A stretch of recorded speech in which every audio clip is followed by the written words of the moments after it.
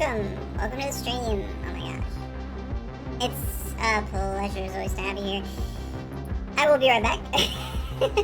Just give me a second. I have to put away a cold drink of mine. I don't want it to get warm, so it's milk.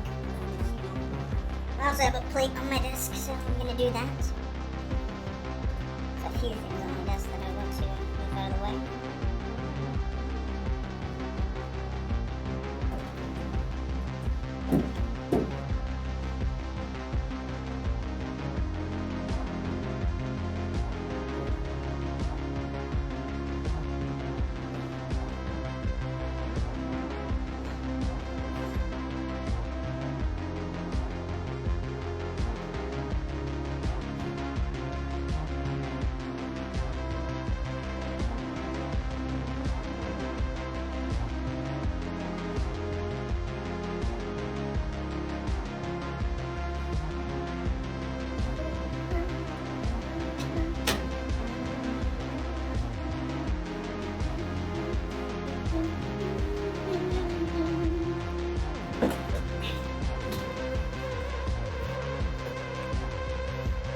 Got off the phone with a very rude customer service employee.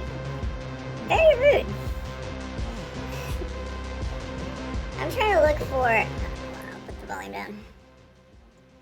I'm trying to look for some sort of alternative to smoking. Because, you know, I'd like to quit smoking. And my tattoo artist, he has a fume. Or a fume. Sorry, a fume. And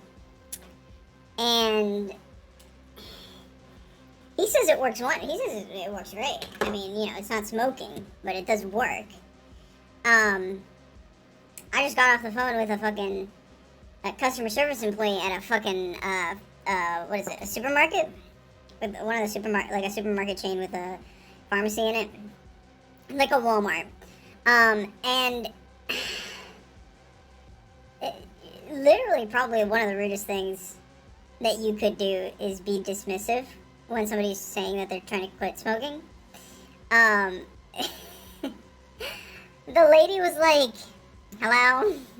Like, this is one for one. Hello? Yes, how can I help you? This is, Karen. I'm like, hello, Karen. I would like, I just want to know if you have any sort of, devices that can help you quit smoking, such as name brand here that is a non-electric just inhaler that lets you breathe in a nice smelling air. And like an air up bottle essentially, right? And she's like, no, they stopped selling those because they're worse than smoking. I was like, what? They're worse than smoking? How the hell are they worse than smoking? They don't have smoke. They literally do not have smoke. Most of the time it's just like, you're breathing in like essential oils. Like, not even that. It's like flavoring. There are some that sell like essential oil ones, but I don't think the one I'm looking for was an essential oil one. I think it's just a flavored pod that has like minty air in it, you know, not minty air, like you're not breathing in a bag of air. It's just like there is a pod of some sort of thing that has a liquid that is minty and feels minty, you know, an inhaler, like something meant to inhale things. And she was like, no, I don't have that. That's actually worse for you. I'm like, oh, how do you know this? She's like, oh, they just said that it was worse for you. They just, who is they? I didn't ask that, but I was like, oh, what? I never heard of this. This doesn't sound right. And she's like, yeah, we stopped selling those because, they're worse for you. Actually, they're worse than smoking. It's like, how? How are they worse than smoking? She's like, they just stopped selling them because they're worse. What? Doesn't make any sense. Doesn't make any sense, lady. You're not making any fucking sense. So now I'm gonna do a little research. And let's just see what we can find on the internet. Okay. And so, first things first, I want to ask ChatGPT. Someone just fucking told me that the non-electric herbal inhalers, or those inhalers that are scented and are not smoking, but they look like cigarettes, are actually worse for you than cigarettes. Is that true?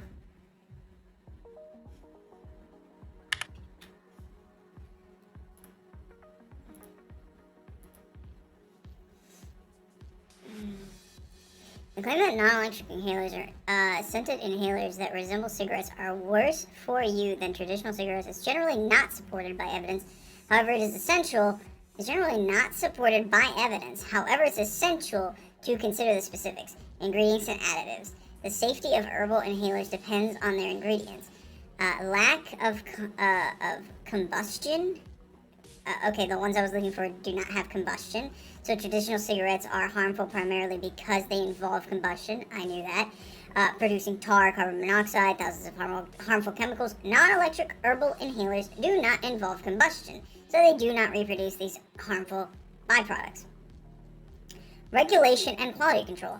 Herbal inhalers are often less regulated than conventional cigarettes.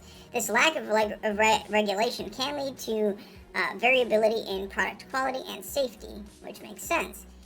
Some products might contain contaminants or undisclosed ingredients that could pose health risks. That's interesting. But that goes for almost any unregulated item. Like any. And then use and misuse. If herbal inhalers are used excessively or improperly, they could be health risks, especially if inhaling certain substances might irritate the respiratory system.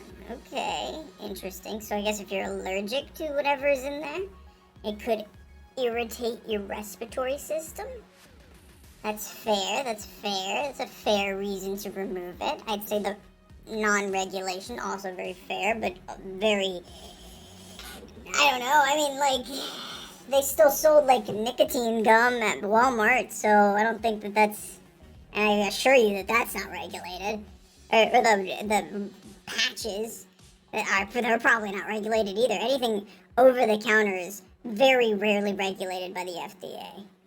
Very, very rarely, because it poses so little of a health risk that even if you fuck it up, it's likely not to really, harm anybody. And when it does, that's when regulations come in, and that's usually after research and such.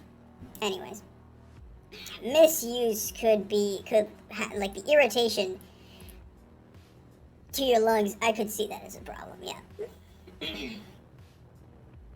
I could see that. Conclusion. Non-electric herbal inhalers are generally considered safer than traditional cigarettes. So she was lying. She said that she absolutely said that they were worse than regular cigarettes. And then told me, this is the best part, she told me, maybe you should go to one of those smoke places where they sell that kind of stuff. Like, what?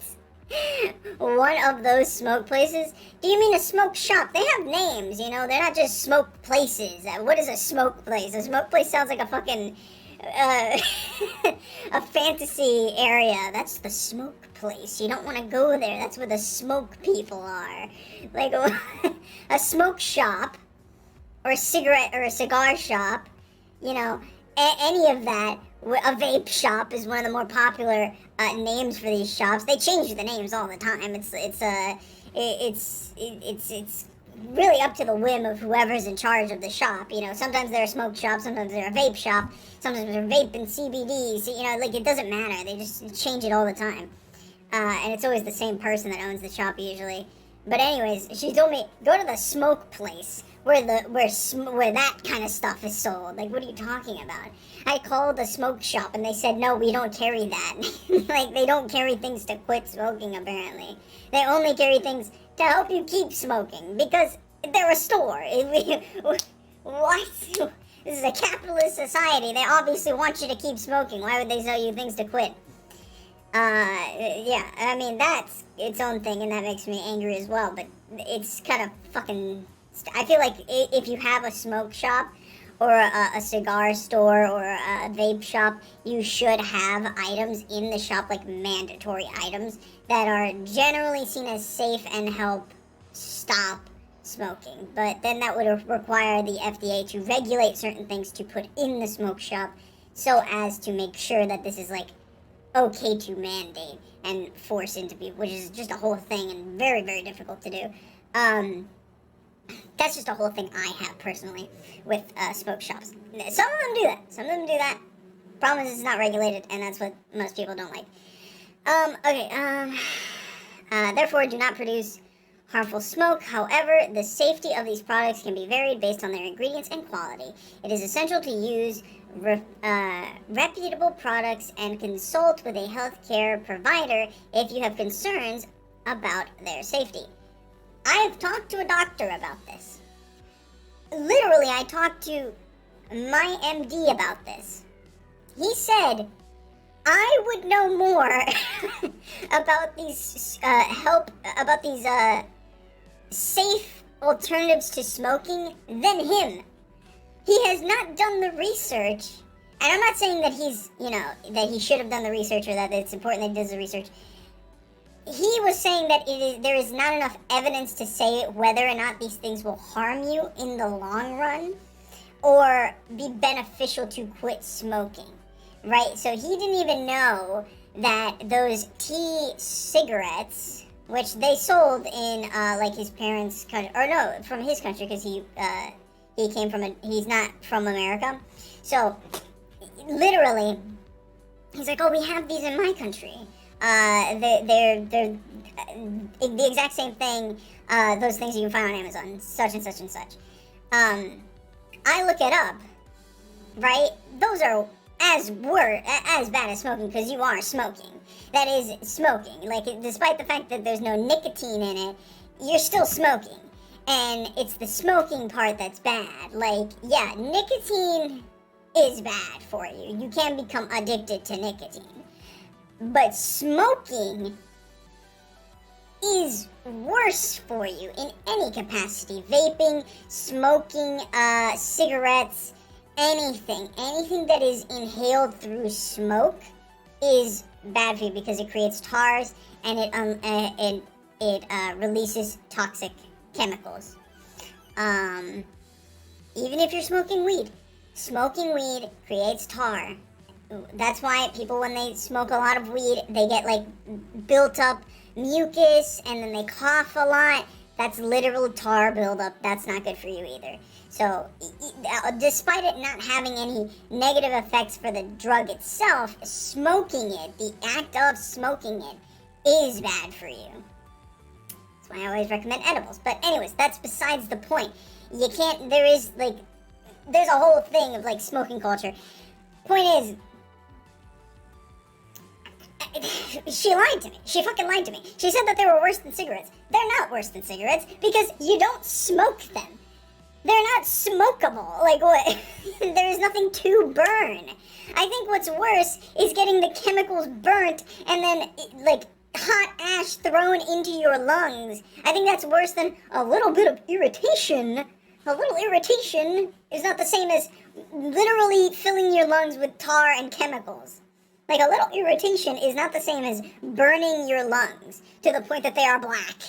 It's different, okay? You get a little redness in the back of your throat is different from, your lungs just will never work the same as they once did. You're fucked. Sorry, you're gonna get cancer or something. Like, that's probably not gonna happen if you use these inhalers, recreationally every once in a while. Like, let's say I wanted one because I'm gonna go visit a friend, and that friend, she smokes. So I'm like, okay, well, obviously there's gonna be a point in the whole thing where she starts smoking. I want something to occupy my time when that happens, and I thought this would be a good option. No one sells this. No, there's no one. Although they are not as, although they're like generally considered safer than cigarettes, No one sells it, yet they still sell cigarettes. Like, what? What is happening? Why is the safer alternative to a cigarette more difficult to find than traditional cigarettes, than just a regular pack of cigarettes? That's what I don't understand. That's really what I'm not getting here.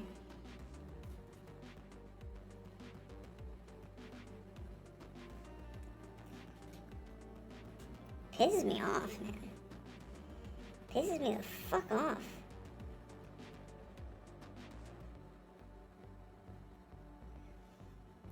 But you know where you can find them? You know where you can buy them? You can buy them on Amazon. Just like any other, cigarette alternative. You can find it on Amazon. Oh, my goodness. Maybe a vitamin shop will have it? I don't know. Would vitamin shops carry that? They carry a lot of things. Maybe. I don't fucking know. A vitamin shop? Let's see.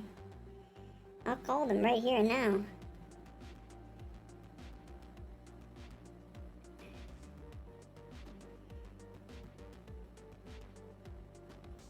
There's one very close to me.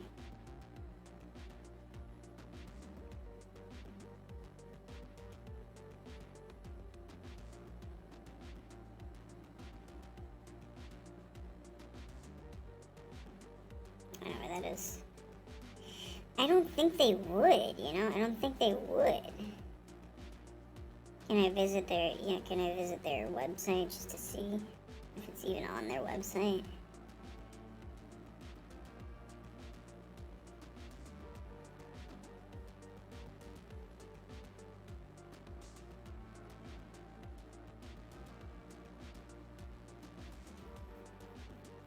Let's see here.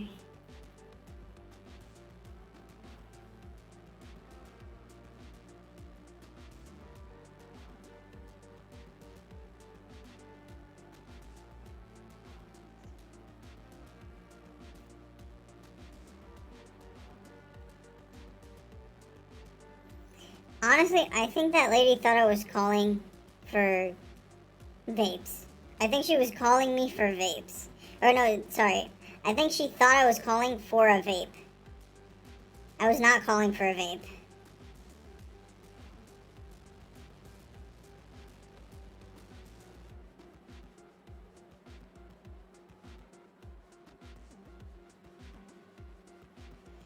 I don't see anything, but maybe they'll have a fucking lead. Let's get started on this drawing over here while I do that.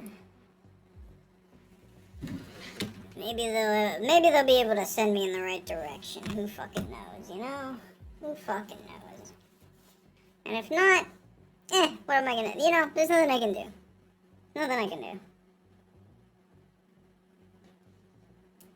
So I'm gonna mute myself.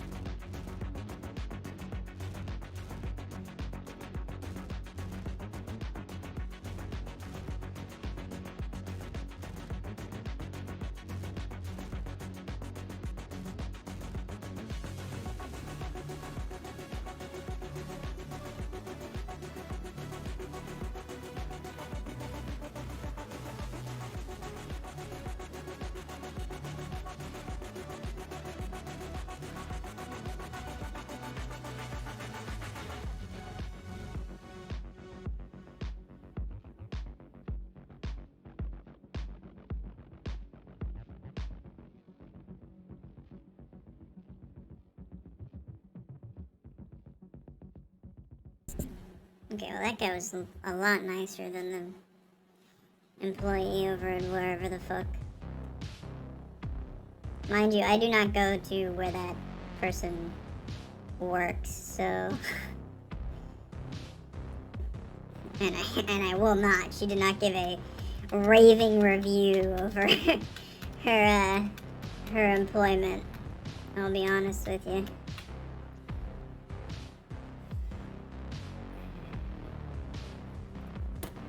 So he recommended another place. I'm gonna look it up because it's very close to this place apparently. Okay, let's see. This is probably like a private-owned business, honestly. Oh, it's a supplement store.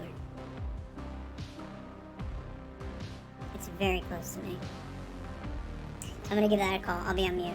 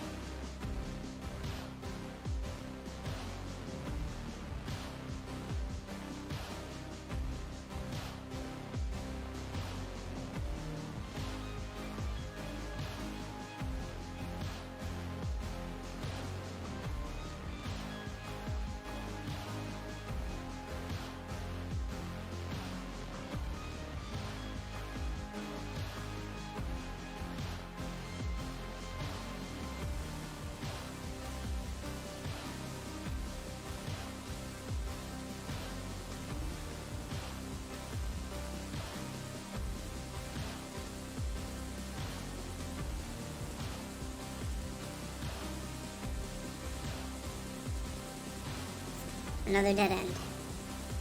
One after another. Just can't seem to catch a break today. My goodness.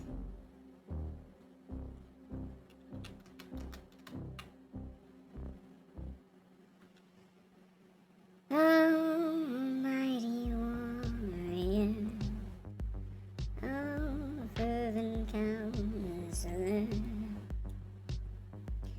Oh, Philistine. Okay, that is very fuzzy. I think it just... Is it above or below? I think it's below. You got like a hand right here, maybe?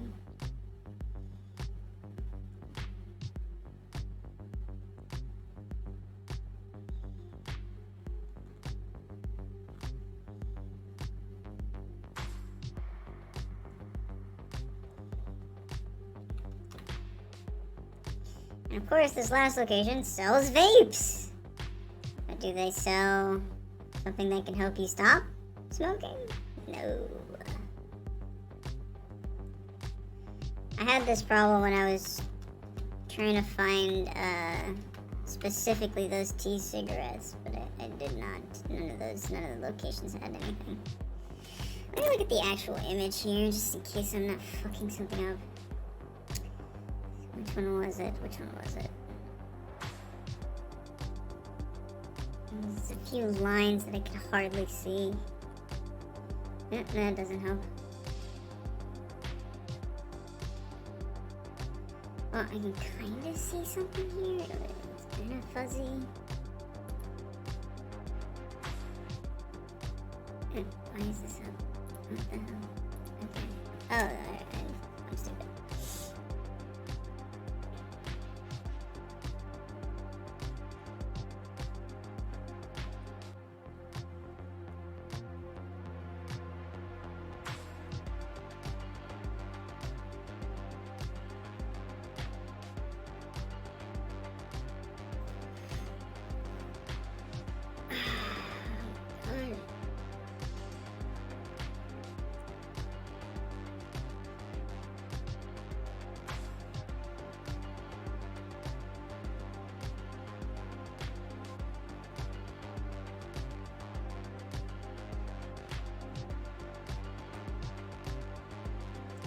Pisses me off, actually.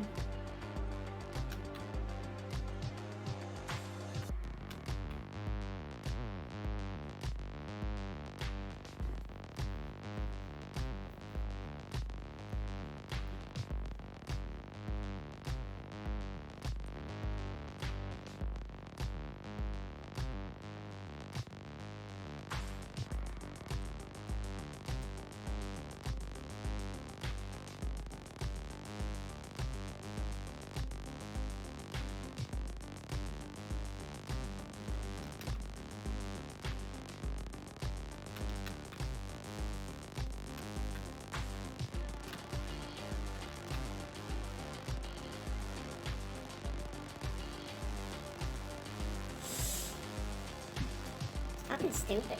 It's like, what? Why would you have the thing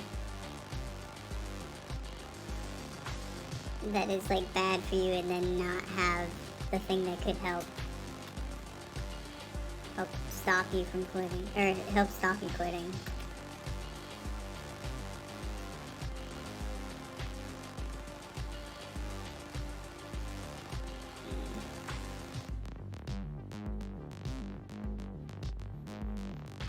Don't make any sense.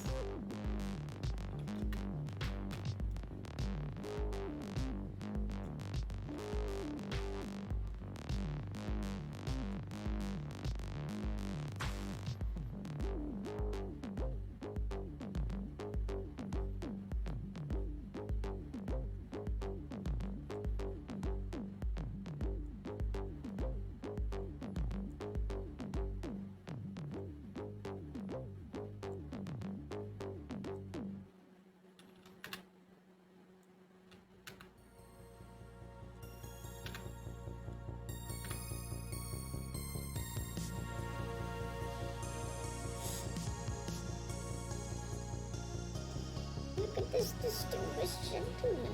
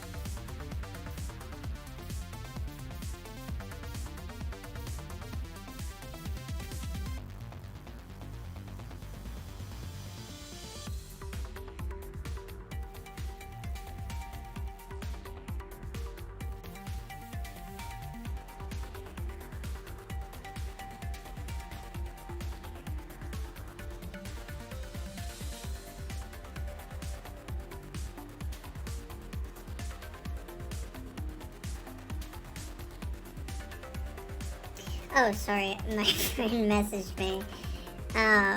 That's my bad. Maybe. My friend messaged me about something very serious. Oh, jeez. Well, guess I'll be streaming longer tonight. So, should be able to finish this piece. Anyways.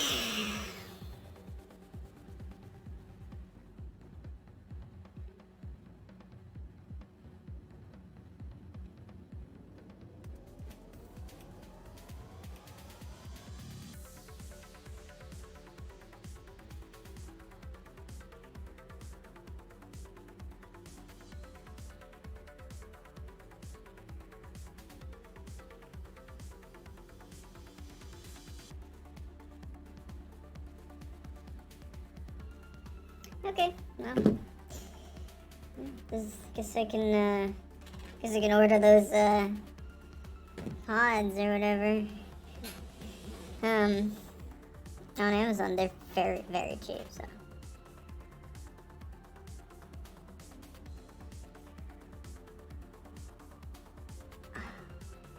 I'm taking my estrogen. Alright. Back to the arts. I think I actually have a pose that I could Frankenstein into this position here. Let's see.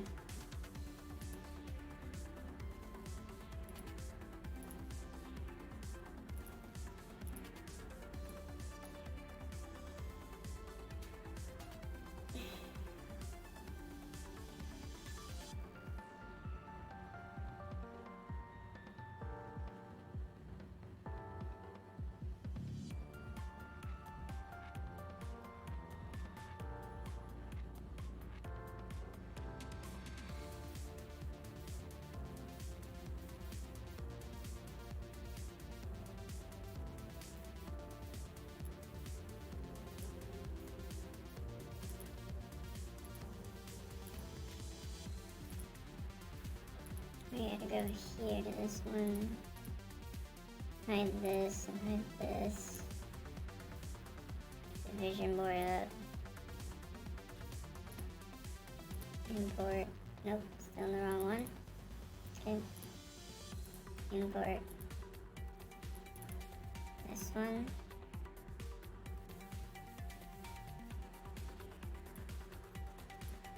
Which I've worked on before.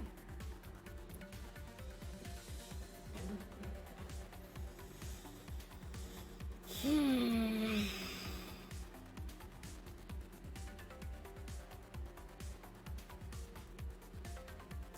so what we're gonna do, right? We're gonna do some Frankensteining.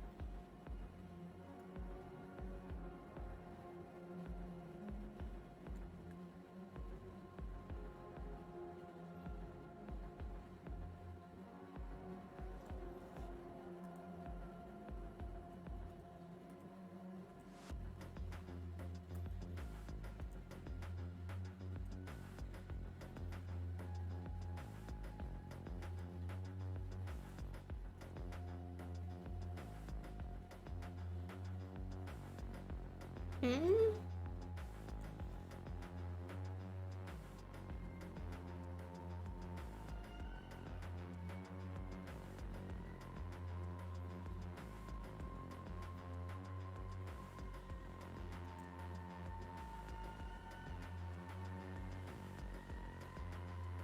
Oh.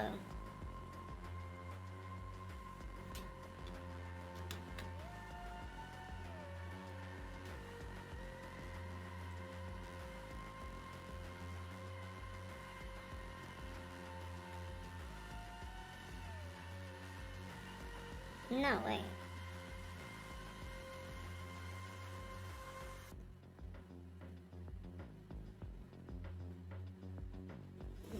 So wait. The thumb would be outside. So it would be the other way.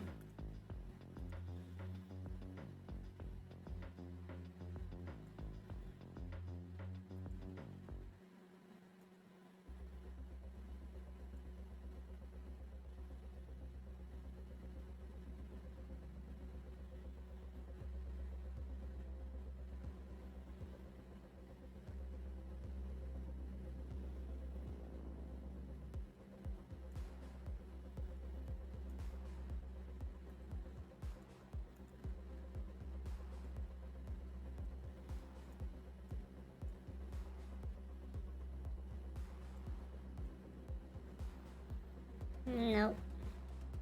Mm-mm. That's the wrong side.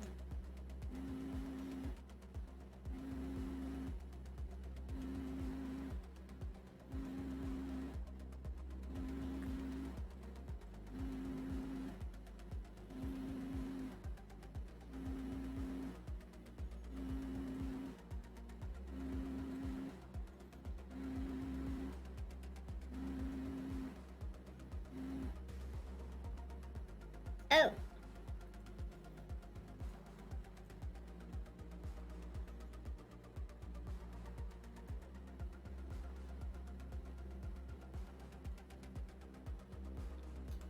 Am I going crazy?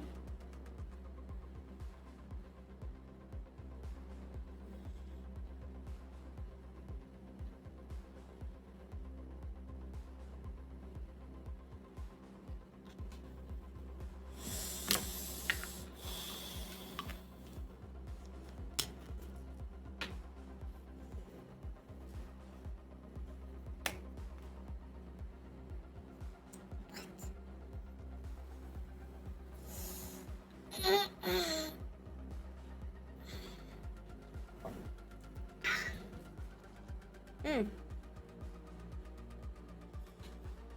Hmm.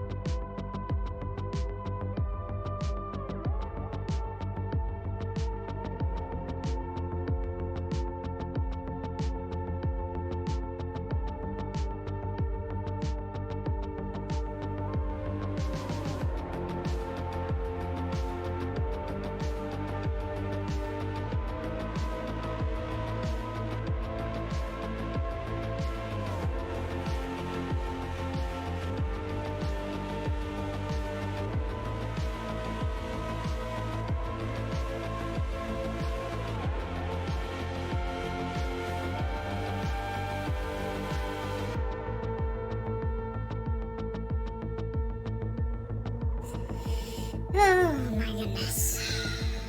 I have to make a phone call. I don't think you can flip a hand. I don't think you can flip a hand. I don't think you can mirror it. I don't think you can flip it.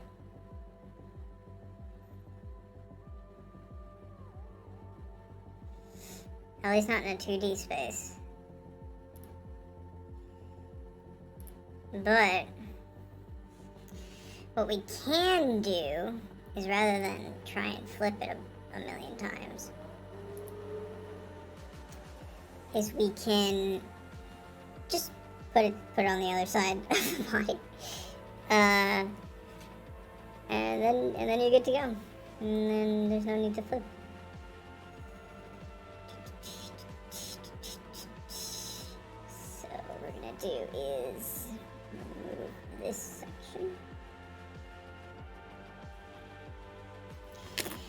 and then flip it.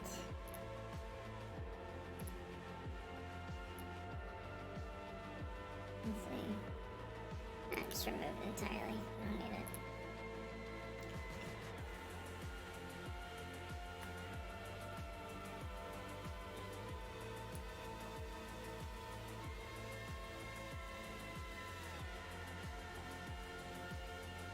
Let's see. The hand has to be rough for the same size as that hand.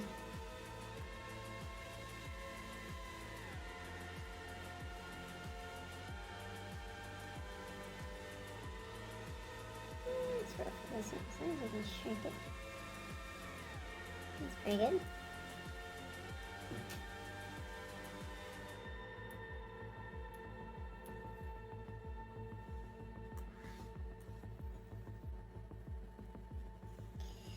Now let's see if we can flip this into a position that would be better.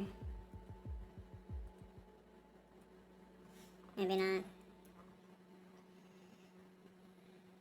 See, the problem is you can't put it on this arm because it's the finger.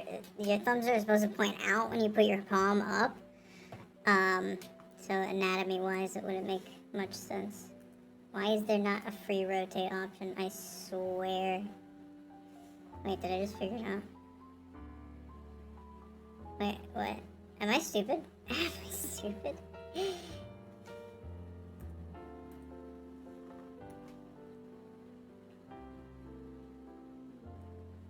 Wait, how does that work, kinda actually, that kinda works. Wait, what?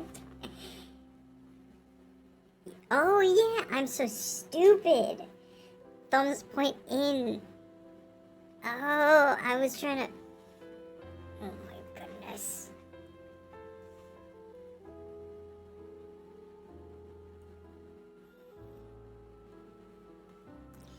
I think it was the shoulder that was fucking me up, or like the extension, I don't know.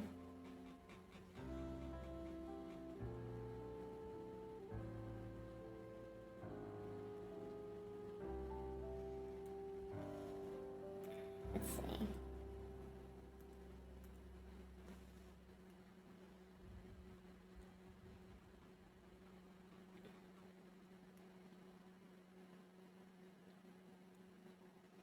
So that works, but I think if we shorten it, thicken it maybe, that's a little better. Your forearm, I believe, is generally longer or as long as your biceps or your shoulder to biceps.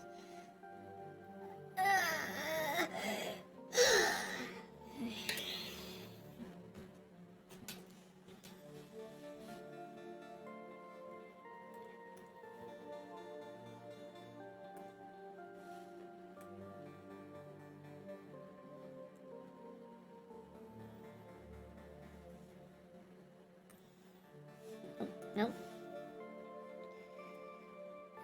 Rotate that.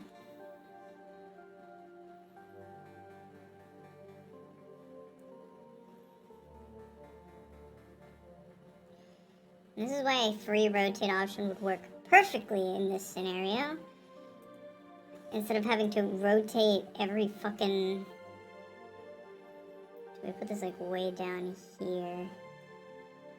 That works. That works alright. That works.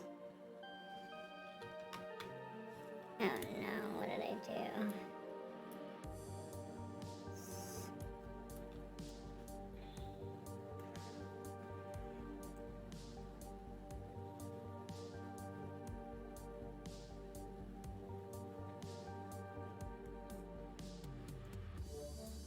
Again, a free rotate would be much appreciated.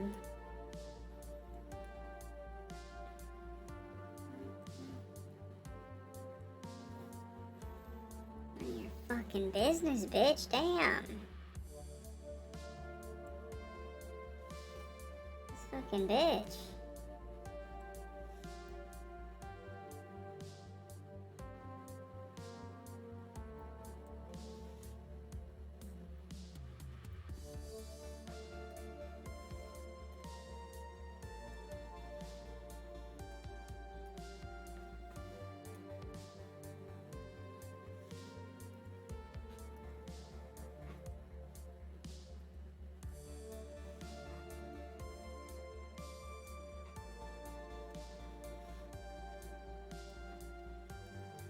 What did I fucking do now? I'm confused. Is this supposed to be mirrored? It is. I'm stupid.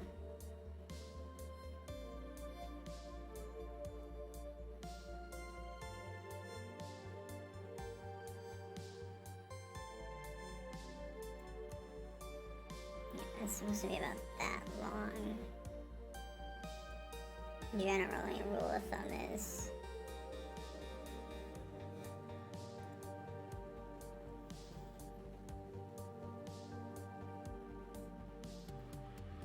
See, that just gives a better demeanor in all honesty.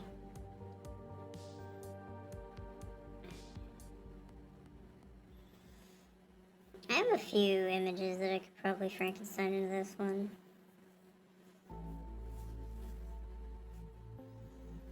Let's see.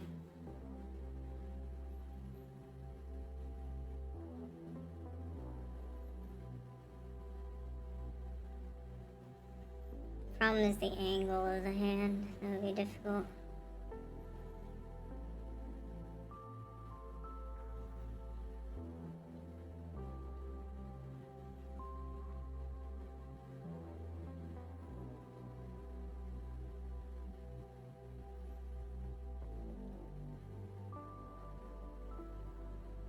Oh yeah, this one also has another. Oh wait. Oh, that's pretty good. Hold on. Open to canvas. Where is it? Where is it? Where is it? This one.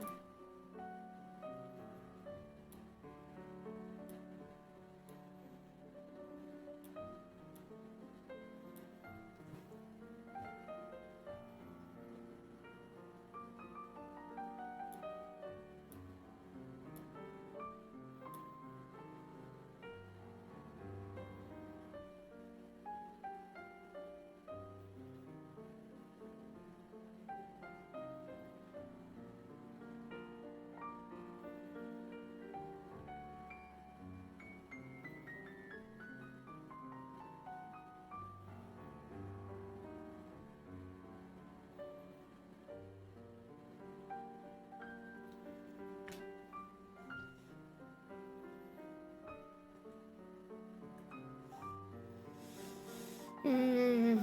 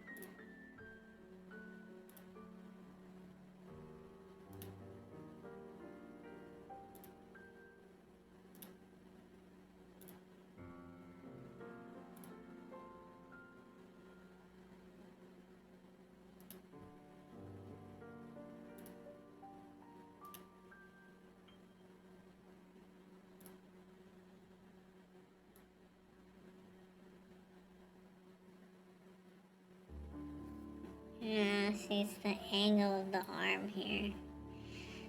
Free fucking motion would be great right now. That's not gonna work out.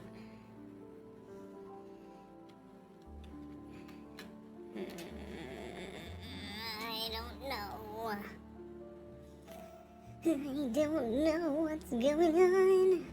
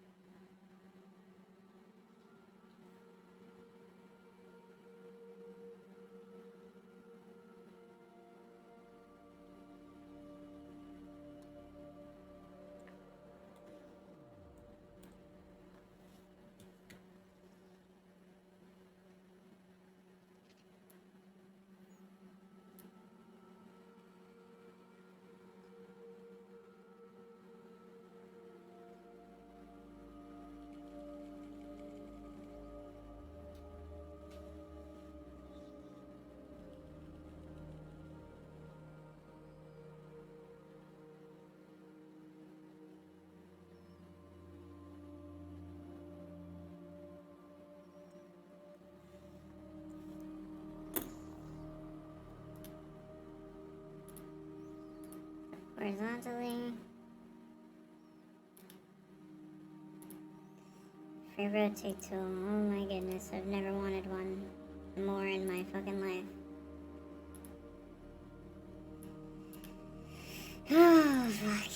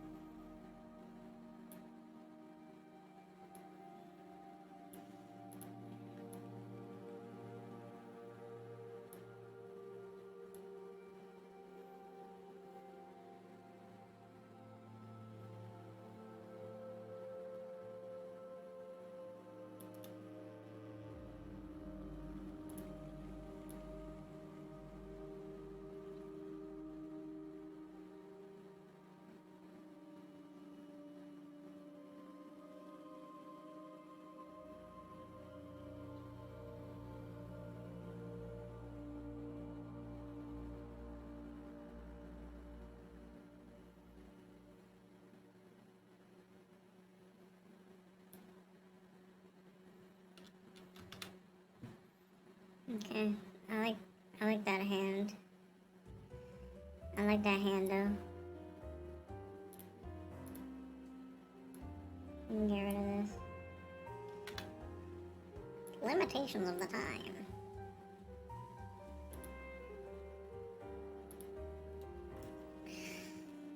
Limitations of the time. It's actually quite bad. Did I fucking erase? You sons of bitches. You son of a bitch. Yeah, that's what I fucking thought.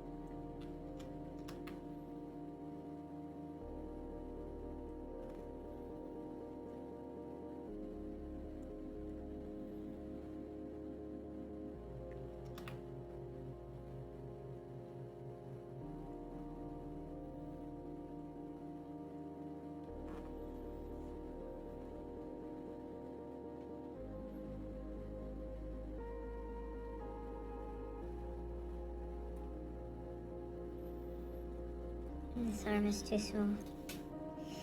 Which means this hand is too small.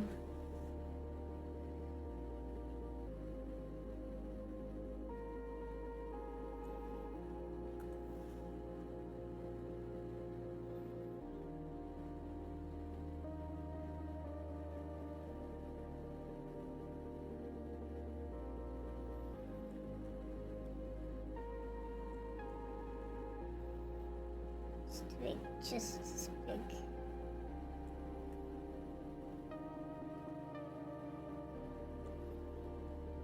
A little smaller since it's further away, just a little bit though. That looks about right.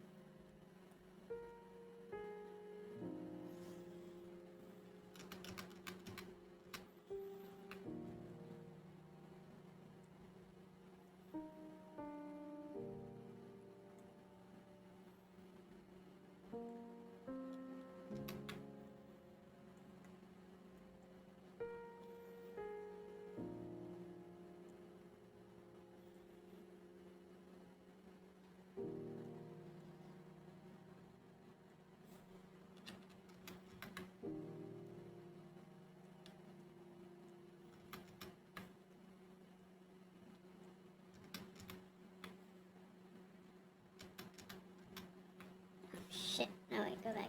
The arm was perfect. The arm is perfect. It's the hand I'm having trouble with.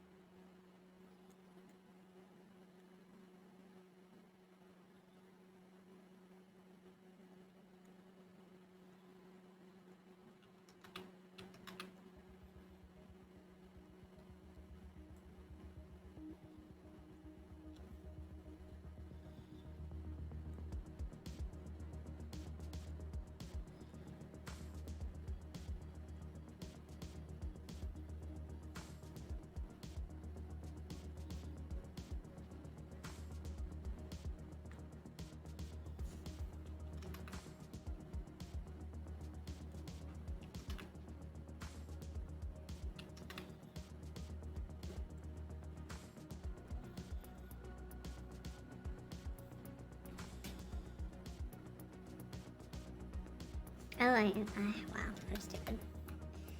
This is the right line. That line right there is the other arm on the original.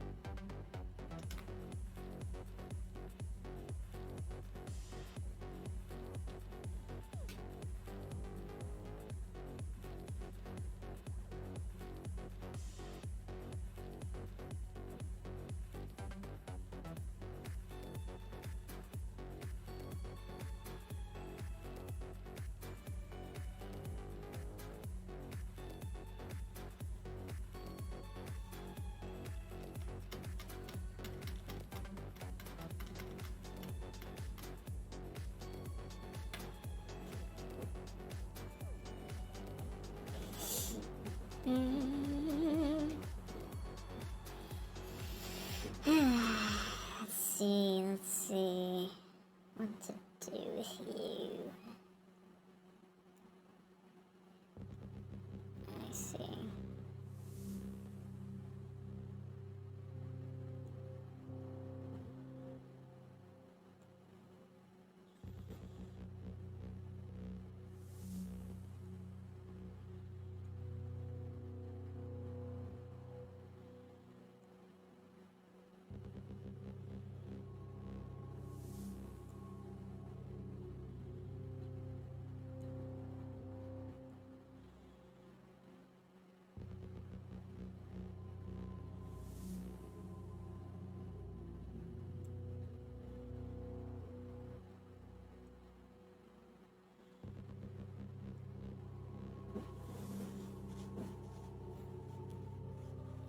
Best part about this character, the mouths on the character always, they can move around.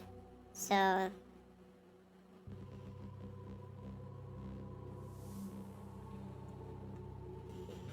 sometimes they'll look one way, other times they'll look another way.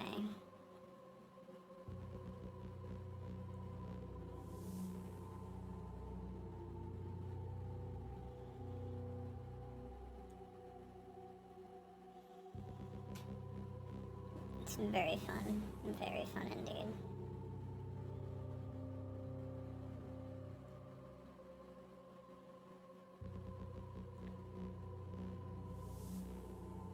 And they also don't follow any conventional realms of like logic, except for maybe the curvature. No, definitely the curvature of the body plays a part here.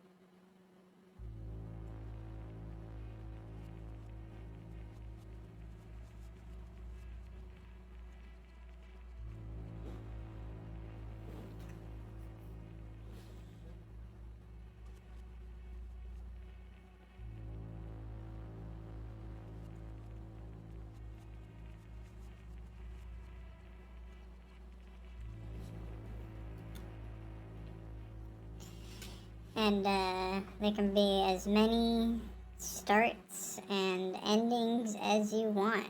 The point is that this character has a lot of mouths, so it doesn't really matter like where you put them.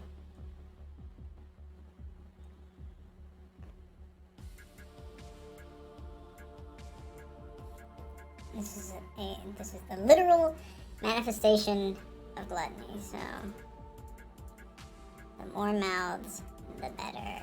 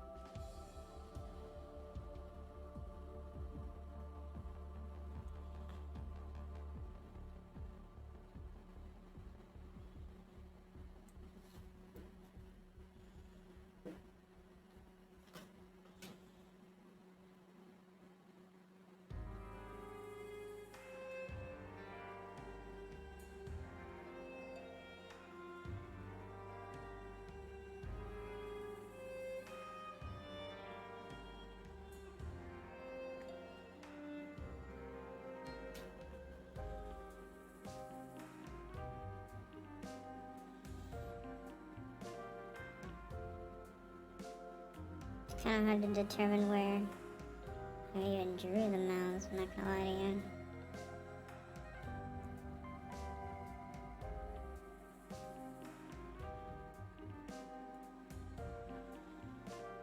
You just kind of have to, wherever you think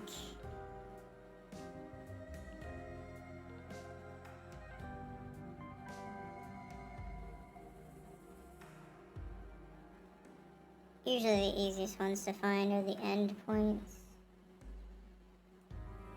They get mixed in with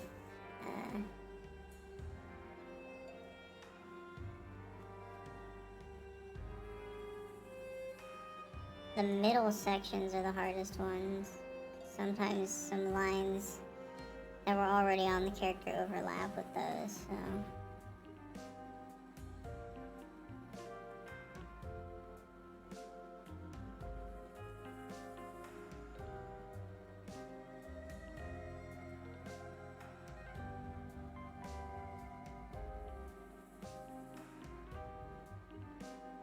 Oh my gosh, I nearly lost where the hand was in my mind right there.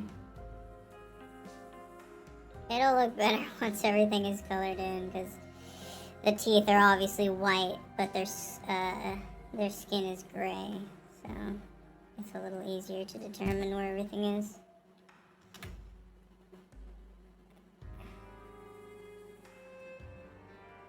And they usually like keeping a little mouth around the belly as a sort of like belt, like a symbolic belt, but also they're the sin of gluttony, so why would their stomach not have a giant mouth on it? It really wouldn't be much of a gluttonous sin if it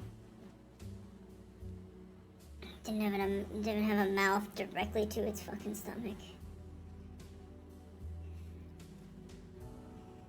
You know what I mean? You know what I mean?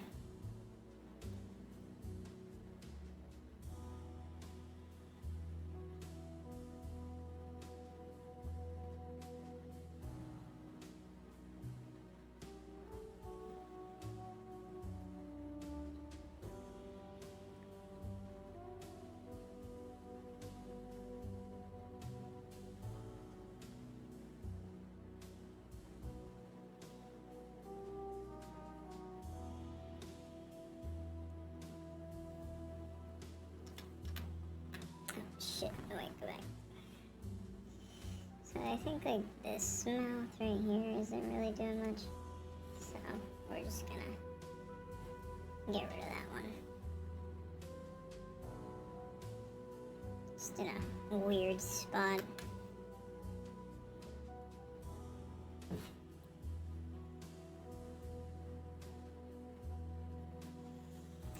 And then I guess this one is over the arm. It's over the shoulder. There we go. I think that's all of them.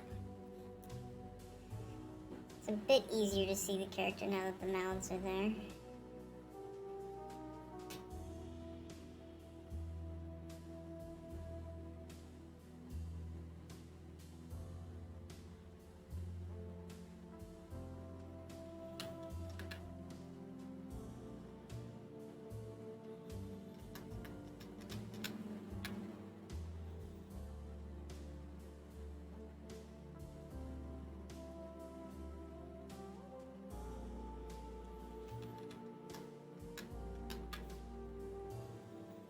This wrinkle is in the way.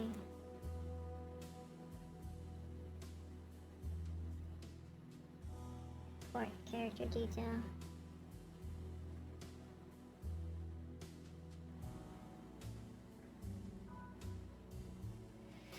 Okay.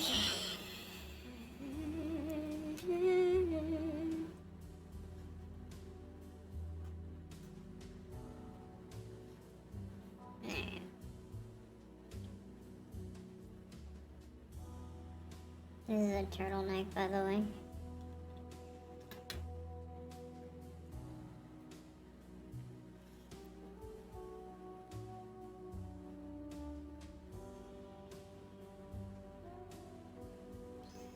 We'll color later.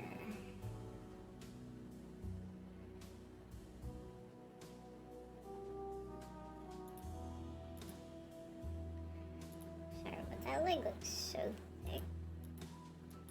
Oh, it is just that.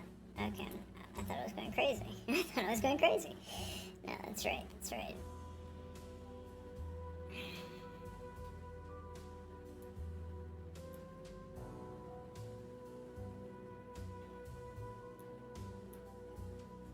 I'm gonna do the fun ones first, because might as well go in order, I guess.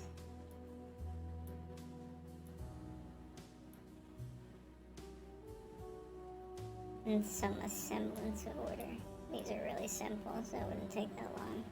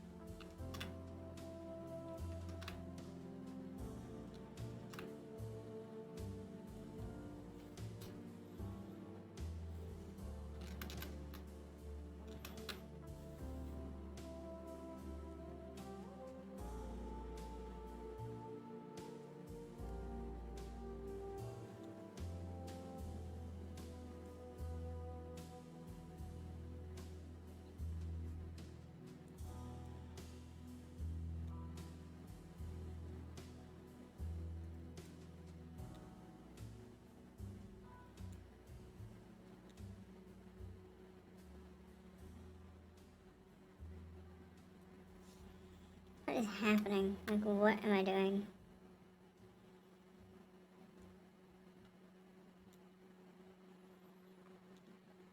Okay.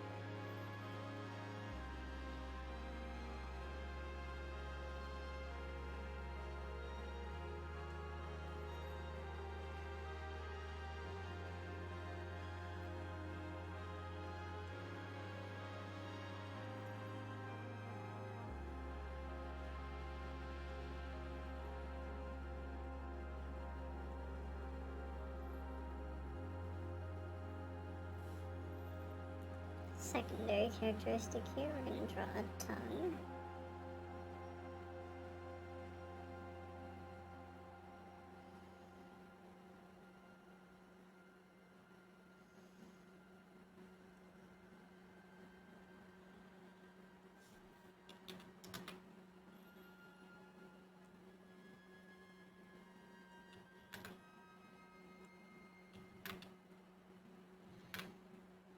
Now remember, when you're drawing things that curl, usually around the curl, they have an underbelly. So say you're drawing a tongue like this little line here determines what is the underneath of the tongue. That'll give your drawings a three-dimensional look. And because this is a secondary characteristic, which goes over a primary one, should be the jaw and some of the teeth, you can easily erase. And then bam, you got yourself a tongue. Ready to devour anything that comes near it.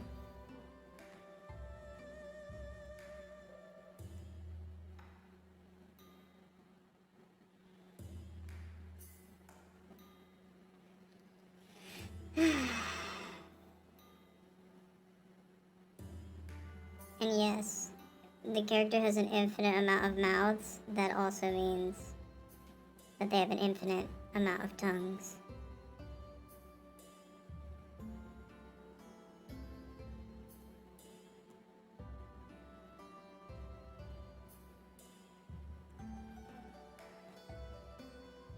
Ah, shit. That's fine. Just make a new layer.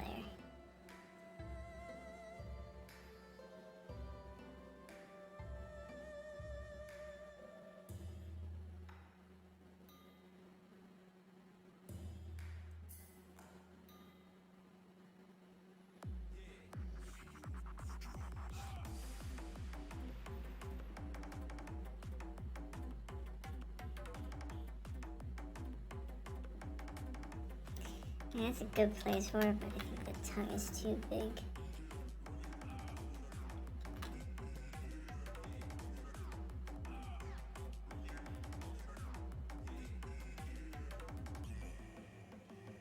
I feel like small mouth, small tongue.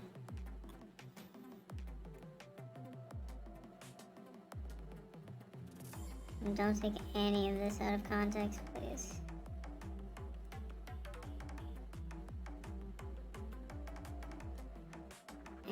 I'm just talking about tongues.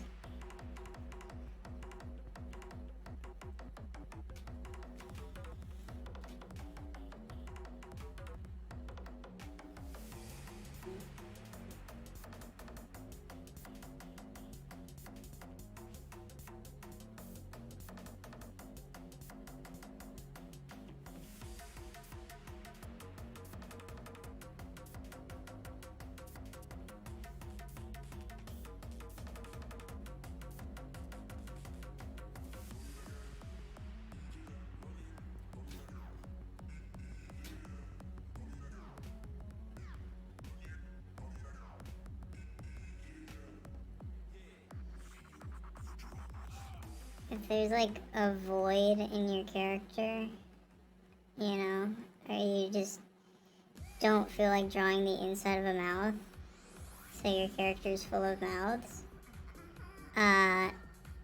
paint in the area where the mouth is open so that you can, whenever you go and color the teeth,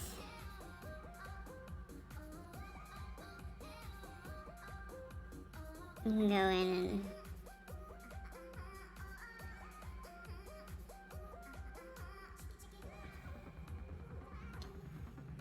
should they have more teeth? No, more teeth doesn't look right. Let's actually just, oh shit. I actually don't like the lines on the torso, so I might change that. Ugh.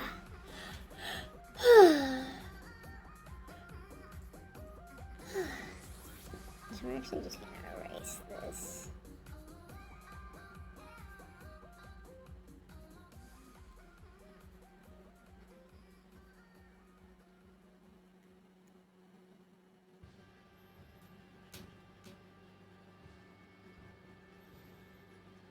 Try something different on the torso.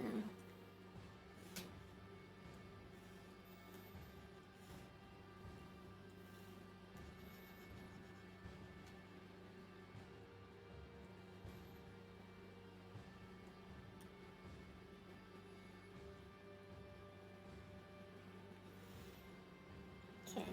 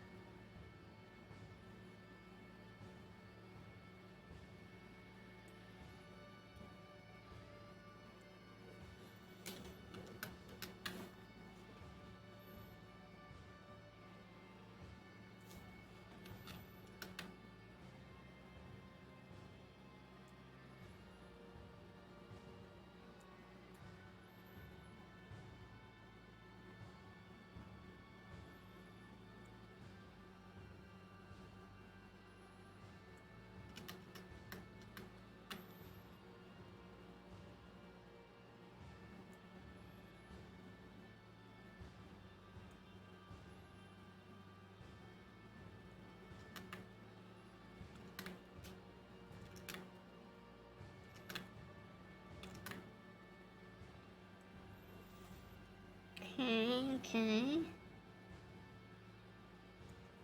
That's a little better. I don't have as much to work with because it's like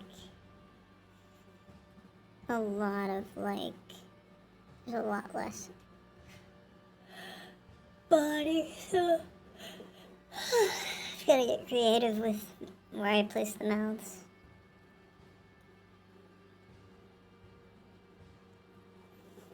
I don't want, no.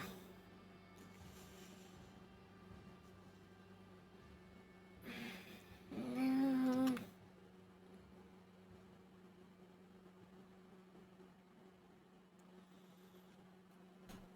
That could work.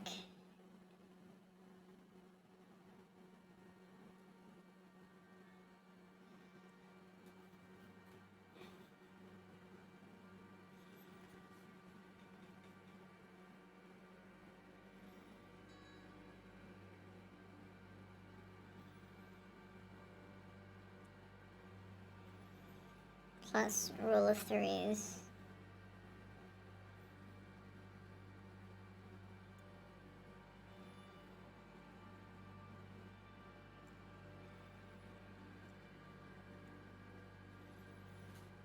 And then we got a third.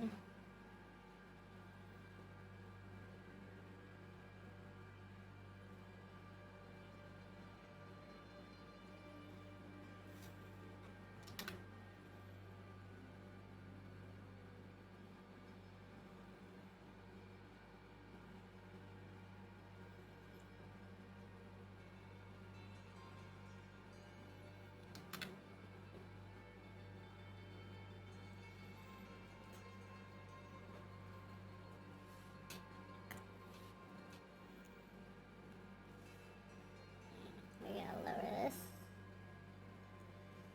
So about that size.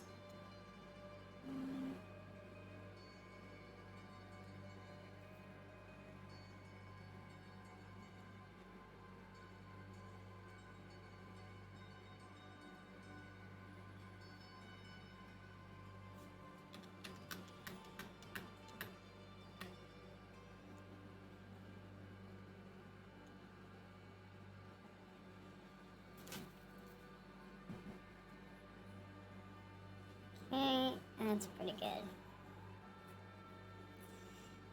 I mean, to be honest, I feel like this tongue right here is not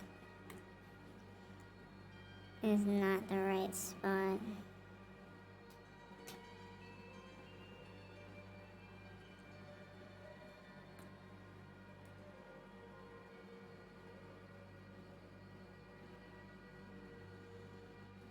Oh, I see.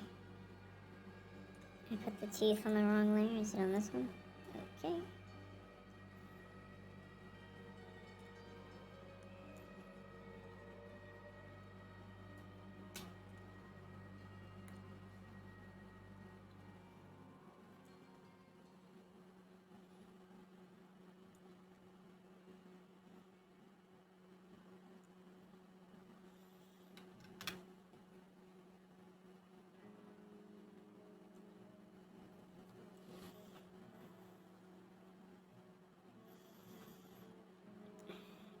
like this mouth. I've become very picky right now.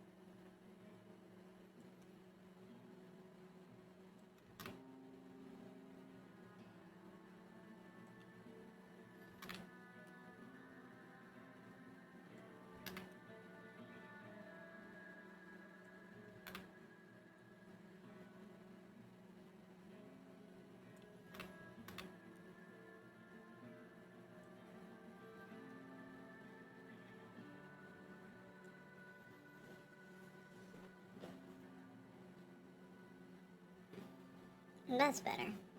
I like that.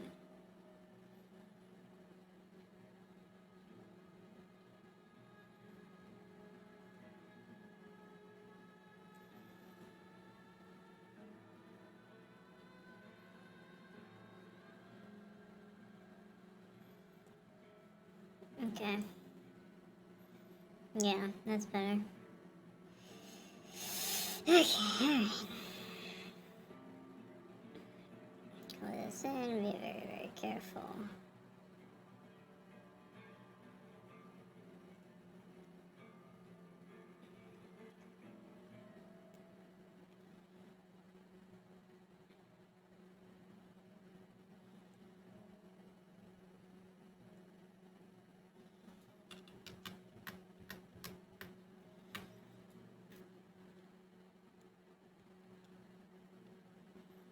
Uh-huh.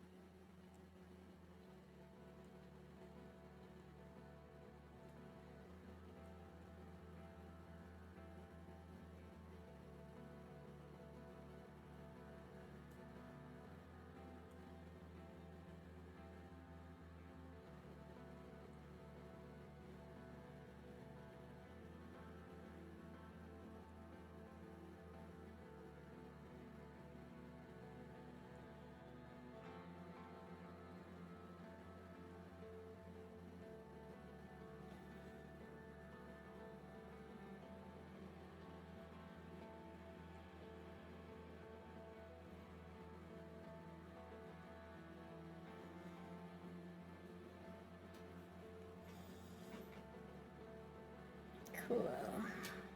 That's that. Okay.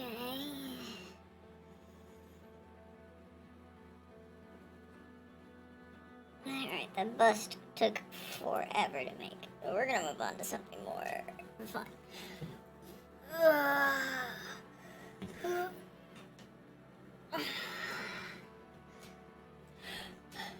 So, I don't know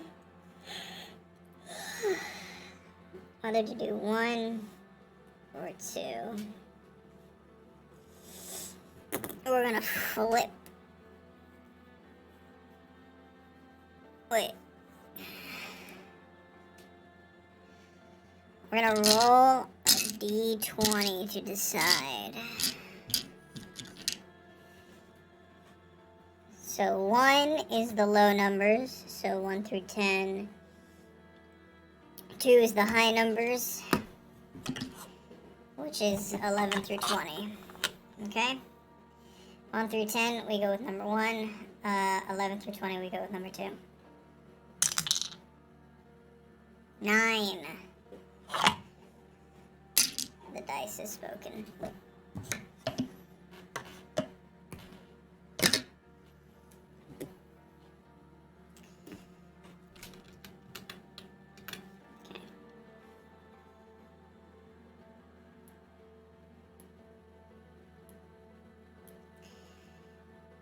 Before I do that, I'm going to order some food and watch a show. While I do that, just like take a real quick break, and I'll be right back.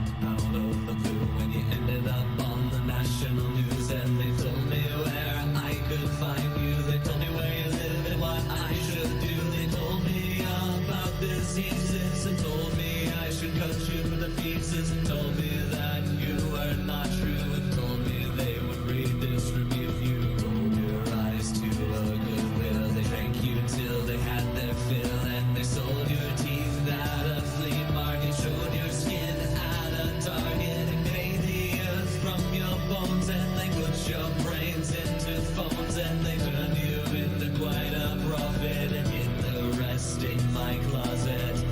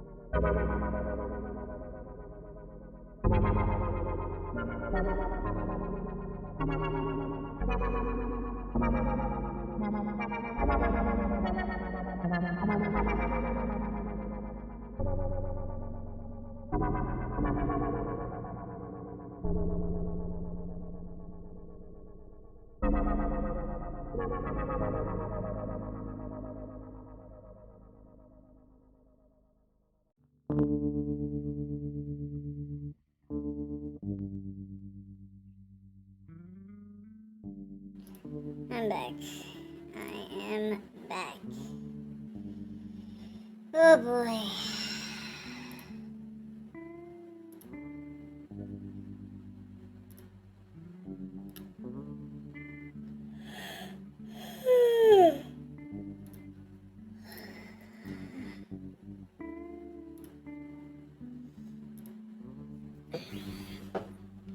I've got a headache that's developing.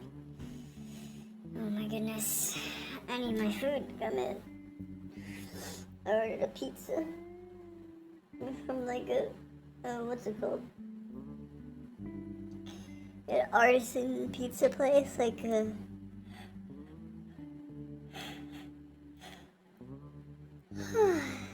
And they make like specialty pizzas, which is nice. It is raining a little bit though, so I feel bad for the DoorDasher. I use DoorDash because you can get more than food on it. Uber Eats and Grubhub are for food only, I think. But DoorDash, they'll like go and get you groceries, which is nice. I know there's another one that's not DoorDash, that's not Grubhub or Uber Eats.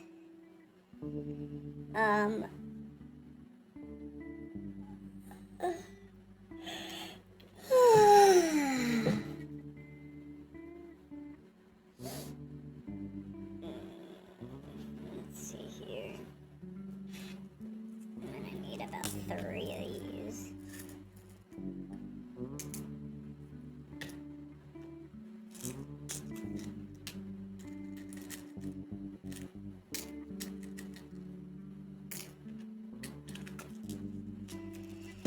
And I think, what is in these?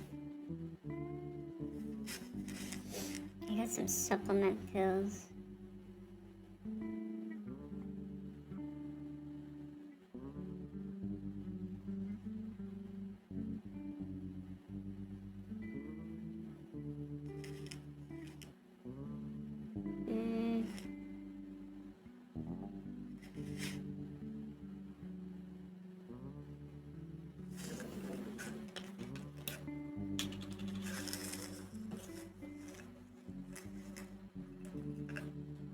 Probably gonna have to eat something with this.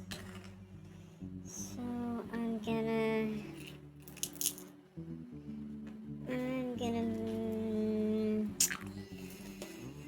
should I make something to eat or should I just get like a piece of bread? Doesn't really matter, probably just a piece of bread. I will be right back. I'll be back very quickly. And then we'll continue on with the art. Oh.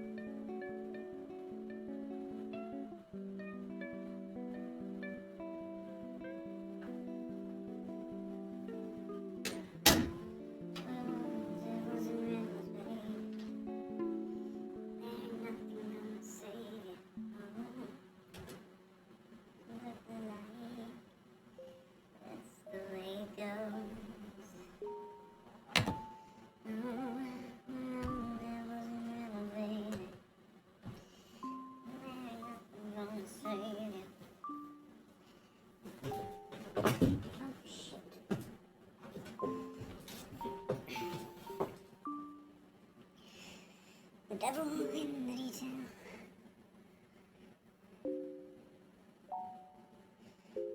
No, wait. The damsel in the detail, the devil in distress. The only thing she's wearing underneath her is a cocktail dress. Oh, we're all devils and rebels, baby. And there ain't nothing gonna save you. Oh, you look alike. That's the way it goes. Look alike, look alike. Look alike. And that's the way it goes.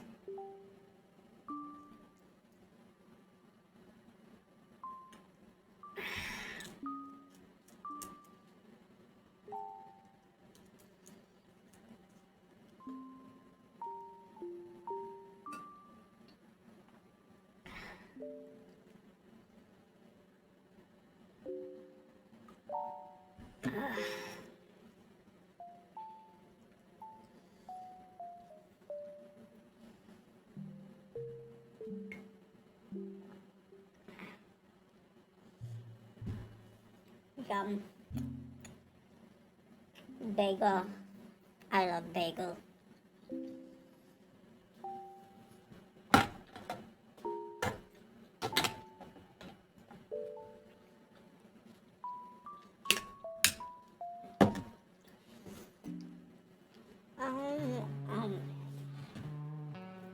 Okay. Should be good to go now.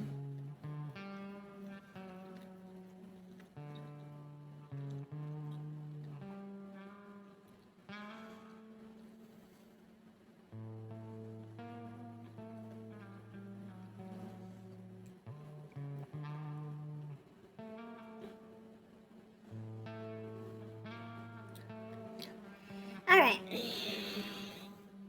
That should help.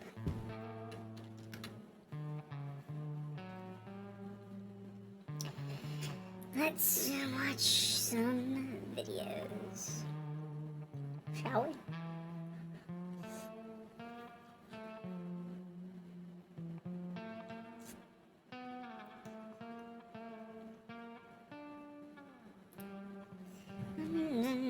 There's a goddamn dress.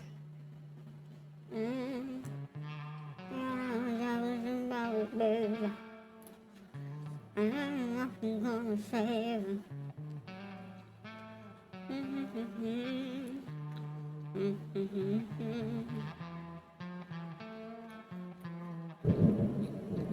Oh my goodness.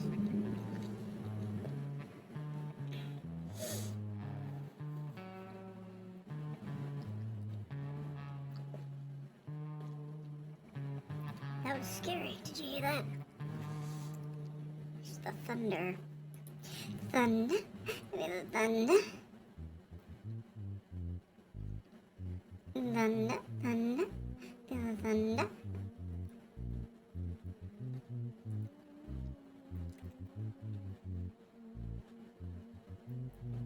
No therapy, just gym. Okay, so that's 2 from you. And then we're gonna head over to the. We're gonna head over to the queerest of Kiwis. Have I seen absolutely all of her? Okay. No, yeah, I have. Okay, we're gonna move from the queerest of Kiwis, and we're gonna go. What about Ethan is online? We got any good things? I guess we could watch the debate from Ethan. Haven't seen Hassan do the debate. Oh wait, yeah, there's a video right here. Okay, good to know. Corrected misspellings. Is there one from the official? Okay, no. No!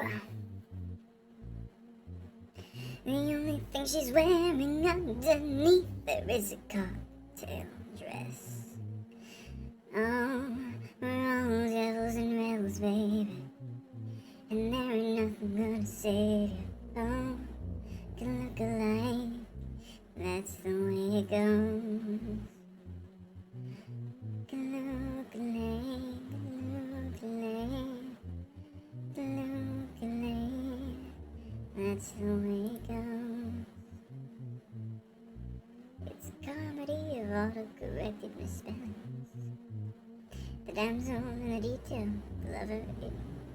The damsel in the details, the devil in distress. The only thing she's wearing underneath there is a cocktail dress. We're all devils and rebels, baby. And there ain't nothing gonna save you. But look at me, that's the way it goes.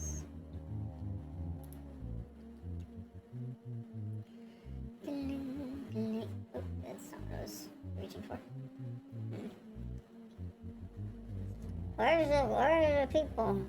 I'm subscribed to people and I don't see them in my subscription.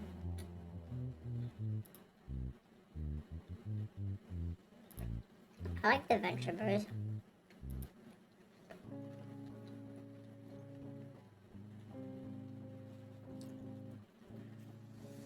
What the hell? I subscribed recently to somebody, but they're not here. What the fuck? I'm gonna look real carefully.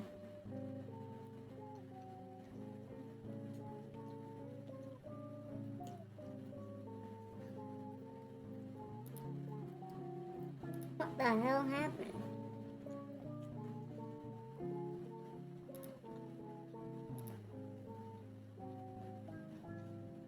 YouTube, can you not unsubscribe me from people, please?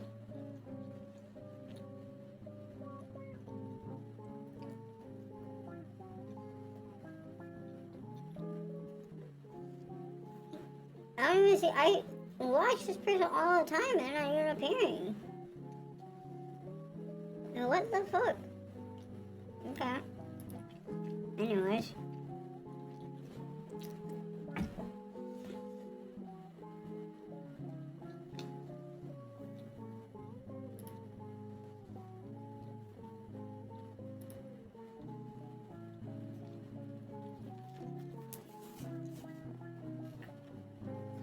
Hey everybody, what's up? Welcome.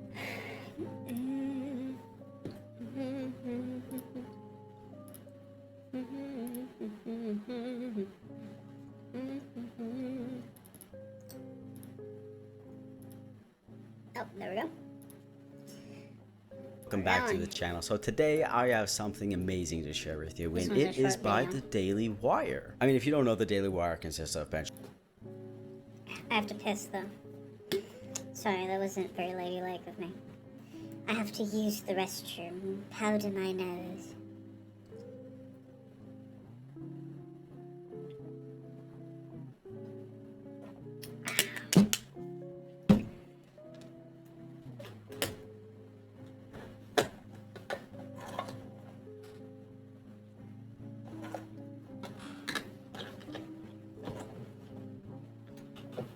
Be right back.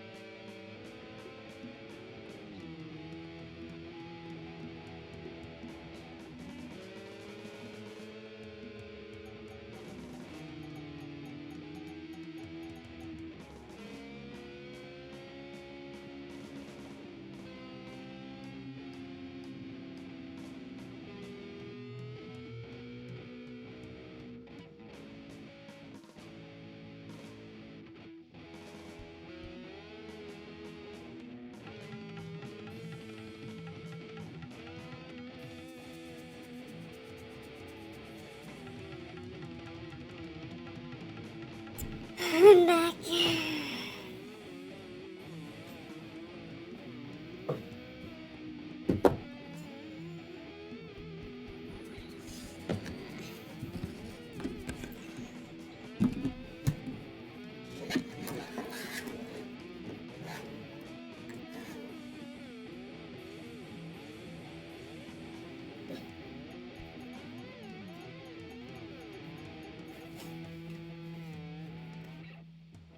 Okay. Anyways.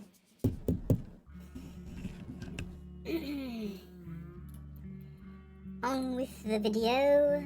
Shapiro, Matt Walsh, you know, all those great guys. They kicked out Candace Owens, and they came out with a cartoon, an animated cartoon, and it's bad, and their fans I don't think Candace even Owens like has it. a voice. All right, they have 2 trailers now. I'm gonna show them to you, and you're gonna say, actual Sam, let's react to the show, or Sam, let's not react to the show. And I think we should, because they have it. I will subscribe and I will show you the show. And by the way, if you don't know, me and my girlfriend do a podcast. It's called Outspoken. It's available everywhere. Link is in the description. Basically my content, just long form, with a beautiful woman who is a lot smarter than me. So if you're interested, go ahead, go check out the description. And with that being said, let's check out the first trailer of the Daily Wire's new adult animation. Tell me what you need. Jump into the first one. Rolling. Speed. As soon as you enter the high school, we can already see the vibe. It says a safe space, and Theodore Roosevelt Jr. High School. A safe space, because the libs are big babies, so. Sawbuck's looking a little chubby wubby, so I bought him some new food. It's organic and vegan. Just to let you know, the woman, Megyn Kelly, spelled with a Y, she's a former Fox News host, and she has her own show on Sirius XM because she is a loser. And just a recent tweet that she made about ex-President Trump, because Trump was found guilty on all 34, by the way. Guilty on all counts, the country is disgraced. Alvin Bragg should be disbarred. They will rue they will rue the day they unleash the lawfare to a corrupt presidential election. Dogs are supposed to eat meat. They're descendants of wolves. And Adam Carolla, I googled a little bit, and he's been at it for a minute. He's been trying to put out this animation. The only people who would pick up this animation is the Daily Wire, and their streaming platform is absolute ass. I put it on my television. It's horrible. You can't. There's no subtitles. The interface is horrible. It's poorly made. Just like, you know. You ever see a vegan wolf on the Nature Channel? I'm a vegan. Coffee is for closers, ladies. Listen up. Hey, don't make this a prison hug. All right, I don't know some of these people, but I know Danny Trejo, and his tacos out in California suck. Also, isn't he like 80 years old? What are you? I mean, I guess get that bag, but you also have multiple chains out here in California, and they all suck. I'm a heteronormative, cisgendered white male. For which I apologize. I'm black, and that used to be enough, but I'm also bilingual, and I'm non-binary. That's so funny. You guys are so funny. Also, half of you can't even voice act. Half of you sound like shit. Half of you can't do your enunciation. We're the Army. We drink more before 9 a.m. than you Navy pukes do all day. He rubbed all the fur off his emotional support ferret. Yeah, Thing like looked like a Roseanne Barr. four-legged penis. Of course, they had to get Roseanne Barr You know. because she was barred for being an actual comedian and actress because she's stupid.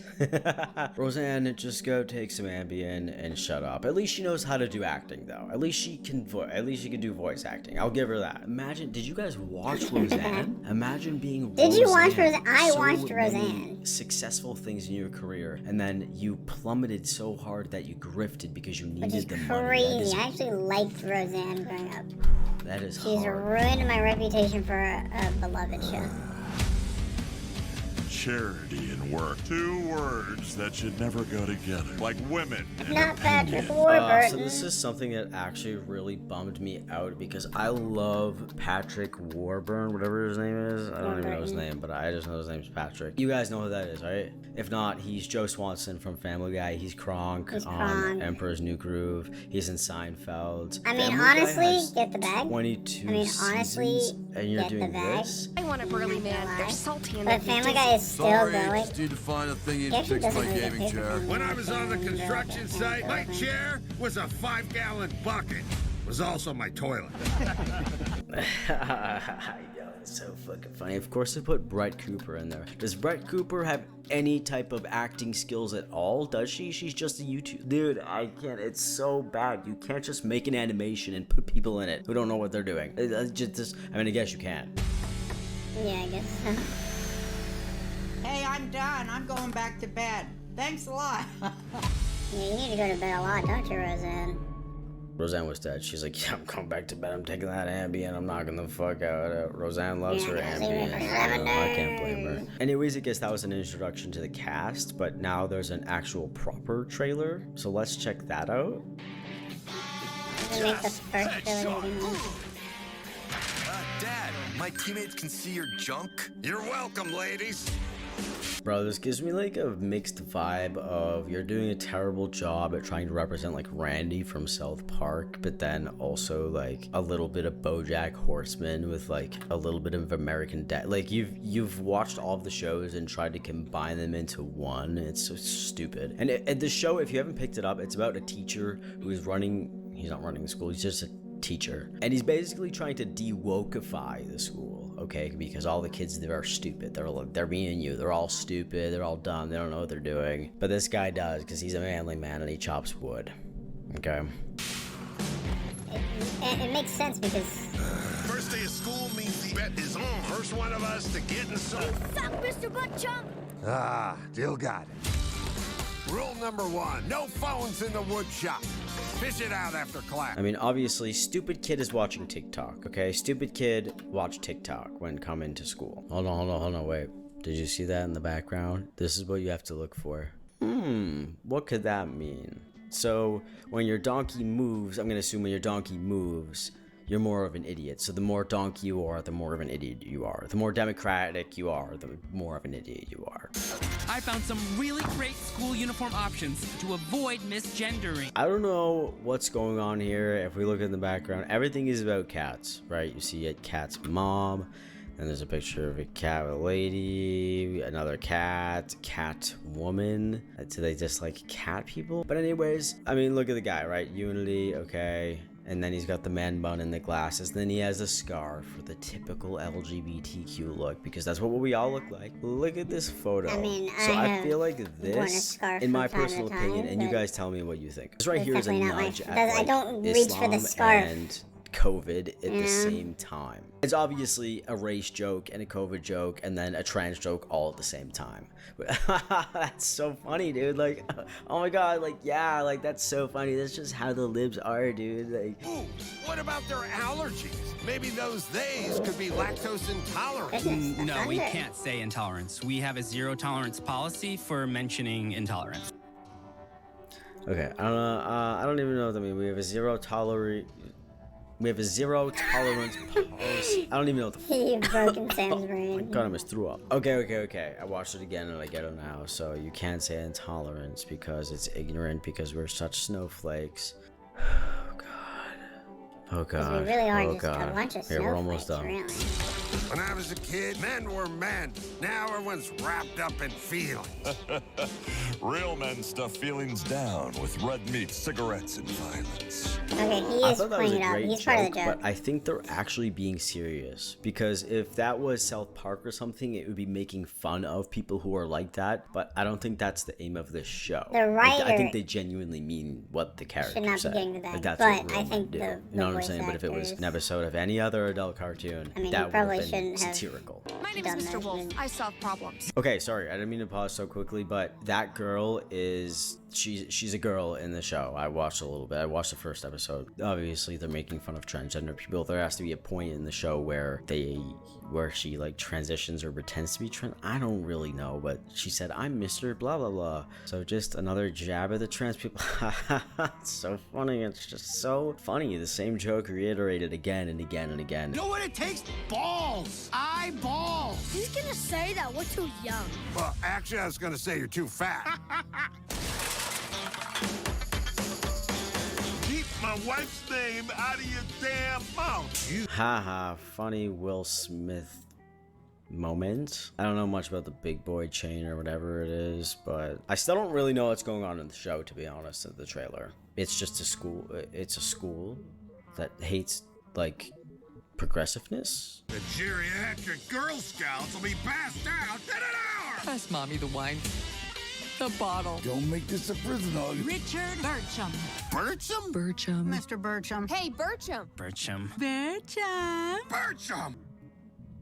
Oh, this is so catered to the right audience too. It's like, it's catered to the audience who are like, you know, back in my day we used to have to walk 2 miles to school when it was blizzarding out, and then we had to cut wood, and you're over here whining because you have depression. And they will relish in that because we don't know what it was like to live like that. No, we don't. No, we don't, because that generation ignored mental illness and our generation doesn't. So you think we're a bunch of babies because we're mentally aware, but you like to push everything down. Sorry to my older viewers, I know that some of you probably do not think this way, but I'm referring specifically to the people here. No, you pushed that down and you repressed it because you're a man or whatever, but mental illness and all that stuff exists. It's just so stupid.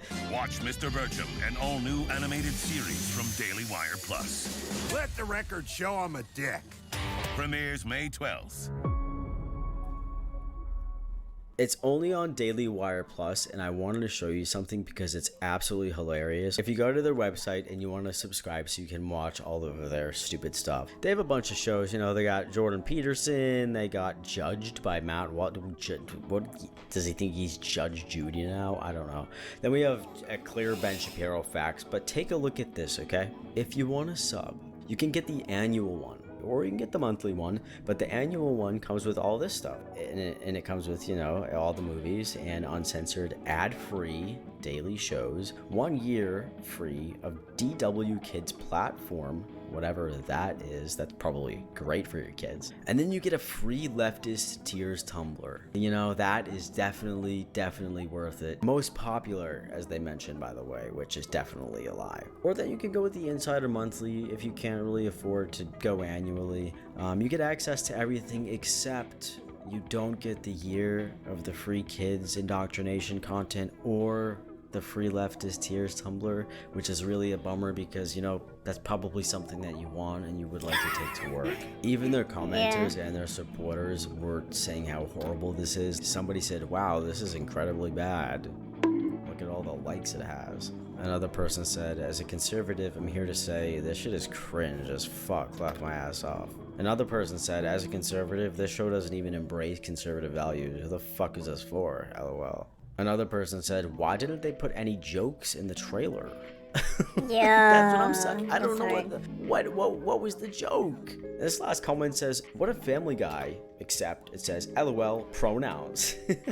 Anyways, if you have not seen it, I really wanted to show that to you guys. It is a disgrace, and I would love to watch it on this channel as much as I can without copyright. I'll figure my way around it. If you want to see it, just please let me know in the comments and I will watch it for you and grab all the great information for you. Anyways, yeah, with all that being said, I will see all you guys next week with a new video. And by the way, if you have not checked out my podcast, we're almost at 100K on YouTube. So if you want to subscribe, link will be in the description. It's called Outspoken, and it's me and my girlfriend, like I said earlier, just bantering, having some good old fun, good old fashioned fun. So I'll see you guys next week with you're not ready. Sorry, you're not ready. Bye. What's up, everybody? Welcome back to my channel. Today I wanted to share with you something very disturbing, and it is this. Turn the pain into power.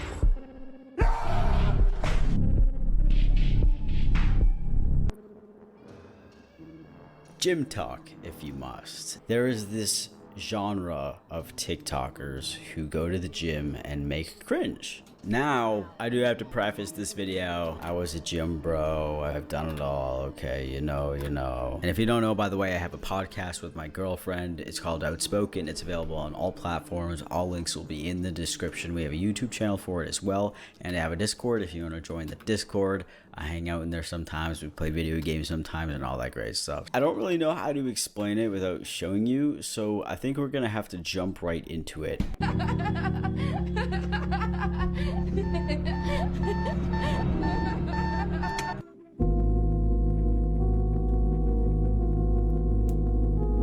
I just don't know why that was filmed at the gym. So the premise of this is that he got cheated on, right? She went out at 9 p.m. At 2 a.m. he got the text. But gym. I don't know. It was just fucking okay. Not too bad. Not too bad of a start. By the way, some of these I'm gonna have to read over because of copyright and stuff like that. Sometimes, no matter how nice you are, how kind you are, how caring you are, They love these like how loving you are, semi-motivational it just videos. isn't enough for some people. Again, what does this have to do with the gym? I understand going to the gym or working out or going to a rage room, etc. can get out all of the rage that you need. You know, I've been there, I've done that. I've literally been these gym talkers. The best pre-workout is rage, but it's like, what is this? What is what what the fuck is this? What is this? You go to the gym and you don't take pre-workout? What are you doing? How do you lift? How do you have the energy? What do you...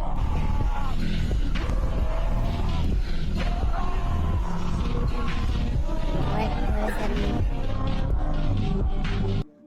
Bro is filming this like it's a movie. What the fuck? I love the effort. I appreciate the effort, but like, was he you can make deleting something so everything much more beautiful that, than like, his being girlfriend said? I triggered don't and then going understand. to the gym. This next one is an Andrew Tate quote. Oh yeah, she left you to be by herself. She left you to sit at home alone and watch TV. Yeah, 100%. 100% that's why she left you, G. She left you because she just really wanted to sit at home by herself, not to run around with some other dude. You're totally right. She's a good person. She's different than all the rest. Completely agree. Again, what does it have to do with the gym? Like, all these dudes have this same exact idea. A girl leaves them, they get really angry. We don't know why the girl left, right? Were you the toxic one? Were they the toxic one? We don't know. But you go to the gym and you work out, and that's all you can do because you don't want to go to therapy. You don't want to talk to your friends about it. You don't want to open up about it. That's also an issue with the patriarchy, but we don't have to get political into the patriarchy. And if you're using an Andrew Tate voiceover, go to hell and F you, I hate you. What the fuck, bro? I've been working out for 2-3 hours. 400 milligrams of caffeine. I still have this fucking pain, dude. Still fucking here, bro. What the fuck? I know that these can be like sad or whatever, and also just to let you know, for your health, 400 milligrams is like the cap of caffeine that you should be having in a day. That's kind of a lot of caffeine. That's probably messing with your heart. Don't really do that. But the reason that you probably have that pain is because you're not going to therapy, and you're dealing with the problems by going to the gym for 2 to 3 hours a day. Lifting weights is not going to solve every single issue that you have. That's like me just drinking water every day, like the perfect amount of water. Oh, I shouldn't. You know, I shouldn't be depressed anymore. I'm just drinking the correct amount of water, which is going to help my body like do everything that it needs to. It's you're fucking good. And that's why today's video is sponsored by. I'm just joking.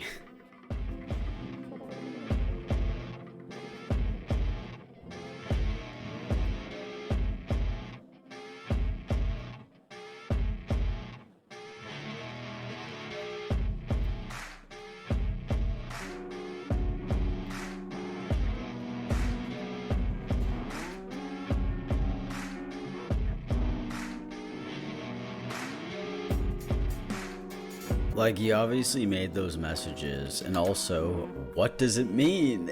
I love how bro grabbed like the biggest weights possible. How much is that? 37. Oh, those are 37s. They look huge. They look absolutely huge. I don't understand the premise. So you're leaving her on red. I don't understand the entire TikTok, but you know, people commented. They said, Jim can fix everything. Believe me and stay focused. Yeah. Jim can fix everything in your life, everything you ever thought about. Ever depressed? Hit the gym, brother. Gym is our therapy. Yeah, gym's our therapy, bro. Like, what are you doing? Why are you still holding back? That audio is for animators, you fucking loser. What they did? They think you're a monster. Prove them right. That's for like a fucking D&D campaign, you fucking idiot. That You want to prove him right that you're a monster? Don't do that. Don't. Like, yeah, that's for the villain character. You're crazy. I don't know. What are you, a monster of the gym? Okay, that's great. That's good for you. Very weird audio. I don't know. What are you, like a demon? Why is the voice a demon? I don't know. I can't do that. I'm so tired. I can't do it anymore. It's just so weird. Did she kill your family, bro? I had to put this one in for a little bit of lighthearted because we have to have a laugh. Like, what, bro? What? Did she? What the hell was that? I mean, we don't know if these guys are going to therapy or not. Okay, we'll give them the benefit of the doubt. We don't know. Do I think they are? We don't know. Do they? No, Yeah, I don't no. think they are. Probably not. Just by the way the audio they use, what the fuck is that? Nice big back pat. That's probably really, really great for your back. I just hope the caption sure that feels creates great. monster. Like, what the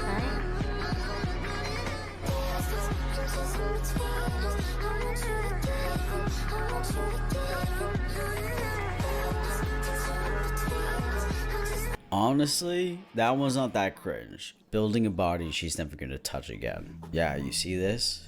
Do you see? Yeah, in a few years? Yeah? Fuck you. Fuck off. Fuck you. Suck my balls and ass. Not my ass. Dick. I meant to say dick, not ass. Okay? I'm not gay. I don't do gay things. Not that that's What? gay. What the fuck? But I do like how all of the women replied and said this. This is just they all said the same exact thing. Hell yeah, women power.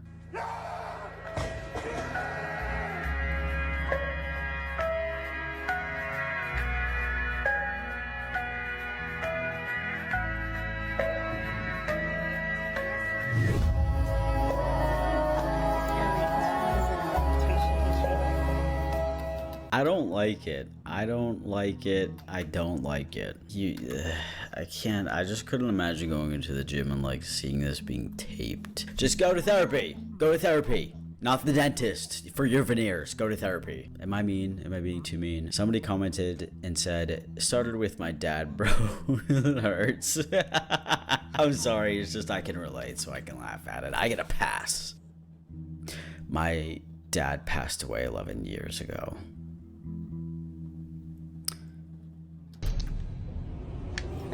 That was real.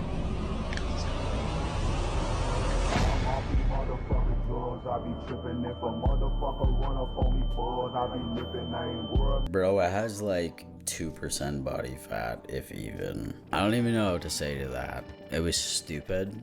I promise I'll never hurt you again. Goes to the gym and gets ripped. What is she gonna do? Beg for you back because you have like a nice body? Is that what it's all about? Sometimes I just feel like women are just not that into ripped bodies. Every woman I've met has they're always like, I could take it or leave it, you know, as long as they're in good shape. Someone replied and said, just got broken up with. God and the gym is all I'm doing now. You're doing God? That's fucked up. Gross. Zane, he's always smiling. He must be so happy.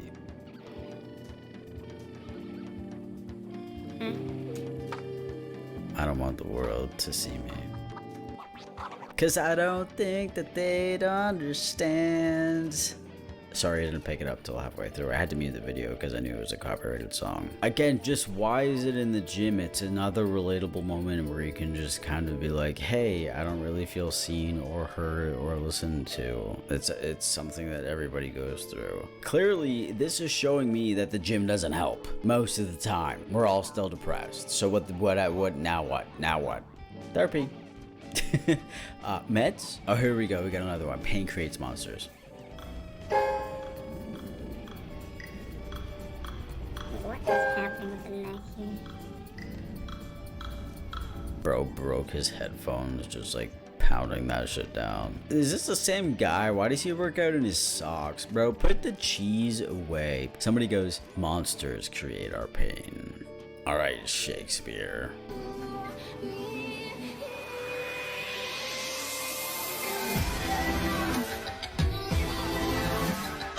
Oh, another breakup edit. Oh man, just go to the gym. Can you go to the gym for your health instead? I mean, the preface of this video is what made you go to the gym. The comments on this video say, just some brothers, the Tate brothers. You have a Hello Kitty icon. Andrew, they would both dog on you, but okay. Anyways, somebody else said Tate. Yeah, bro, Tate, he's the man. Somebody else said pain change people. Yep, pain change people. It really does. Oh Pain my do God, change people. I need to sleep.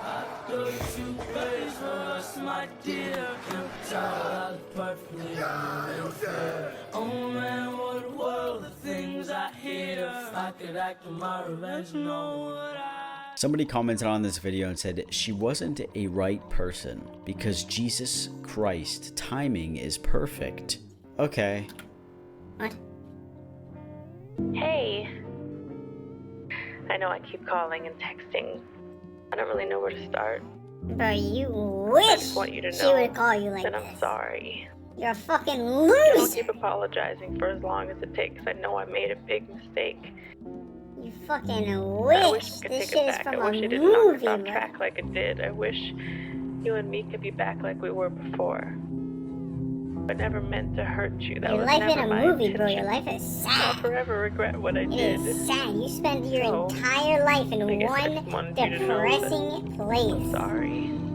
That is it. God, You ain't got you have nothing. to be this sad and dramatic about it. Like, why are all the clips? No, you know what? If I got a voicemail like that, I would send a letter with a picture of my ass in it. What happened, Rick? I thought you weren't the good guy anymore. Ain't that what you said? Hey, we got a girl for once. 3-month rule, whatever the hell that means. I'm not a teenager anymore. Is that a teenager thing? Is that what the teens are doing nowadays? Wow, I never thought I would ever hear myself say that, but I guess that's what the teens are doing nowadays. 3-month rule. Okay, that's quite not a bit of time at all, but sure.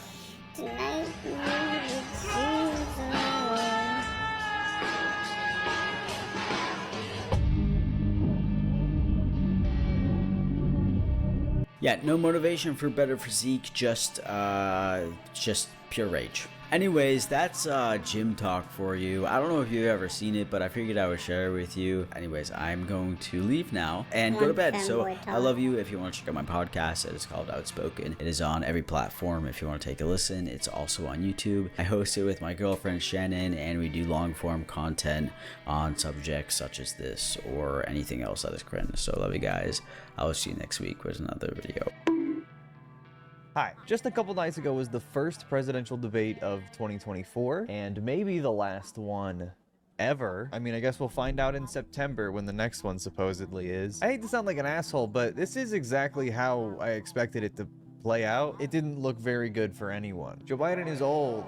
He's so old. He walked out looking old. knew? But then at the same time, Donald Trump waddles out too. Like, they both look like shit and act very old. They didn't shake hands, they barely looked at each other, they didn't kiss. None of what the American people wanted, really. I mean, speaking of, there was no crowd this time, which led to both candidates trailing off of their points, losing their trains of thought, and just being old in general. He inherited almost no inflation, and it stayed that way for 14 months, and then it blew up under his leadership because they spent money like a bunch of people that didn't know what they were doing, and they don't know what they were doing. It was the worst, probably the worst administration in history. There's never been. At first I thought not having a crowd was a good thing, because usually the crowd will end up laughing, cheering, applauding at times that are inopportune for one candidate or the other. But not having a candidate this time really sucked the energy out of the room bad. And also, I think, kind of confused and scared Joe Biden. He's seeing ghosts in the rafters. But they also kept the audience out to avoid protesters, which somehow keep happening, I guess, due to Joe Biden's consistent and unwavering support for genocide. Maybe you should stop doing that instead of hiding from people. I mean, this is Biden's first live televised event in a while, and you can tell throughout the entire debate, Biden's age is unavoidable. He lost track of what he was saying 2 or 3 different times. Completely, just trails off. We have 1,000 trillionaires in America. I mean, billionaires in America. And what's happening? they're in a situation where they, in fact, pay 8.2% in taxes. If they just paid 24%, 25%, either one of those numbers, they'd raise $500 billion, I should say, in a 10-year period. We'd be able to wipe out his debt. We'd be able to help make sure that all those things we need to do, child care, elder care, making sure that we continue to strengthen our healthcare system, making sure that we're able to make every single solitary person eligible for what I've been able to do with the COVID, with dealing with everything we have to do with, look, if we finally beat Medicare.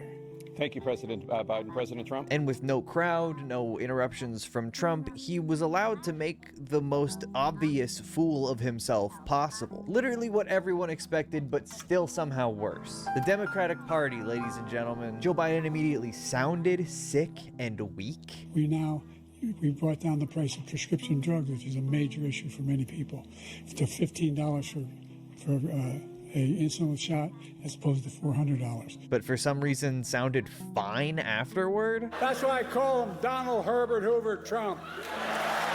Yo, what the hell?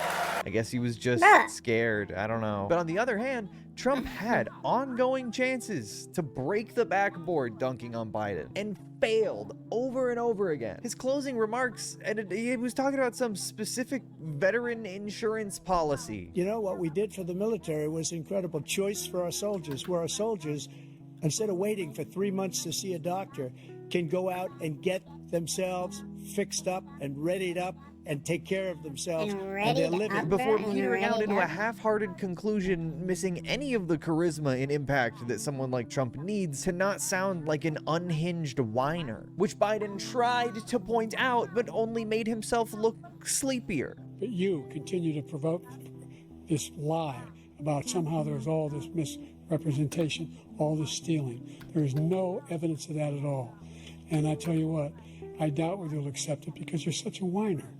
The idea, if you lose again, you accepting anything? He's so tired. The actual policies debated on stage, well, there weren't really any of them. I think it's important to note that this wasn't like an officially commissioned debate from the Presidential Debate Commission or whatever. The questions themselves were weak, incomplete, and just never really followed up on. As president, you swore an oath to, quote, preserve, protect, and defend, unquote, the Constitution. What do you say to voters who believe that you violated that oath through your actions and inaction on January 6th and worry that you'll do it again? Well, I don't think too many believe that. And let me tell you about January 6th. On January 6th, we were respected all over the world. And then he comes in and we're now laughed at. We're like a bunch of stupid people.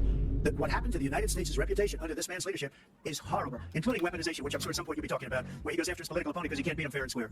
You have 80 seconds left. My question was, what do you say to those voters who believe that you violated your constitutional oath through your actions and inaction on January 6, 2021, and worry that you'll do it again? Well, I didn't say that to anybody. I said peacefully, and Nancy Pelosi, who just watched the news 2 days ago, one take your orders, he's saying, oh, my responsibility, my responsibility. The $10,000 to the she's going down there. You see, they turned down, I can see, firstly, nothing to do with the I can see what's happening, everybody's saying that January 6th, and I said, you know what, that's a lot of people, you feel it, you feel it. And I said, they'll have some national guard, whatever. And I offered to her, and she now admits that she turned it down. And it was the same day she was, I don't know, she gave me a she said, I take full responsibility for January 6th. President Biden? Look, he encouraged those folks to go up on Capitol Hill. And at one point, Trump was asked 3 different times the same exact question about affordable childcare in America, which is one of the most important factors to voters right now. But he kept talking about immigration instead. The average cost of childcare in this country has risen to more than $11,000 a year per child. For many families, the cost of childcare for 2 children is more than their rent.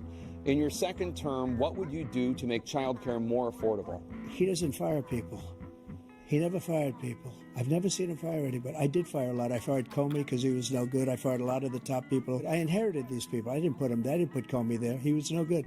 I fired him. This guy hasn't fired anybody. He never fires.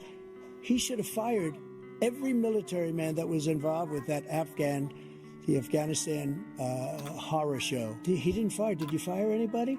Did you fire anybody that's on the border? Did anybody get fired for allowing 18 million people, many from prisons? Did you fire anybody that allowed our country to be destroyed? Joe, our country is being destroyed as you and I sit up here and waste a lot of time on this debate. He's the worst president in the history of our country. He's destroyed our country. He is the worst in history by far. Thank you, President Trump. President Biden? We are the most admired country in the world. We're the United States of America. President Trump, the question was about what would you do to make child care more affordable, if you want to take your minute. Just so you understand, we have polling, we have other things that they rate him the worst. And they rate me one of the best, okay? The worst president in history by far, and everybody knows it. Yeah, cool. Which one of these guys is better at golf, I wonder? I'm in very good health. I just won 2 club championships, not even senior. To do that, you have to be quite smart, and you have to be able to hit the ball a long way. And I do it. He doesn't do it. He can't hit a ball 50 yards. He challenged me to a golf match. He can't hit a ball 50 yards. Look, I'd be happy to have a driving contest with him.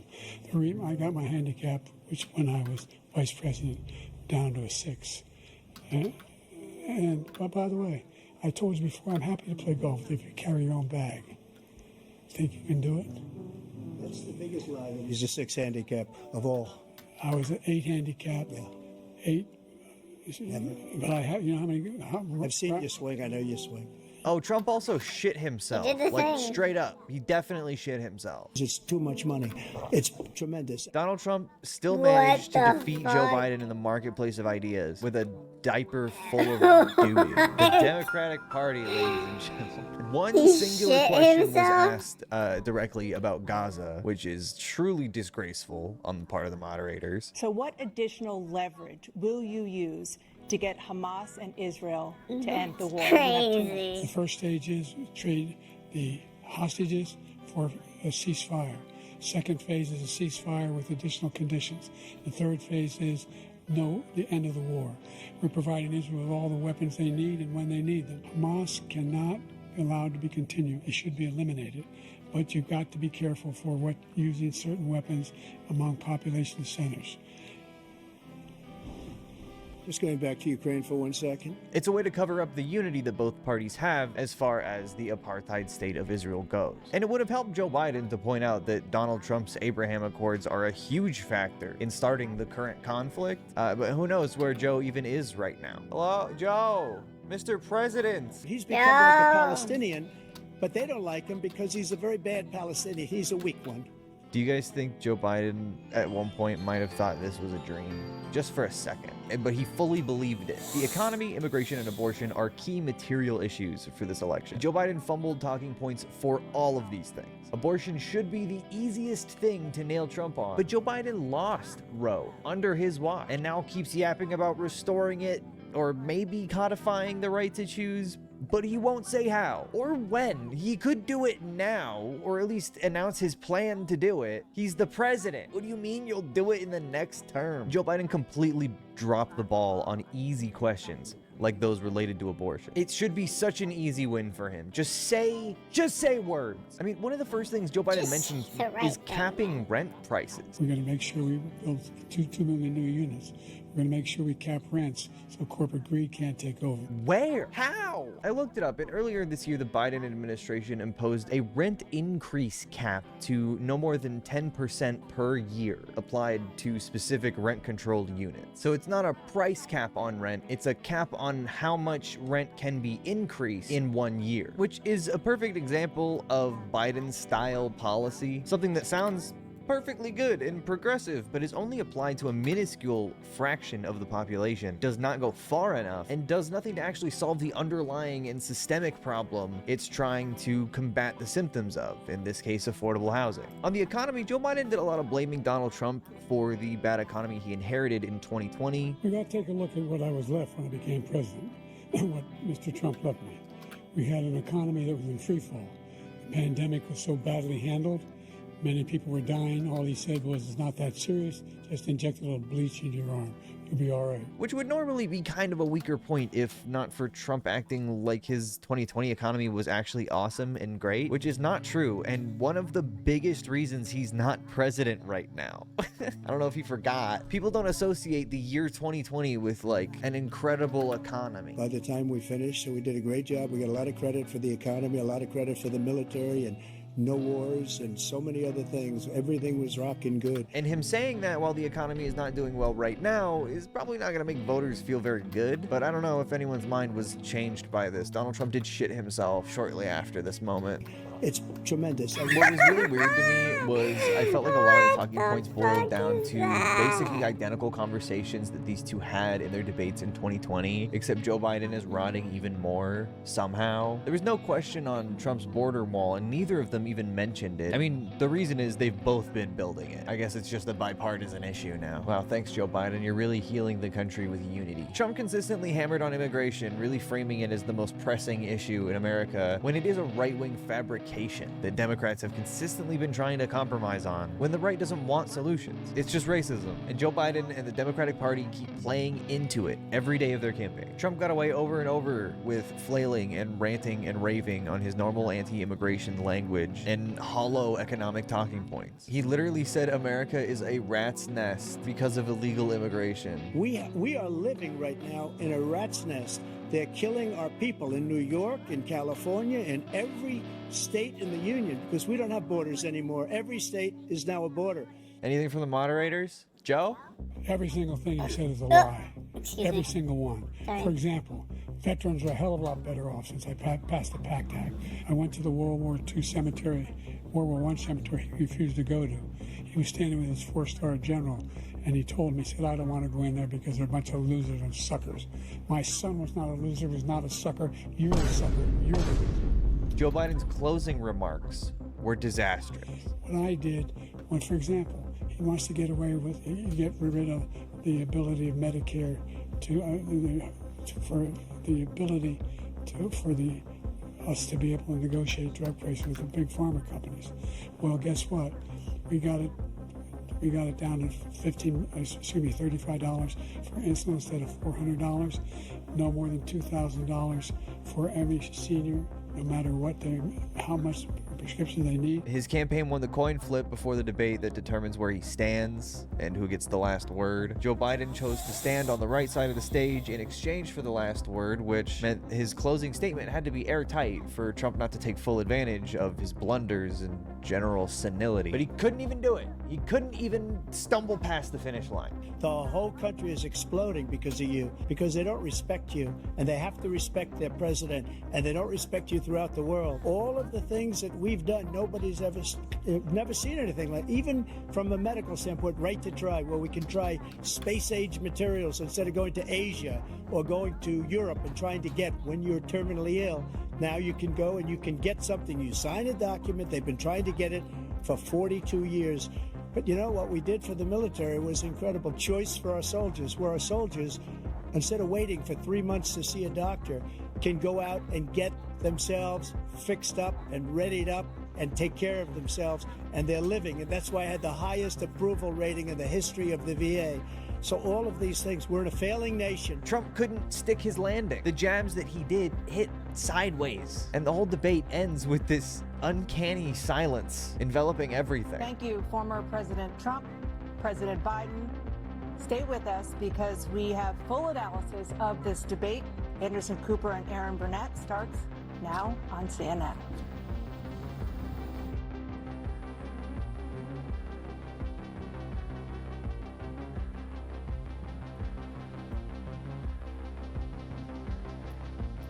By the time the anchors cut back in, it felt like I had just watched a 9/11 style tragedy. Like people were in shock. When it comes to who won or lost, I feel very similar to how I did in 2020, which is, everyone lost. But more so now than before, for sure. I don't know if there's any winning in this situation. Liberals barely even tried to spin any of this and dove straight into how badly Joe Biden did. Not that it was exactly easy to avoid. There's a real concern here tonight that there's been some real damage done that cannot be undone. But the focus has been, since before any of the debate coverage, whether or not Joe Biden will survive being on live TV. Everyone who knows anything about Trump knows what he's gonna say. He's very predictable when you're talking about how he does his public speaking. But Joe Biden is getting worse every day, and people really got a chance to see it. Oh, I forgot to mention, this hat is a joke, by the way. Any video is someone's first video, potentially. I'm not a libertarian freak. I just thought it was fun, and it looks good. Because Biden did so poorly, Trump supporters are saying Trump won, which they always do anyway,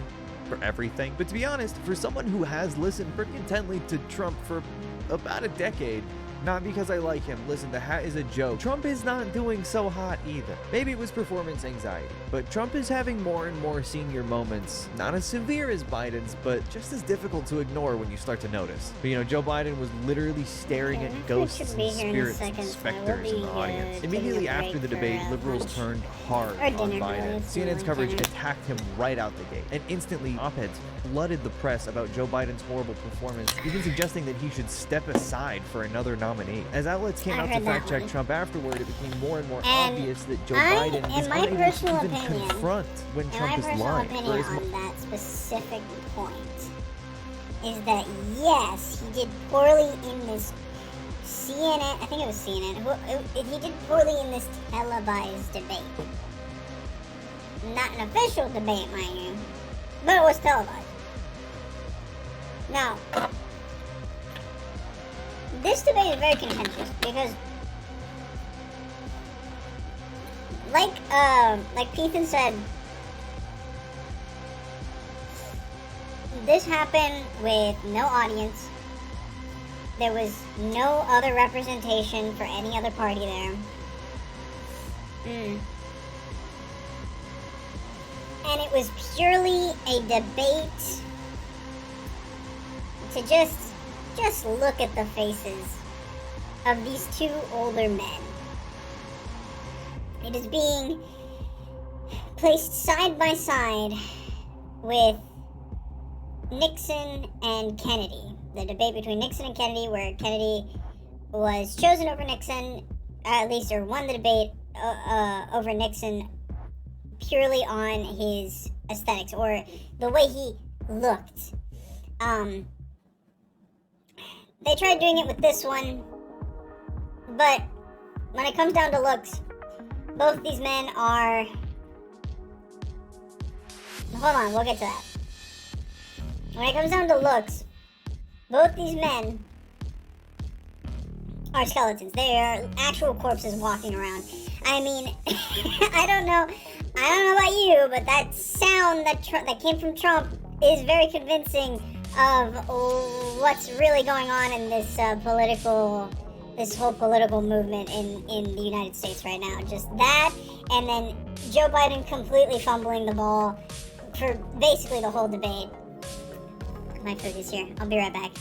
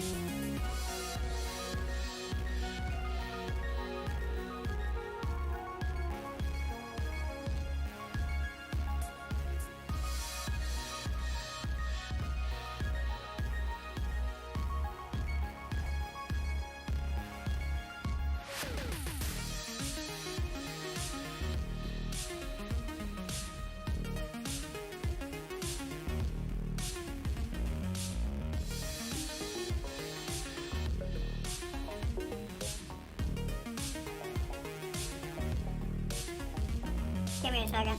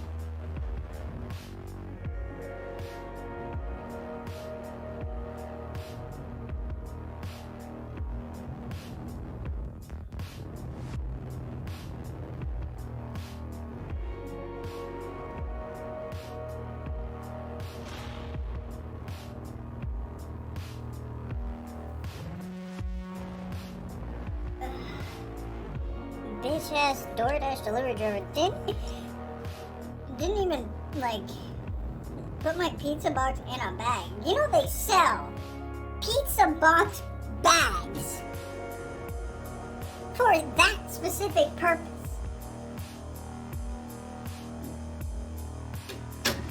Luckily, the restaurant, the quality of the restaurant's fucking box is so good that the water from the rain did not make it to the pizza. Fucking ridiculous. Anyways, where was I? So, what was I saying? So they're both, so these two presidents, they're both skeletons, they're both dying, but when the subject or debate came up where people were saying, well, maybe Joe Biden should just step down and somebody else should take his place, I thought that would be a little weird. But as always, when it comes to this election, anyone is better than Donald Trump. Absolutely 100%. Anyone is better than Donald Trump. I don't want a conservative, especially a MAGA conservative, such as Donald Trump, in the White House. I do not. So, if another candidate from the left shows up and is actually decent, I don't know, but because I see videos of Biden when he was first elected, and it's just like, oh my gosh, it is night and day. There's a reason why I just I knew that somebody was at the very least fighting against the MAGA movement. Somebody was up there. Somebody was over there fighting against this insanity.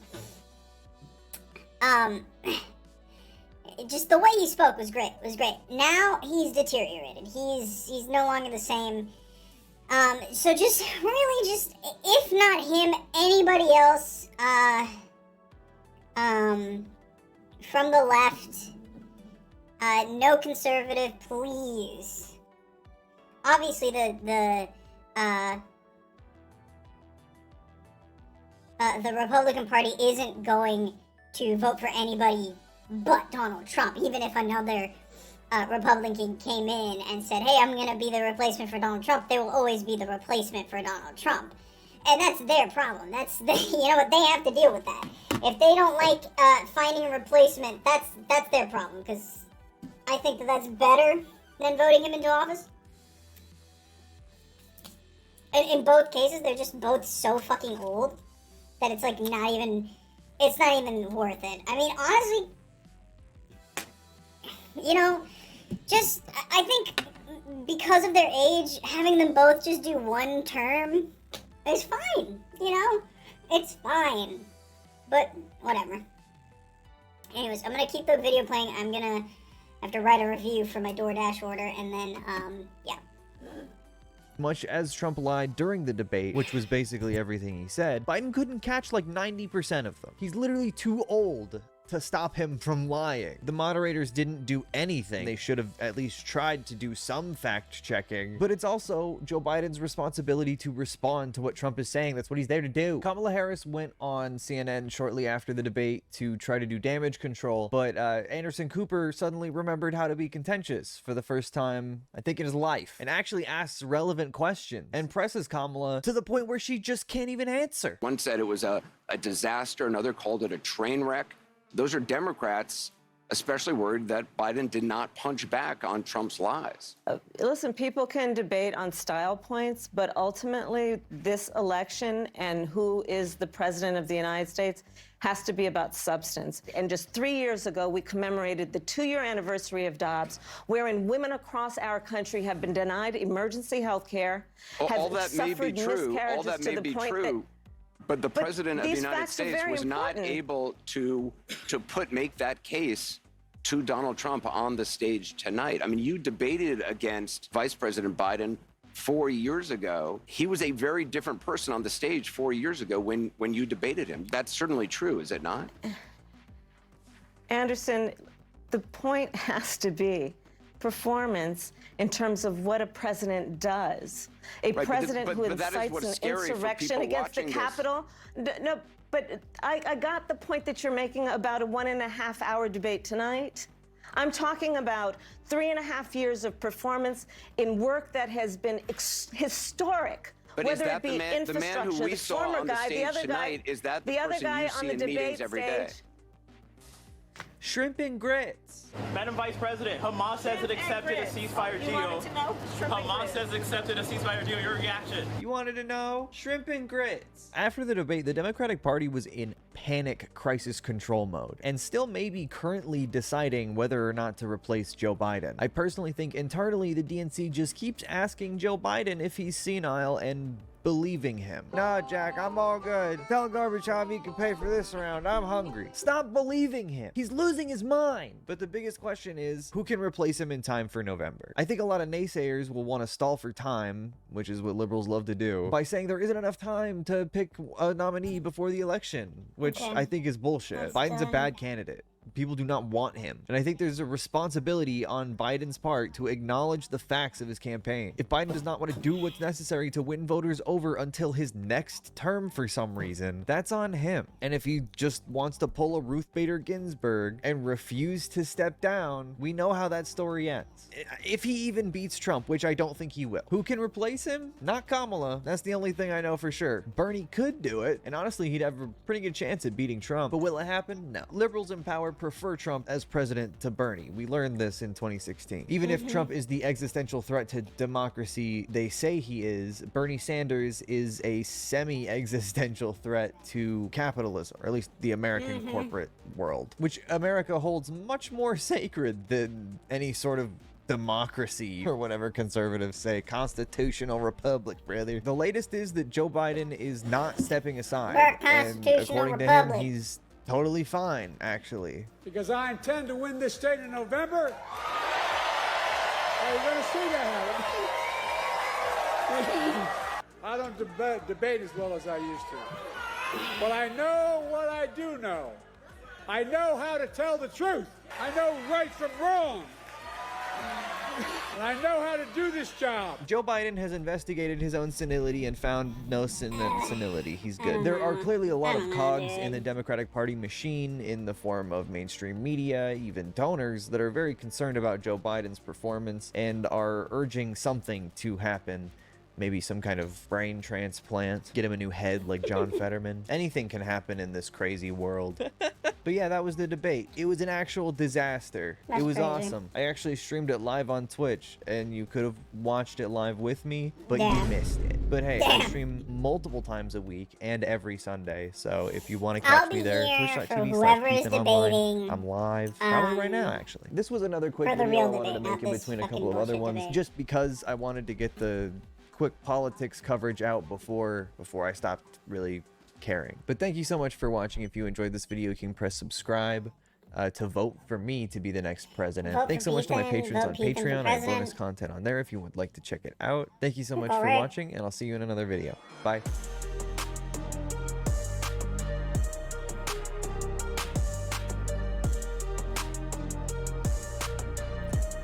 I keep a pickle Rick on my person at all times. He can't even stare good. He can't speak good. He can't think. He can't speak good.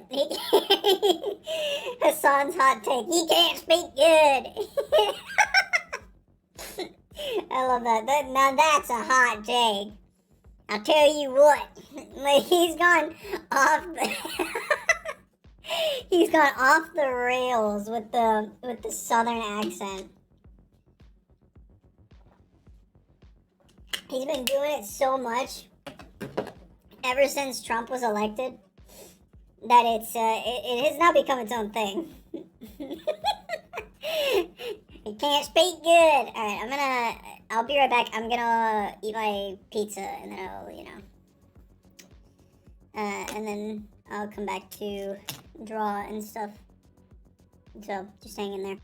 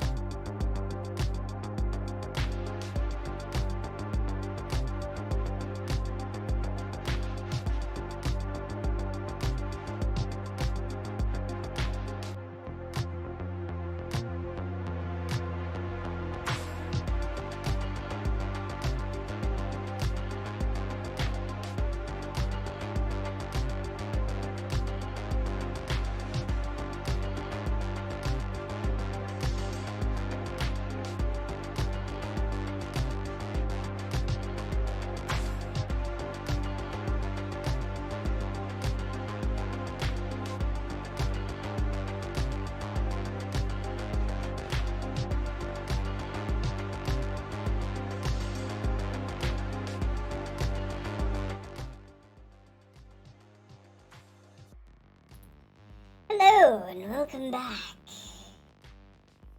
Welcome back.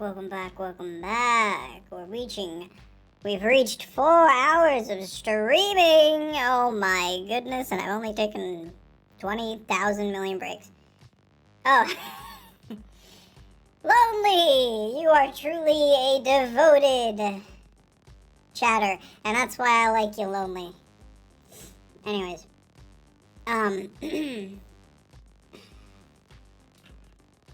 feel like I should remove some of these things on my desk. It's getting really crowded. Give me 1 second. We'll be back to the topics. Thank you, Lonely, for being here. I really appreciate you. I'm just gonna remove some things from my desk. It's very, very cluttered right now, so.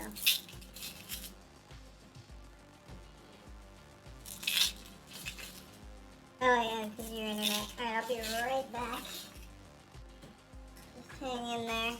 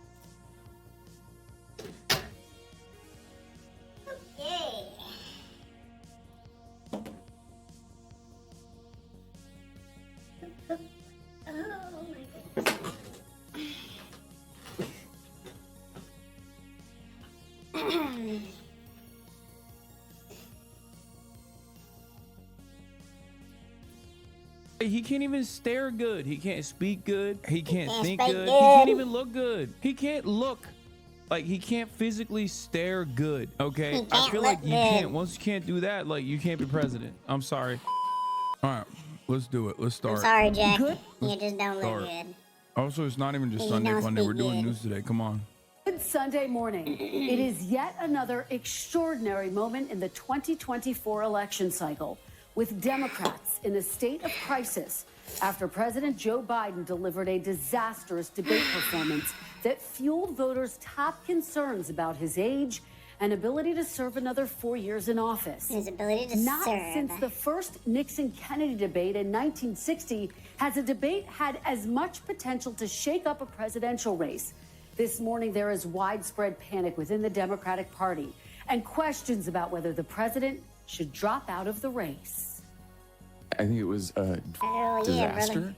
I think it was like maybe the worst debate I've ever seen in my entire life. It's so funny when they do like this Philip DeFranco style compilation, and then they put Jon Favreau on there, and it's like when Philip DeFranco covers this, he puts me on there and like a bunch of other content creators, right?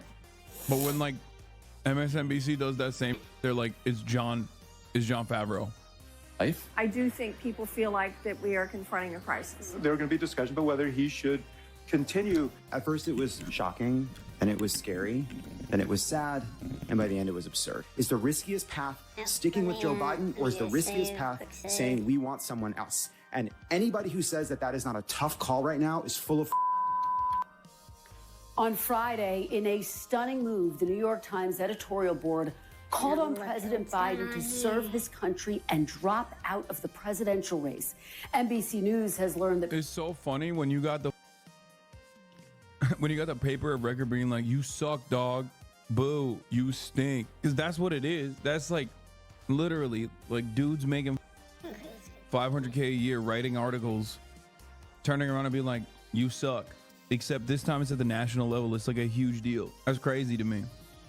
President Biden is expected to address his campaign with his family at Camp David. That's according to 5 people familiar with the matter. Now, he and First Lady Jill Biden arrived there late last night to join their children and grandchildren in a trip planned before Thursday's debate. The campaign was always going to be a topic of conversation, but now undoubtedly Thursday's debate will be front and center. Senior advisor Anita Dunn addressed the matter on Saturday. You all did not have any kind of conversations about, oh, should Joe Biden drop out of this race? The conversation that we had is, okay, what do we do next? Okay, that is, if there's one thing that we're about, it's, okay, as Barack Obama said, bad debates happen. We had a bad debate. Yeah, that's why your name is Anita Dunn, not Anita Win. You know what I'm saying? Because you ain't getting that W with Joe Biden. Got him. What do we do next? And you know, the president, above all, is focused on what do we do next? What do I need to go do? President Biden, who agreed to the earliest general election debate in modern political history, had one goal: to persuade voters who are skeptical about his age and fitness for office that he is up to serve another 4 years. Mr. Biden has consistently told voters, watch me. If I were to run, I think they're going to judge me on my vitality. Bro, we did. We did, bro. We hated it. We were like, boo, turn the TV off. It's so funny when he always was like, watch me. It's like, bro, what? Like, where's this confidence coming from, man? That's why I'm saying he's got big old, he needs to show it. He's got big confidence, bro. Big dick energy. Think about that. Because, like, where else is this coming from? He's like, watch me. And we did. And it sucked. Yeah, this is from 2018. He seems way more coherent. Can I still run up the steps of Air Force Two? Am I still in good shape? Do I have all my faculties? Am I energetic? I think it's totally legitimate for people to ask those questions. This is for the voters to decide. Take a look. Look at me, see if I have the energy, see if I know what I'm talking about, and make their judgment. I think it's a legitimate thing to be concerned about anyone's age, including mine. I think that's totally legitimate. But I think the best way to make the judgment is to watch me. Well, on Thursday night, voters watched the president deliver a whole... God damn! Bro, we got Meet the Press making jokes. What? Yo, you got Meet the Press making the same jokes I'm making. What is happening right now? Oh my God. Oh my God, he's so cooked. Oh, Jesus Christ. Oh, holy moly, he's so cooked. Also, that was very bad. That compilation that they showed of him basically like slowly but surely kind of moving the needle a little bit, moving the boundaries of like acceptability a little bit over the course of like the 4 years. Not even 4 years. Technically starts at 2018. So 6 years. And his mental faculty slowly degenerating in that entire time frame. Like, that's never good. Never do that. Okay. If you ever want Joe Biden to like win anything, okay, even bingo night, don't ever show a compilation of him from 2018 to 2024, because that is the clearest indication. That is the clearest indication of watching a man go through the early stages of dementia to the later stages of dementia. Watch me. Performance, at times appearing confused and repeatedly losing his train of thought. Making sure that we're able to make every single solitary person eligible for what I've been able to do with the COVID. Excuse me, with dealing with everything we have to do with. Look, if. It's so look at Trump's face. Look at Trump's face. He don't have to do nothing. Well, Trump is shitting himself, damn, actually. Dude, so. You're the president. Like, even Trump's Trump like, is what? literally Bro, shitting himself at that moment. I know I've been joking about Sleepy Joe, but like, god damn, this is really bad, Joe. This is bad, Joe. He's like, what's going on right now? Trump actually looks a little remorseful. Dude, this is like, I feel like maybe that's the reason why he didn't go as hard. Oh, the post has been deleted. Apparently somebody yelled at the Pod Johns for their take, but Finally beat Medicare. For his part, Mr. Trump unleashed a torrent of false claims, saying that most Americans supported overturning Roe v. Wade when polls show the opposite, saying falsely again that there was widespread fraud in the 2020 election, and refusing to answer whether he would accept the election results in November. Will you accept the results of the election, regardless of who wins? Yes or no, please.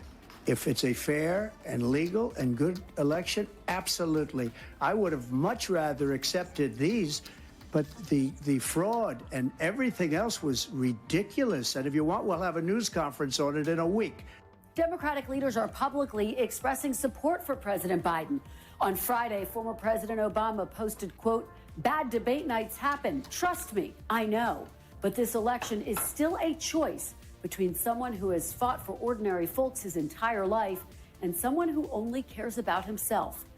President Biden's... Damn, I can't believe he said Donald Trump has fought for ordinary folks his entire life. That's crazy. Yeah. Thank you, Barack Obama. I didn't realize you thought that way about Donald Trump. I mean, I wouldn't use those terms. Because we know there's one guy who cares about himself. Obviously, Trump's a narcissistic piece of shit too.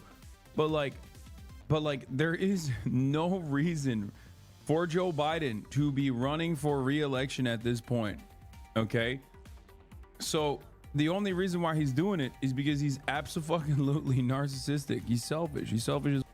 Aides and allies have circulated talking points to Democrats in an all-out effort to contain the damage.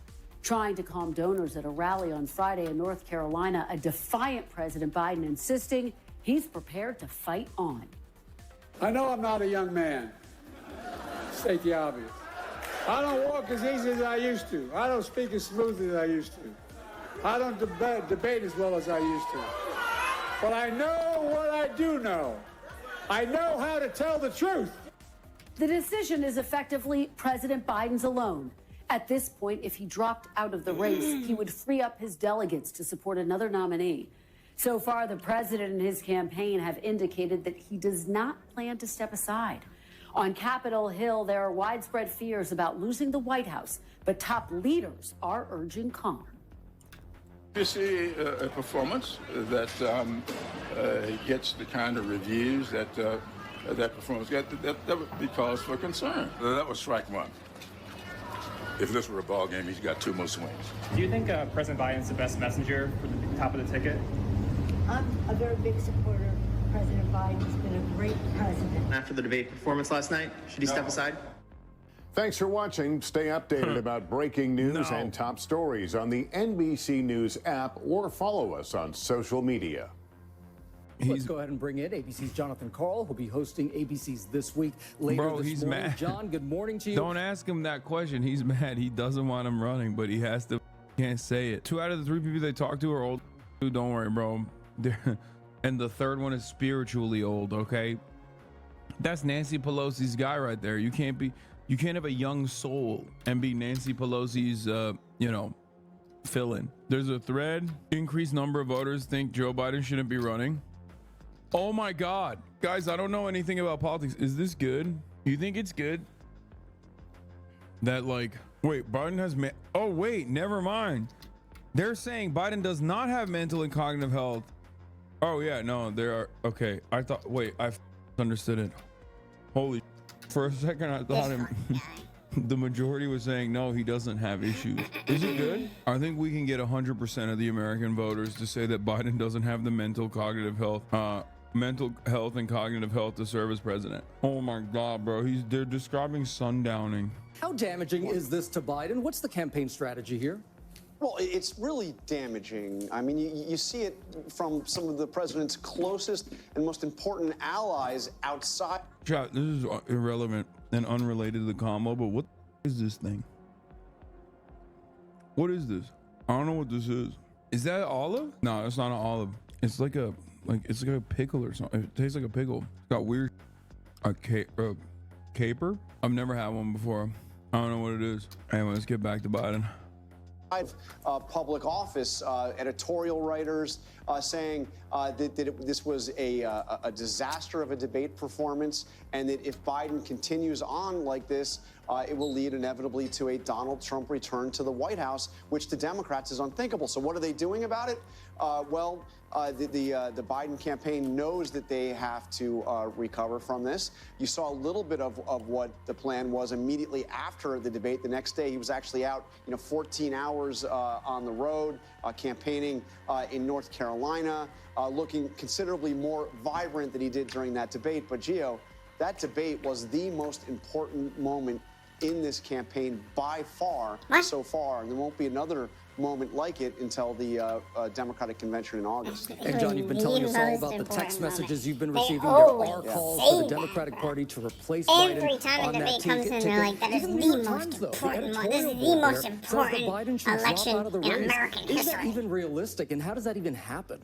Like, what are you Those talking calls about? are real. I mean, for the most part, they are coming, at least publicly, from people outside of public office, like the New York Times editorial board, many of the most prominent columnists in the New York Times as well, people that Joe Biden respects and has been reading for years, some of his other allies and other news organizations, other opinion leaders. But look, there really is no way, at least that I can find, and I've been talking to a lot of people about this, there is no way to replace Joe Biden unless Joe Biden himself decides it is time to step down. The big yeah, they're having this conversation today as we speak, behind closed doors, which is pretty crazy to think about.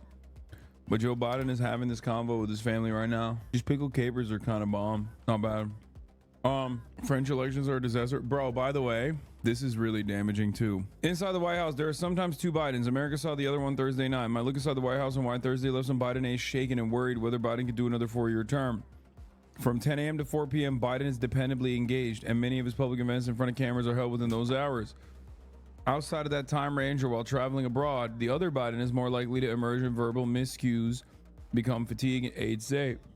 It's called sundowning, man. I don't know why they're writing articles like this. It's like, yeah, he's old as and he's demented. All right, what are we talking about? And those hours of the day are going to get smaller and smaller. If you look back probably in like 2018, 2019, there probably wasn't that many hours in the day where he like was kind of cooked. He's just losing the grip he had on reality. The world hates a sleepy guy for real is so, yeah, you're right. He's just a little eepy, dude. I don't understand it. Like, it's pretty funny because we talked about how like mentally unfit Donald Trump was to be president, and it's true. And it's like now we just have a literal dude whose brain is melting. Like, who do you want to have the nuclear launch codes? It's like, do you want grandpa who you don't trust behind the wheel, or do you want the other grandpa who's like way more racist? It's great. Anyway, wonderful stuff. American democracy, but there is no democracy here.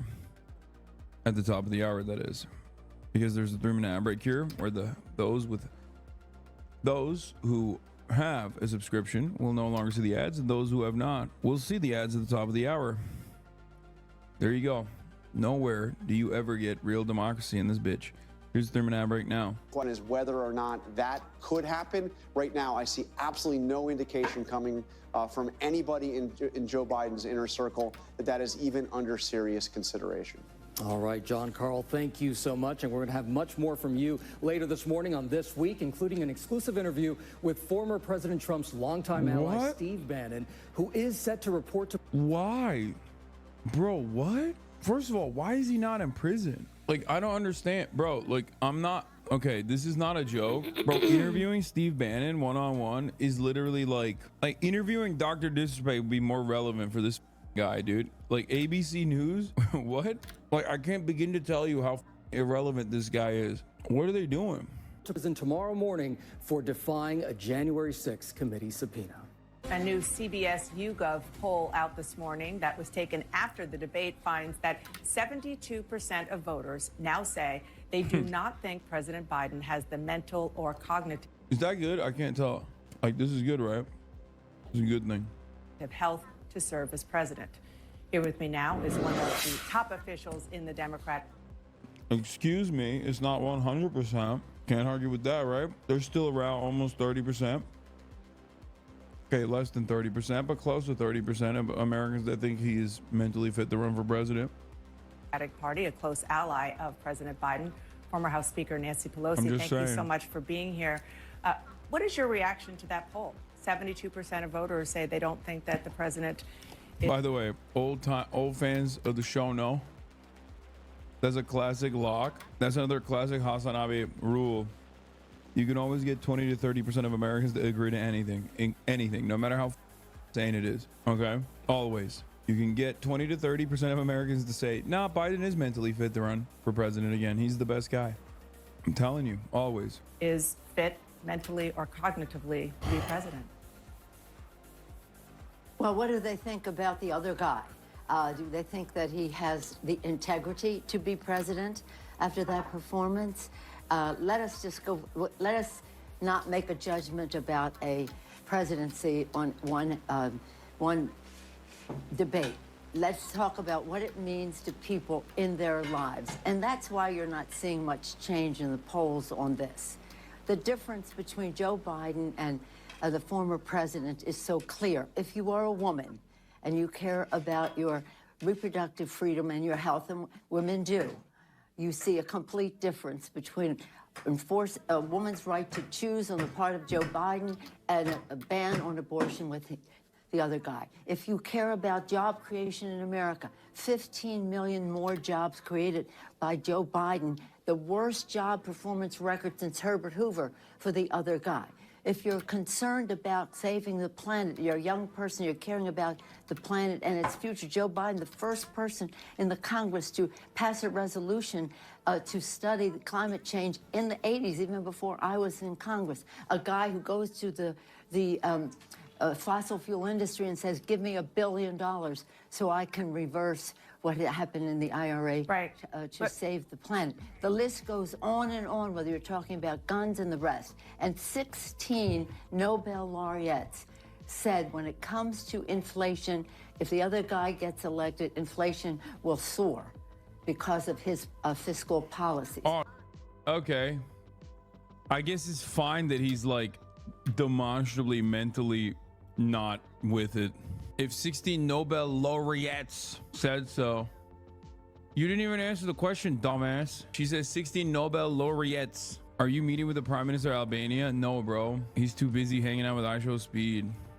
So it's not about performance in terms of a debate. It's about performance in a presidency. And I want you to know that the fact is that the reaction to the lies of Donald Trump is something that maybe TV isn't focusing on, but people are. And to have a debate where you have to spend half your time negating what he said because he has knows nothing about the truth. On one side of the screen, you have integrity. The other side, you have dishonesty. Yeah, and we have definitely. Yo, the question is not like whose track record is worse. Like, yeah, the voters voted on that in 2020. We already know. I was one of them. Like, I was a voter who voted on that, right? But it's like, what are we doing here? What's going on? That's not the question. The question is, he is not getting us across the finish line. Like, he can't speak good. He can't think good. What's happening? He's like me after an 18-hour flight. Okay, like, you cannot be like, oh, this guy's a great track record of integrity. You're way out of this shit. Okay, he's like stumbling. His ears are leaking the remainder of his brain. What?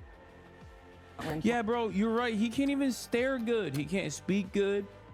He can't think good. He can't even look good. He can't look. Like, he can't physically stare good. Okay, I feel like you can't. Once you can't do that, like, you can't be president. I'm sorry, I don't make the rules. Except I just made that rule, and I think it's a pretty good rule. Like, he's just, bro, he was literally like this the whole time.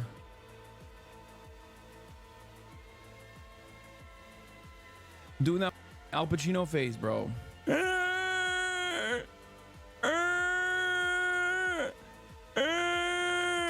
We beat Medicare. You can't do that. You can't do that. Is that ableism? Yeah, bro, it's ableism. And guess what? I'm ableist. I am ableist, bro. The president cannot be demented. Okay, that's insane. That's insane. That's insane. It's like I'm ableist when it comes to blind people driving. Okay, blind people shouldn't be able to drive. Sorry, I'm ableist in that regard. That's like not ableism. It's just being normal and smart and actually competent. Okay, like stop tying ableism into like genuine valid rules and restrictions. What?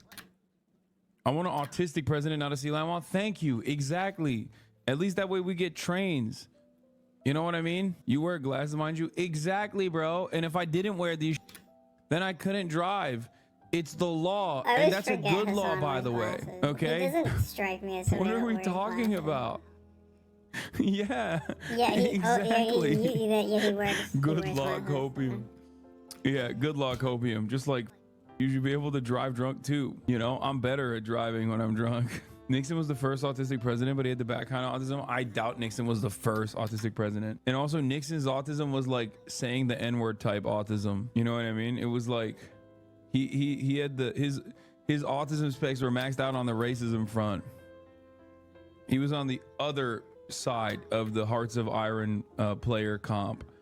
You know what I mean? Like 4chan autism. Before 4chan, whereas like, yeah, we need like a I like trains type autism, which I thought Biden might have. Actually, he them choo-choos, dude. Like he was, remember he looked like a foamer out there every time he saw one of them trains. Like he looked like me. He gets so excited. I was like, damn, we're getting high-speed rail. No, we ain't even getting Joe across the finish line. Okay, he just got stoked when he saw a train because he was there when they were invented. Okay, that's why. He's like, oh, this is a new invention, Jack. Y'all put these rails on the tracks. What the hell? Goddamn. You can put a lot of bad boys on this thing. Roll them around. Get some Chinese workers to build them. He was there.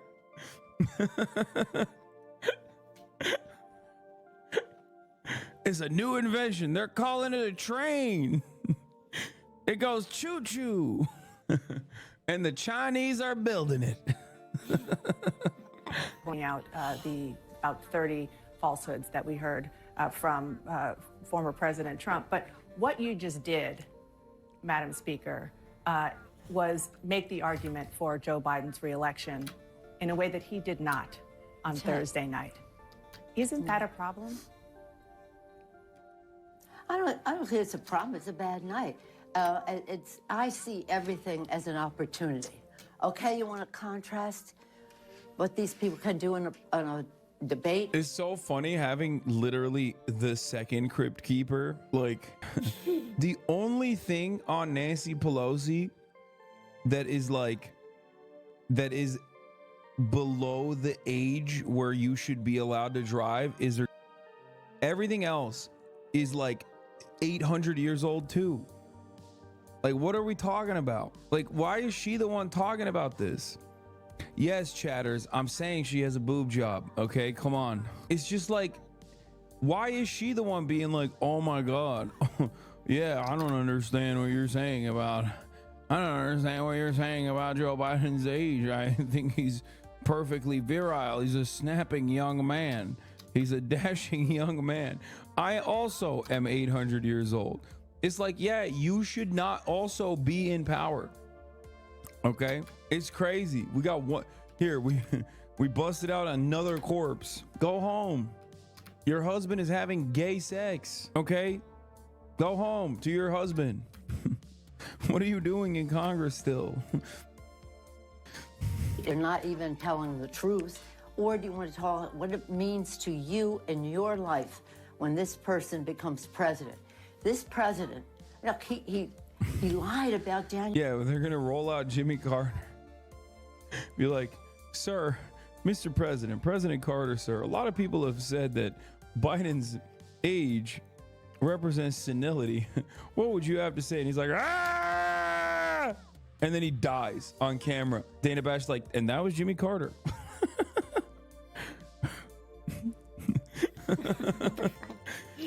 How old can we go? How old can we go? We could go older. They should roll out the D-Day veterans again. The remaining 8 World War II veterans. Put them in front of a camera and be like, what do you guys think about how old Biden is? January 6th, this was a horrible event in our country's history. He was the president of the United States who instigated an insurrection. He tries to blame it on me. Yeah, I planned my own assassination when he was sitting on his butt in the White House, not sending the National Guard and lying about it on the show. Dude, I swear to God, Riz means so much, even in politics. It's just like, there's nothing, there's not even anything remotely like appealing about Nancy Pelosi. She's not even wrong. Like, she's literally talking about how Trump lied about January 6th. Okay. And I'm over here and it's just like, I'm over here being like, yeah, but like maybe they had a point, you know? Like I'm reconsidering my position. The more I hear her speak, the more I'm like maybe January 6th was valid. It's just yeah, I know it's aura now, Unc. I know. The aura is important, okay? Like, she is so unappealing. She has nothing, no qualities that are like, that make me want to go out to bat for her, make me want to defend her. Oh, it's so bad. Oh, he was sitting on his butt while they were trying to assassinate me. Oh. It's true. It's literally true. It's so stupid to say, yeah, Nancy Pelosi did January 6th. You know, she really wanted every HVAC business owner, who are heroes, by the way, and patriots, as you know. Heroes and patriots, God-fearing patriots. Thank God for our HVAC business owners. Braver than the American military, okay? Braver than the Marines, certainly. Are you buzzed, bro? No, I'm just tired. Yeah. Those HVAC business owners wanted to take on our desk, and by God, and now that I've seen the alternative, an alternative universe where HVAC business owners do not exist, like in Europe, and you can get a heat stroke at like 75 degrees out here. they can do that. They can take wherever they want. I love America, and I love my HVAC business owners, man. People are well-meaning. I had one of your reporters say, did he really send the National Guard? No, if they don't even know, then how can we make a judgment about how other people evaluate a presentation? So this is a dangerous person, as opposed to a person who, again, saved our country from COVID. The first bill we passed, shots in the arm, money in pocket, people in jobs, children at school. This president, with his denial and... Bro, she's not doing a good job demonstrating her lack of senility, okay? She literally is like, what is going on? I mean, I know what's going on. I already know. You already know. We've been saying this for a long time. But it's so funny to me that she's like, he's so good. He shot an arm, money pocket, school open. Let me go. I'm so old. I'm gonna die. I'm gonna die, Dana. No further questions, Dana. I might die up in this. Holy. My take on this, I think, is pretty sane. If you don't trust him behind the wheel of a car, you don't trust him with the nuclear launch codes. That's it. Okay? I do not trust Nancy Pelosi, Dianne Feinstein, Joe Brandon, John Fetterman behind the wheel of a car. Okay? I just don't. They're so old, man. Dianne Feinstein is dead now, but I'm just saying, like, Mitch McConnell's another one. Oh my God. And a delay caused people to die. Yeah, and I completely understand what you're doing, and you are making the arguments. What's up with them? What is her libs doing? Look at what's going on here. Can you zoom in on this thing? Hold on. You can't zoom in on a video. I completely understand what you're doing, and you are making the arguments that you are hoping What's she that doing? Democratic voters. Is she moving that zin around? What's happening here? What is going on? The arguments that you are hoping that Democratic voters listen to about why Donald Trump is. Oh my God! If I was like, dude, it is impossible not to be a right winger and be a conservative theorist, and not be a conservative theory believer, or conservative theory. What am I saying? Conspiracy theory believer. See, my brain is fried. I'm not running for Congress though. Also, I'm coming off of an insane flight, but it's just like if I'm a conservative dude, okay, if I'm a conservative dude, and I watch CNN and I see Nancy Pelosi do that, I'm like, that's a lizard, okay? That is straight up a lizard. What else? That's a lizard. We're hoping that Democratic voters listen to. Look, he's like, what are you doing? Trying to taste the air? What's going on? Why Donald Trump is bad and shouldn't be put back in the White House. But the reality is there are still a lot of concerns that Joe Biden is the person to get you to that point, to making sure that Donald Trump is not back in there. No. Some prominent columnists, several newspaper editorial boards are just simply calling for Biden to step aside for the good of the country. Tom Friedman, a friend of President Biden's, wrote the following. He wrote, Joe Biden, a good man and a good president, has no business running for re-election. If he insists on running and he loses to Trump, Biden and his family and his staff and party members who enabled him will not be able to show their faces. What do you say to that? If I was Nancy Pelosi, I'd be like, Thomas L. Friedman has L in the middle name, okay? He's got a L already. He was crying. He was weeping as he was watching the debates. Shut up, you weepy. I'm about to deport your ass. I think Friedman is Canadian too, right? I can't remember if he's one of the... There's a bunch of them. Goddamn Canadians in the New York Times editorial board. Be like, shut the up, okay? He said he was crying. You really want to take his word seriously? That's what I would say to defend against Thomas L. Friedman. Is there any part of you that believes that President Biden should step aside? I want you to know I came home to California. Who's the baddie on the right?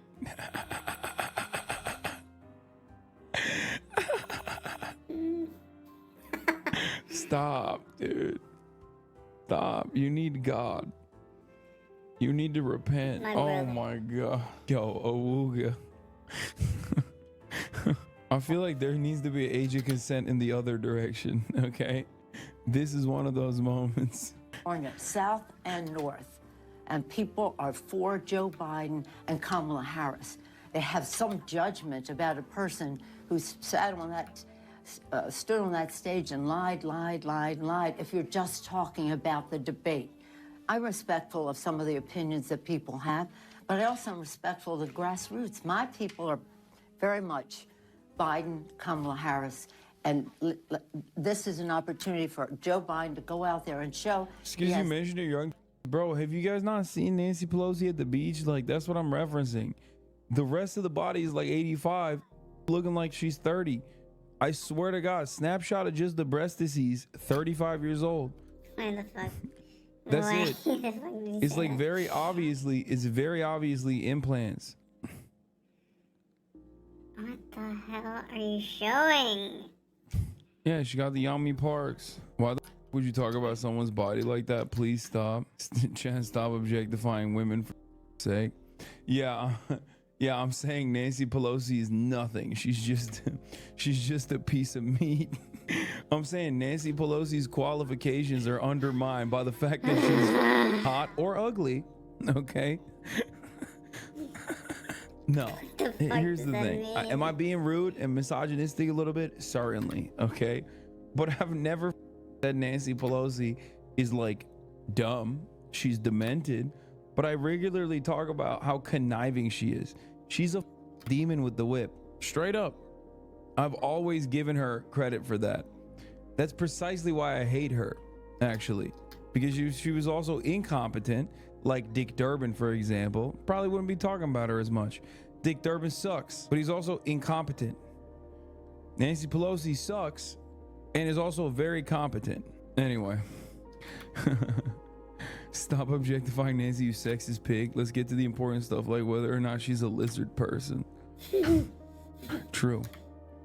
Because she is a lizard person. Stamina and the rest. And by the way, while the press, and for some reason they don't, there are healthcare professionals who think that Trump has dementia, that his connection, his thoughts do not go together. I'm sorry, Nancy, you are the worst person to be making this argument right now. The David Pakman. Like, at least David is a good person to make this argument. Because, you know, he's not 800 years old. A lot of people are saying Trump has dementia. Good technique. Yeah, no, you're right. Like, Trump is insane, okay? He's an insane person. He's a very incompetent person. He's a very selfish person, okay? All of these things are true. And yet, it don't matter because everyone can look at Donald Trump and look at Joe Biden and go, oh my God, one of these guys is significantly in a worse state. Okay, that's it. That's it. Like, and this is what I've been saying day one. And it's not like it's a done deal. It's not like it's a done deal. That's why people are like, bro, please save the Democratic Party. Please, what the are you guys doing? Like, people that care about the Democratic Party's prospects significantly more than me, like the Pod Johns, are saying that. Okay. Like, I've given up. I'm black-pilled, okay? I'm gonna be honest. It's just I've seen too many of these. I've seen too many of these elections come and go. I know that these guys are the worst. I know that they don't give a f about anything, and they certainly don't give a f about winning elections. Like, they don't give a f about it. Because if they did, they would fire some people, okay? Every now and then. It's crazy. He just lies. He doesn't even know the truth.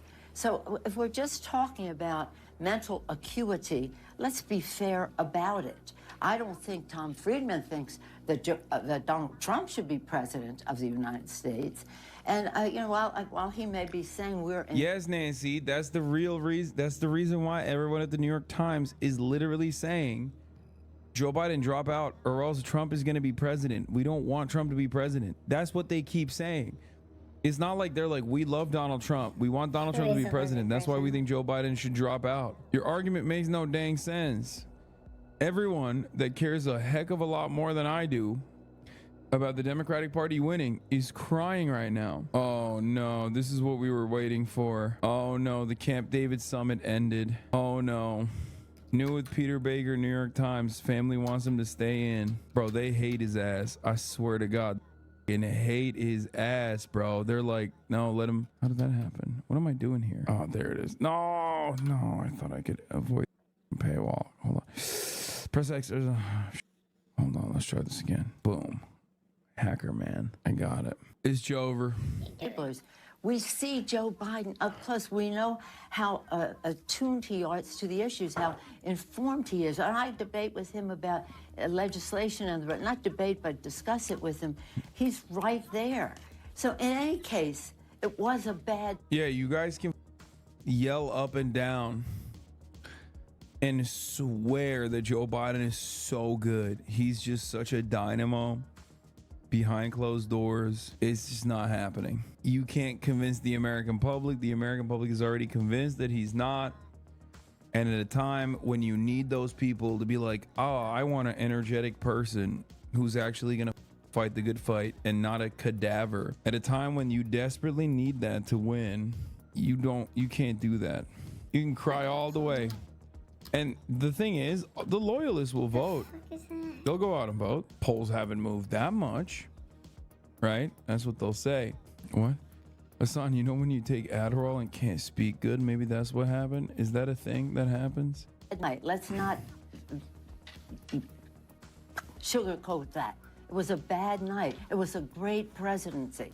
And that's what the American people have to choose. A night where somebody's going to just misrepresent the facts completely, and then you're on your guard. The other person has to negate that, or again, it was a bad night. Let's move on from that. It's all an opportunity. Our members have been very thoughtful. They're very. It's just such a massive L too, because they personally thought that this was gonna be a banger. Biden was gonna go out there, he was gonna be fine, and then he wasn't. And then now they're like, just move on from it. It's like, bro, you put it together. Okay. The Democratic Party, Joe Biden re-election campaign suggested that there should be a debate Democrat. at the date that it was done at, early, specifically so that people would go, yeah, see, all the rumors about his mental faculties declining. It's unfounded, and he failed to deliver on that. Bro, she's having a stroke trying to explain how capable Biden is. But that's because Nancy's also old too. Nancy Pelosi, also very old. Simple as. Literally, that's why she's like the worst person. That means She's Joe the worst Biden person to is make who I'm this voting argument for. in general. That's who I'm voting for. Because of how old she is, but also she shouldn't be in office either. Concerned about a president who would lie the way they do, and then the Republicans just go embrace those misrepresentations. Let me ask you about those members, because there are House and Senate Democrats. Listen, if she It's wasn't not the prettiest election. she was at home retiring But with her it's, you know, $700 million, being the phenomenal stock trader she is. It's just a Her husband would not be choice cruising between around either looking for those gay two. sex with the legs of David DePipe. Okay? Fix your life. That's just a Okay? choice you gotta make. Your husband, Paul, is driving drunk on his porch You know, we live in America, so you don't have to vote. and then looking for dick.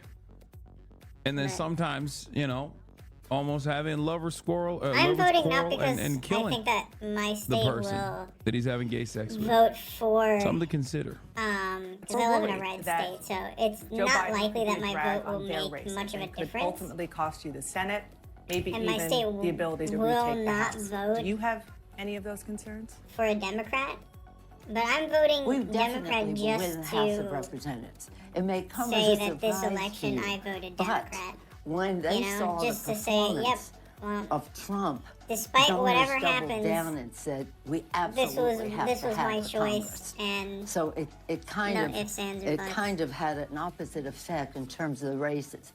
The members are always concerned about the top of the ticket. That's just the way it is. They're always concerned about the top. Are they of the more ticket. concerned now? But I don't think we. Well, we'll see. You can't make a judgment after one night. We'll just see. As Hakeem has said, we'll have our discussions as we go forward. But how do we walk away from a record of great performance on the part of this president with a promise to do more in terms of all the issues we talked about, and what we like to see, us and some of the women's caucus, womenomics, where women in the workplace, where we have family and medical leave, where we have affordable child care, where we have home health care for women who are caregivers. Men are caregivers too, so that we can have an economy where everyone participates to the fullest and children are cared for, because it's all about the children. So it's difficult. Politics is difficult. It's never easy. Yeah, and fucking Trump is always messing up, you know, like I feel he's like messing I'm, up just as much.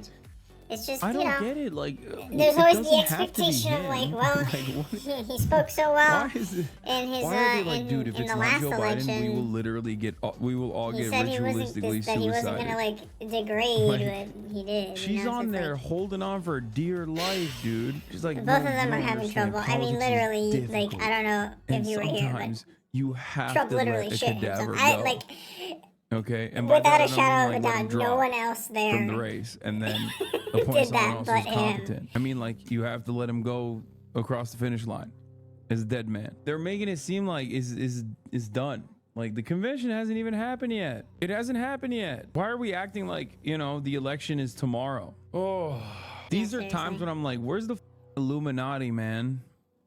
Where every dumb guy is always chirping about the Illuminati. It's like, dude, you think like, why can't the Illuminati just like assassinate Joe Biden then, if that's real? If that was a real thing, That's what they would do. They would just like swap him out with like a clone.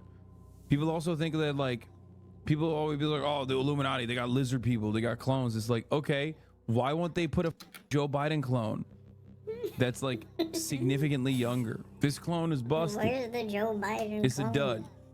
Get a new clone. Make their own decision. It wouldn't be the first time in campaigns, as long as I've been involved since I was chair of the party in the 80s, that people have not said, I'm running my own race. I'm not associated with... I'm guessing you're talking about Trump when you say that. Yeah, no. Like, that's a staple MAGA Republican thing, is to just... Even... There are MAGA Republicans that are Mexican. Like, I've seen it firsthand. They straight up will say, hey, yeah, we should definitely get rid of these people that are immigrating, because it's fucking, yeah, get rid of them. It's like, my guy, you are only in America because of immigration. Like, for the most part, like, somewhere down the line in your lineage, somebody immigrated here. And even if it was you who immigrated here, it's like, come on, man. Come on. What are you doing? Do you not have family in Mexico? Do you care about... I mean, it's not even just that. Do you just care about immigration in America? Immigration is so important. It is so important. And we don't have that many countries like that are immigrating over borders here in America.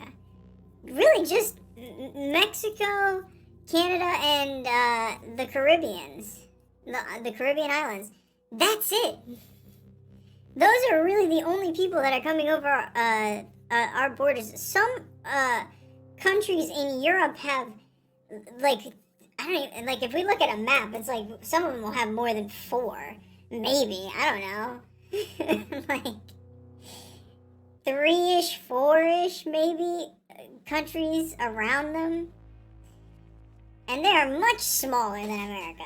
Like, much smaller. We can take some immigration. We've got a lot of room. And we got a lot of room we haven't used. Like, doesn't make any sense. We got plenty of people that want, you know, fucking workers and jobs. Like, I don't know. It's just stupid. It's just stupid. You, me, or... Yeah. Dude, how can you compare this? Oh my god. Oh my god. Yeah, it's exactly the same. It's like when in a red state, a popular Democratic senator distances themselves from the president. That's what it's like. Except we're talking about blue states, or we're talking about states that are supposed to go blue. I hate that. I hate the argument that she's making. It just has no basis in this circumstance. Top of the ticket. Yeah, just real quick, because you mentioned that you have been a party chair before. Is there even a mechanism that you think would work if President Biden did decide to step aside? You know, the campaign says that it would cause weeks of chaos and internal food fighting. Well, again, there's nothing as well as just as like, listen, Joe Biden getting... Like, I've been doing this since the 60s. Okay, food fights are good. You know, sometimes you open your mouth up in the middle of a food fight and a little cupcake comes in there. Delicious, yummy cupcake. Food fights are great. Who said food fights are bad? I love food fighting. I love food. I love kids sitting on my lap, Jack. Corn Pop was a bad guy. It was a bad dude. Foo Fighters, my favorite band. Dave Grohl. Remember what Dave Grohl said about Taylor Swift the other day? Dave Grohl, you done fought for your food. That's what you done did. I love food. Food is my favorite. My favorite fruit is corn, just like Corn Pop. Reminds me of Corn Pop. He's a bad guy. I got hairy legs. Calm like a Tom. Thank you for the 10 gifted subs. This is what we're doing. This is what she's doing.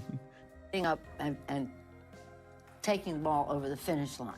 Something else could be chaotic. I don't say that to say that could never happen, because it might. I don't mean now. I mean, in history, it could.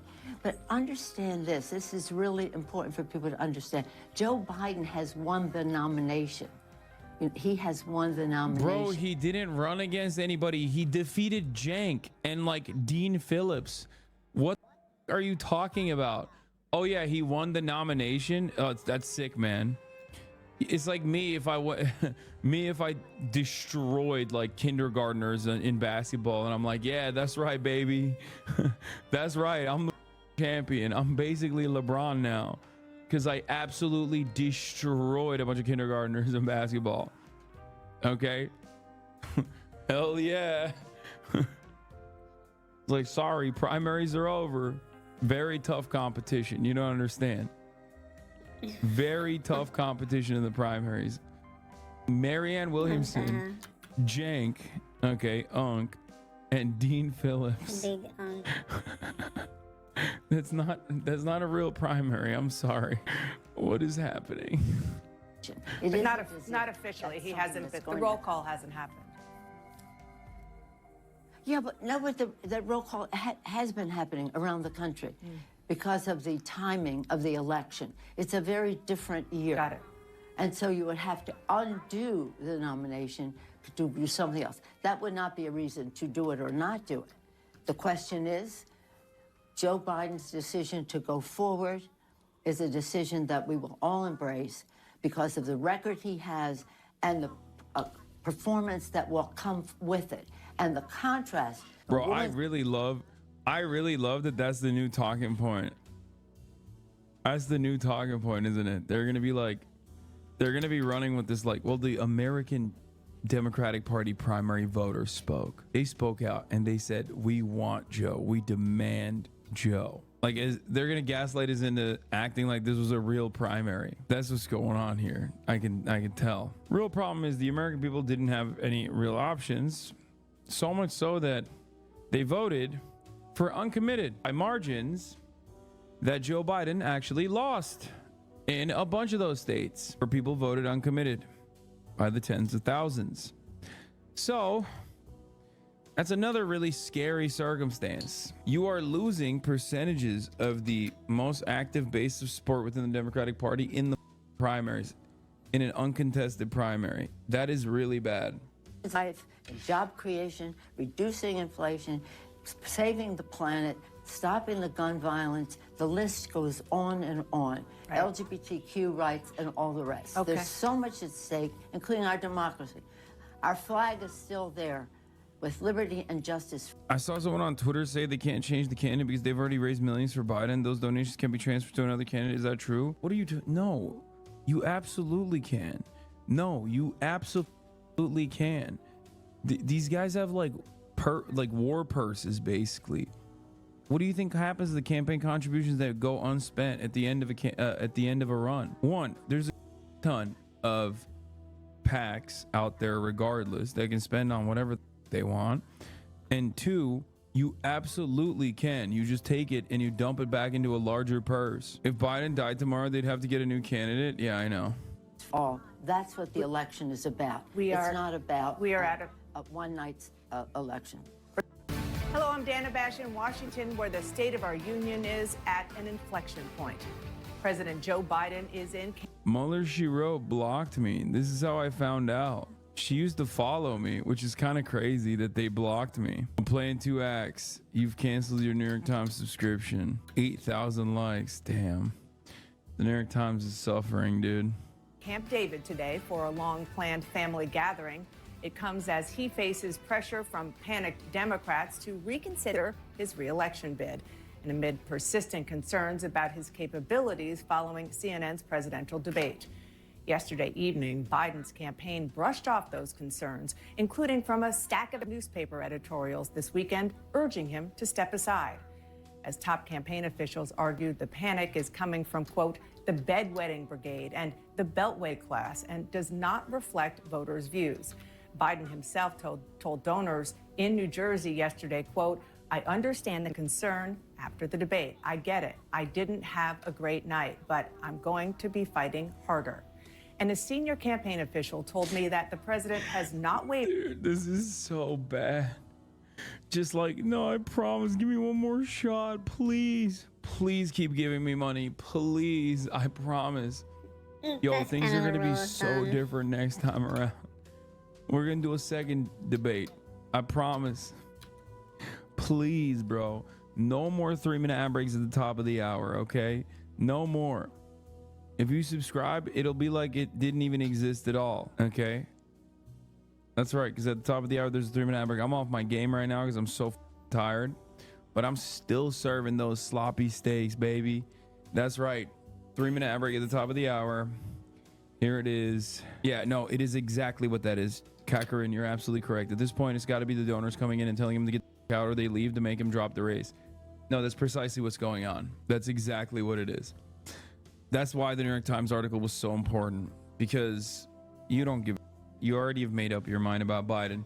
Many voters have already given up their minds about Biden.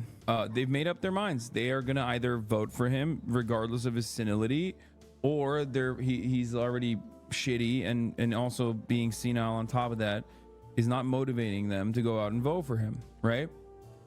The donors, on the other hand, do read the New York Times. They're the ones who want a return on that investment. They don't give you money just because they like you. They give you money because they want a return on that investment. If they no longer consider your re-election chances to be a sound investment because they don't think that you're gonna get reelected, then you're cooked. They're not gonna give you money. And then you lose the race. And then you're definitely cooked. At that point, you're cooked. You're cooked beyond recognition. Where'd you go on vacation, bro? Hope you're having fun. I'm too tired to be having fun right now. I haven't had fun yet. I just got in and I immediately went live. So Biden, you played a critical role in helping him win the nomination 4 years ago. You say Democrats need to, quote, chill out. So are you saying you have absolutely no concerns about Joe Biden's ability not only to win in November, but to be the leader of the free world for the next 4 years? Well, thank you very much for having me. I do not believe that Joe Biden has a problem leading for the next 4 years, because he's done a great job of leading for the last 3.5 years. I always say that the best predictor of future behavior is past performance. And when we look at the past performance of these two men that are the front runners in their parties, we get a lot of indication about what their future behavior would be. So Joe Biden should continue to run on this record. I do believe that we will find him, when contrasted with the record of the 4 years of Trump, to be exactly what we need going forward, not just domestically, but internationally as well. What about his performance on Thursday, though, sir? Do you understand why some Democrats, some independents who were not that interested in voting for Donald Trump and were considering voting for Joe Biden look at that and say, I just don't see it, I don't want to vote for him? What do you say to them? I would say to them, take into account the record. Yes, it was a bad performance. I've been around these things. I've been a part of debate preparation before, and I know. I'm glad that Dana Barris had the old folks home today. I hate Jim Clyburn so much. Why are we only seeing corpses? Because these are the leaders of the Democratic Party. These are the highest ranking officials in the Democratic Party. Nancy Pelosi is the former long-term majority leader, and Jim Clyburn is basically like the man for the Southern black vote, which plays a big role in the Democratic Party primaries. He's got South Carolina locked down. Hakeem Jeffries, literally Dem leader in the House, and he's MIA. It's literally a hierarchy. Like, you're supposed to show deference to the olds. Maybe people don't understand this. No, I think people have a very reasonable approach to it, where they're like, perhaps too reasonable, where they're like, what are these like old monsters still in power? Whenever the Democratic Party does some like incredibly stupid moves, like, I don't know, putting their weight behind Henry Cuellar, for example. Like you'll see this group, Clyburn, Pelosi, this squad come out. They're like the reverse squad. We don't say the gay vote, the trans vote. Please don't say it that way about the black people. It feels weird. We could start saying the gay vote. I don't know what the demographic patterns look like, but I suspect it's probably pretty similar to the black vote in general. We do say that, by the way. What do you mean we don't say it? Do we? Yeah. Yeah. Voter demographics are important. We say the youth vote too. We say the male vote, women vote, men vote, educated vote. That's like kind of how it works. It's just like their demographics. There's no way out of it. White vote. When I see what I call preparation overload, and that's exactly what was going on the other night. I saw Joe Biden grabbing for words and phrases, and even this monster, dude. Anti-Medicare for all, oversees some of the poorest districts in the country. Remember that. In numbers that he was loaded up with. Yeah, he was too good. See, Biden's problem was he was too good. The next day, he gets to North Carolina. He's freewheeling, and he captivated the audience. And that's what we should do. You know, the debate preparation can be tough, but you got to really do a good job of preparing the candidate, not just with information, but with style, with deflection, and the kinds of things that we did not see in Joe Biden the other night and saw it 4 years ago. I believe on Friday in North Carolina, he had a teleprompter, but I want to ask about something that you mentioned late last week, which is that... Why don't you hit that harder, Dana?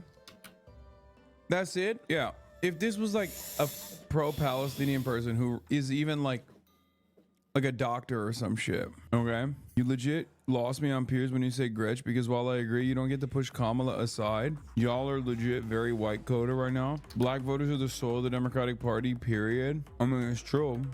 Black women in particular are the most reliable voters for the Democratic Party. But it's so funny. Kamala Harris sucks. You don't get to push Kamala aside. Kamala Harris has pushed herself aside. There's not one thing remotely positive about Kamala Harris. You intended to have a conversation with the president. Did you talk to him? And if so, was there any discussion at all about him stepping aside? I have not talked to the president since Friday. And if he asks my opinion, I will give it, as I always do. And that is very clearly, he should stay in this race. He should demonstrate it going forward, his capacity to lead the country. And I think the American people are demonstrating that. I just left the state of Florida.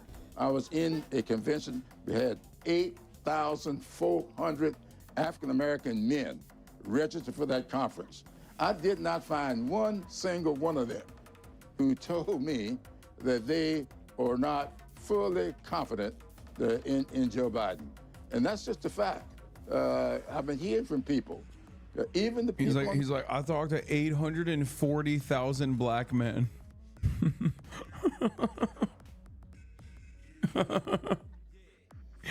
Bro, Jim Clyburn is so old.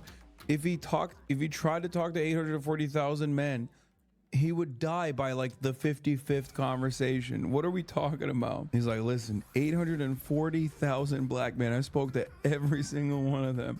Not a single one told me they think Biden is too old.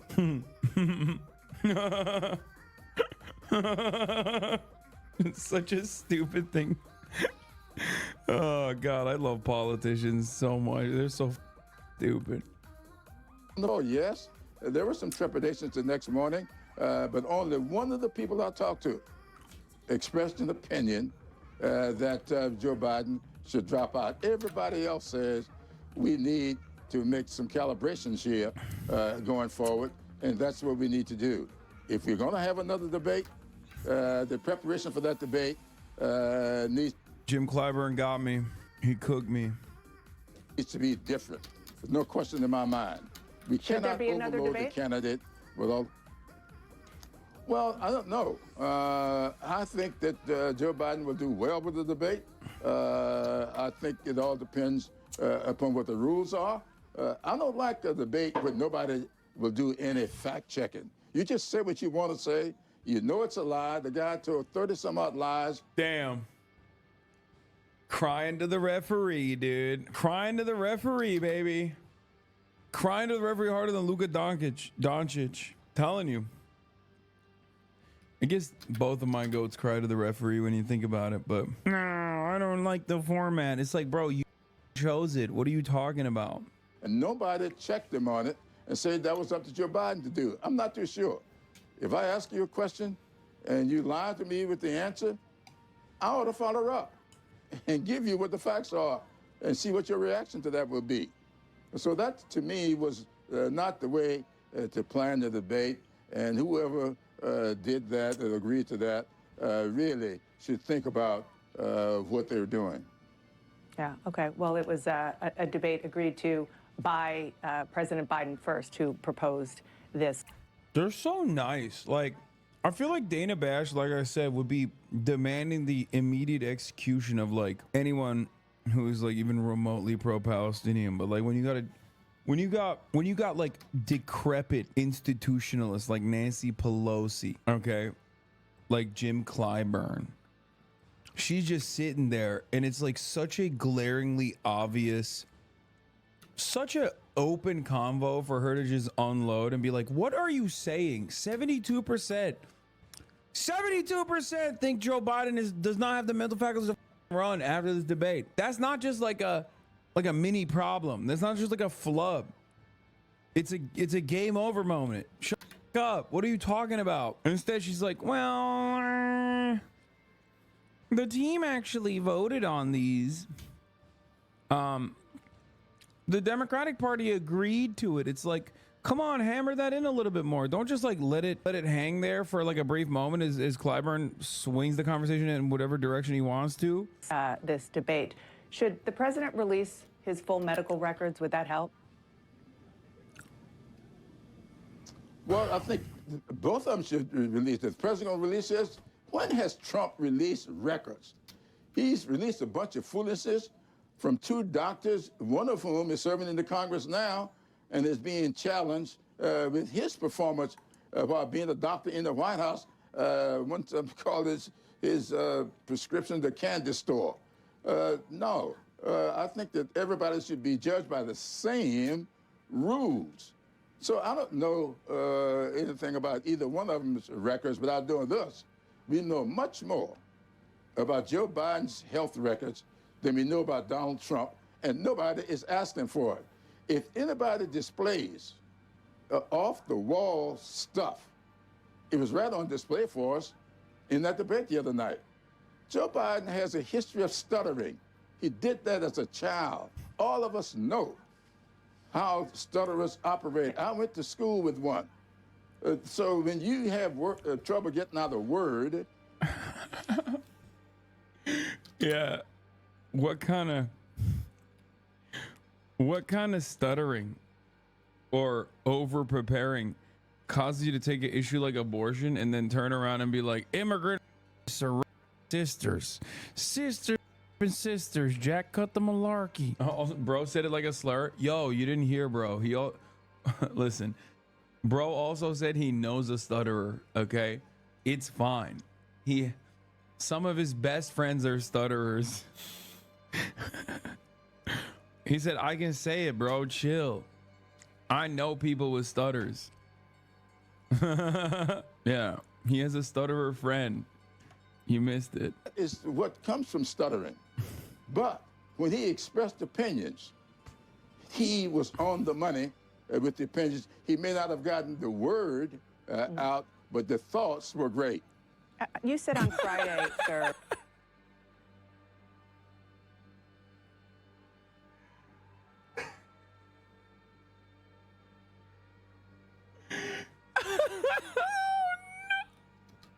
I gotta run that back. That was so good.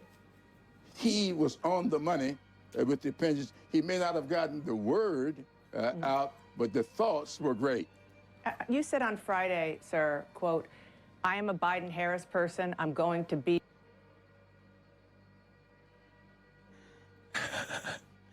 Yo, that's not healthy. I have no words. Come on, dude.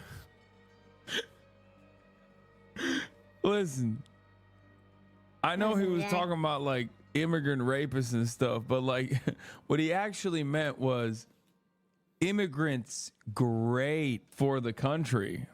That's what he meant. So the energy and the thoughts were in the correct place. He just said the exact opposite of what he was thinking. Be for Biden if Harris ain't there, and I'm going to be for Harris if Biden ain't there. Does that mean that if, I know you don't think he should, but if the president did step aside, it should be Kamala Harris who is the nominee, full stop? I'm for Biden-Harris in this campaign, and I will look at, I'm sure Biden won't be there the next time, which means Harris might be. That's for the next election. I want to quickly give you the opportunity to respond to something that Donald Trump said on the debate stage about undocumented immigrants, rather. They're taking black jobs now, and it could be 18, it could be 19, and even 20 million people. They're taking black jobs, and they're taking Hispanic jobs. What's your reaction to that?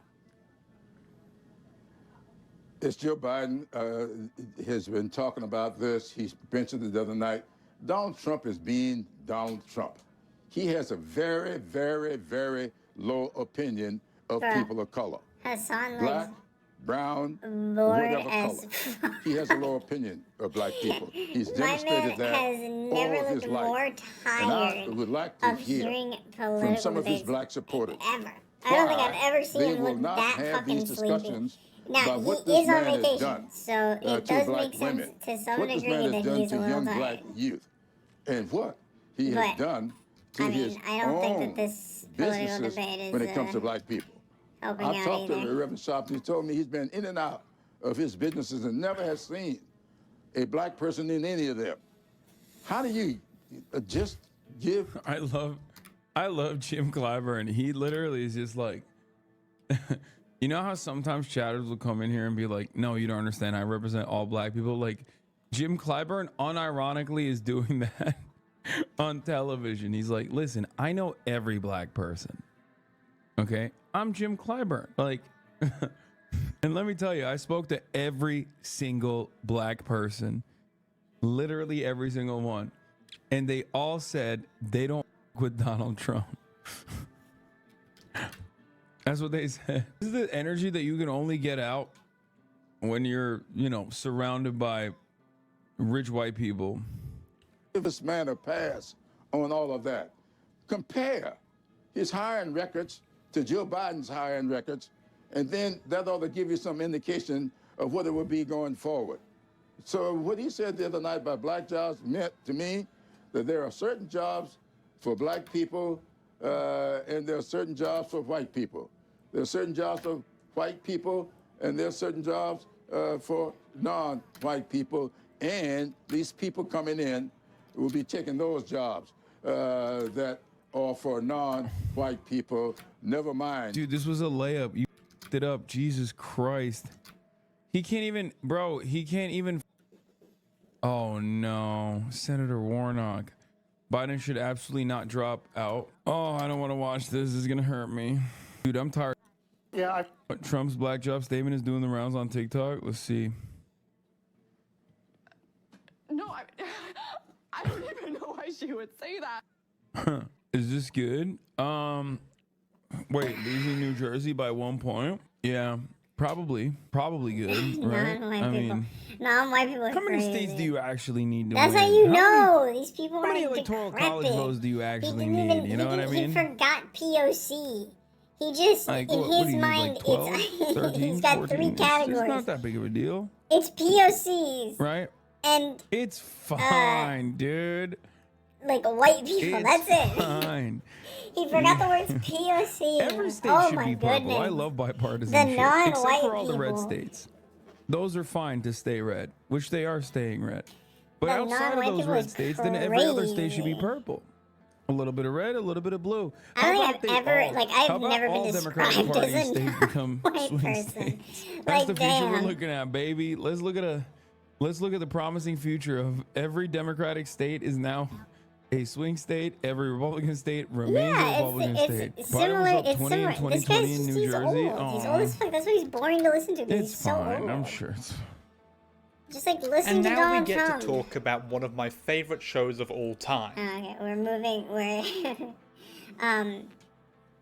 No, it's just like Donald Trump. It's so boring to have to hear these old people complain about like the most mundane shit. It's so fucking annoying.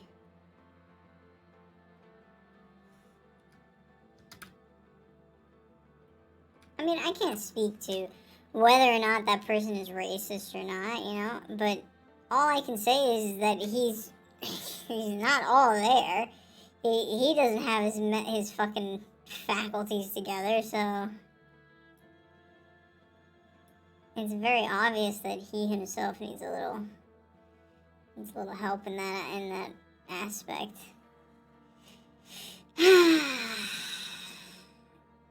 So fucking stupid. He honestly did not, and that's very sad. That is a very sad reality that we live in.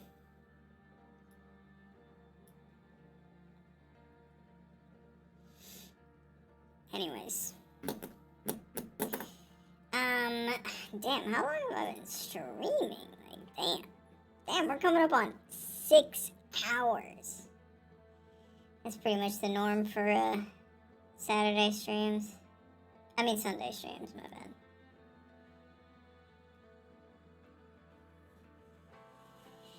I'm in the East Coast, so probably around 10-ish. I'm gonna close out the stream if, you know, let's say like my friend doesn't show up or anything. Probably around 10-ish.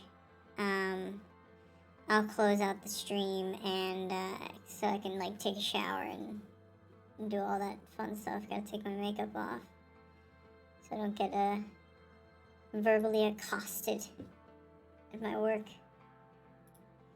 I mean, it's so much politics. I think we need like a refresher. I think we need like something to refresh us.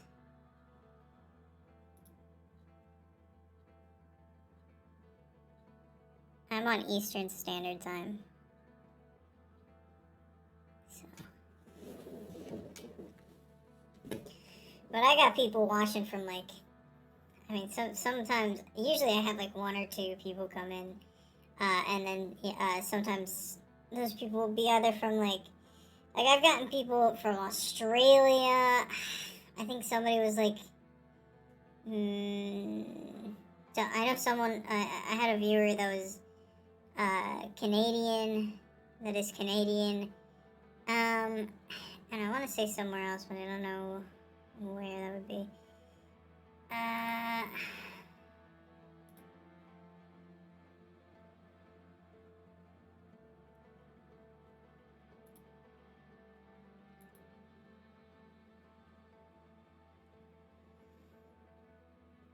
Let's see here.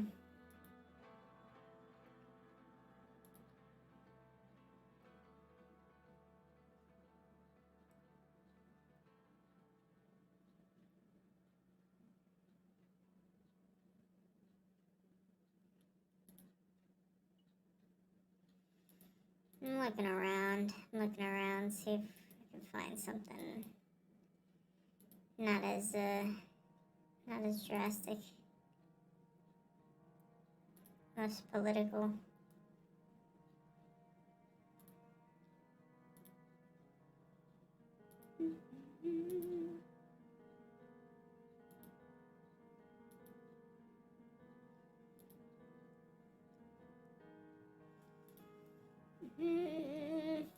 Let's see here.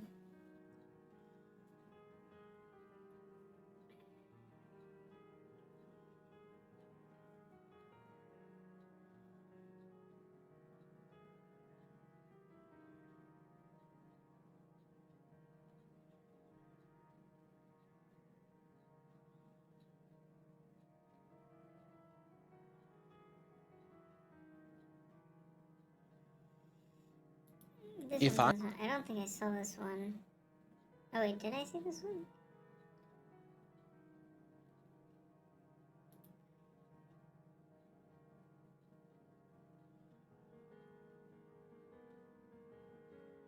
Hold up.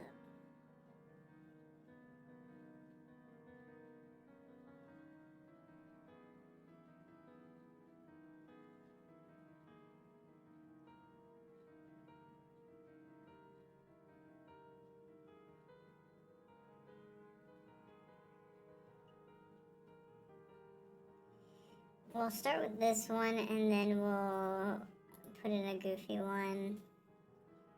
And then we'll watch this one, which is a little more political. Anyways.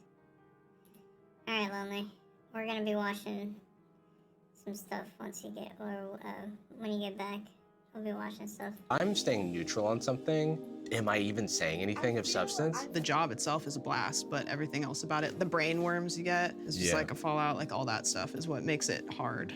I have like immense privilege being a man on the internet. If you and I criticize the same dude, oftentimes you will get a reaction and I won't. I make people really angry for some reason.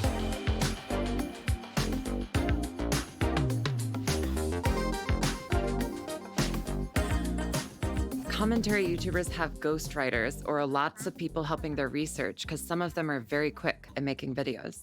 I definitely use researchers, but also a lot of the research just comes from getting DMs from people. If someone's posting super frequently, like Philip DeFranco is like has a whole team to do research and scripting and all that stuff to like make the whole machine run. That'd be the dream. I have had somebody like go through TikToks and watch them and send the most relevant ones to me. Otherwise, you're just scrolling on TikTok for hours and hours, and it just keeps going, and I keep getting deeper and deeper. Yeah, my personal TikTok, I feel like, is not relevant content that I would want to make a video about either. Right. Like, I'm just getting like soap carving TikToks. I have burner accounts that I try to imagine a person that is bad, that has bad taste. So you just linger on the video. And then I if you think it's linger, I'll bad. like let it watch a bad video. It'll be like, just let it women are loop. bad and here's why. And then I just sit it there.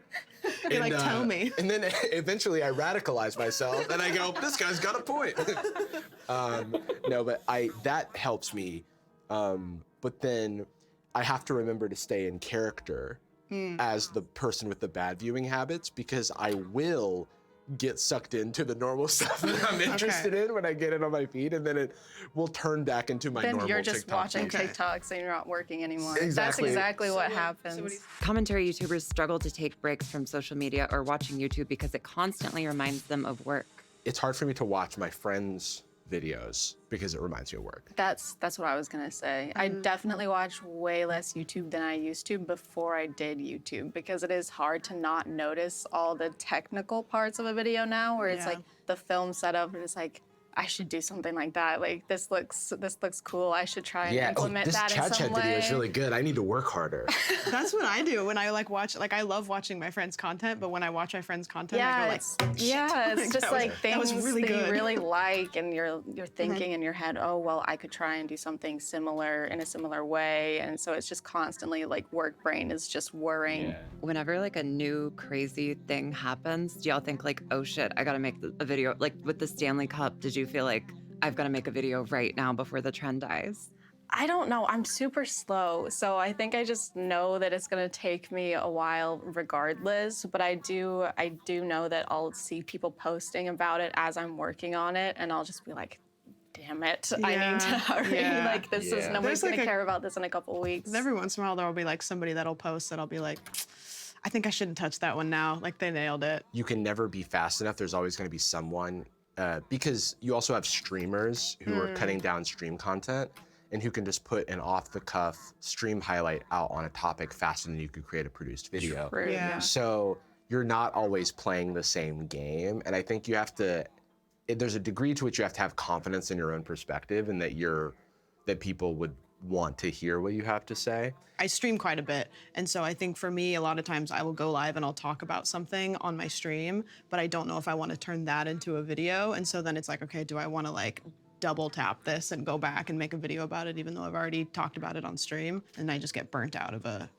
subject before I even make a video about it. When I make commentary videos, I have an alt account, and sometimes I will make them live on my alt account because I feel more confident doing it in front of people. When I do it off camera, sometimes I feel like it comes off too scripted. I think something I've been working on is not repeating the same thing over and over again, because once you've said it 5 times, it's gonna sound a lot more scripted. It's like it sounds more and more scripted the more times you say it. Yeah. So I've been working on like just relaxing and just doing it and saying it like a couple times and then moving on. All commentary YouTubers have a super secret group chat where they discuss what topic to cover on their other channels. We should say yes. Yes, we do. Yeah.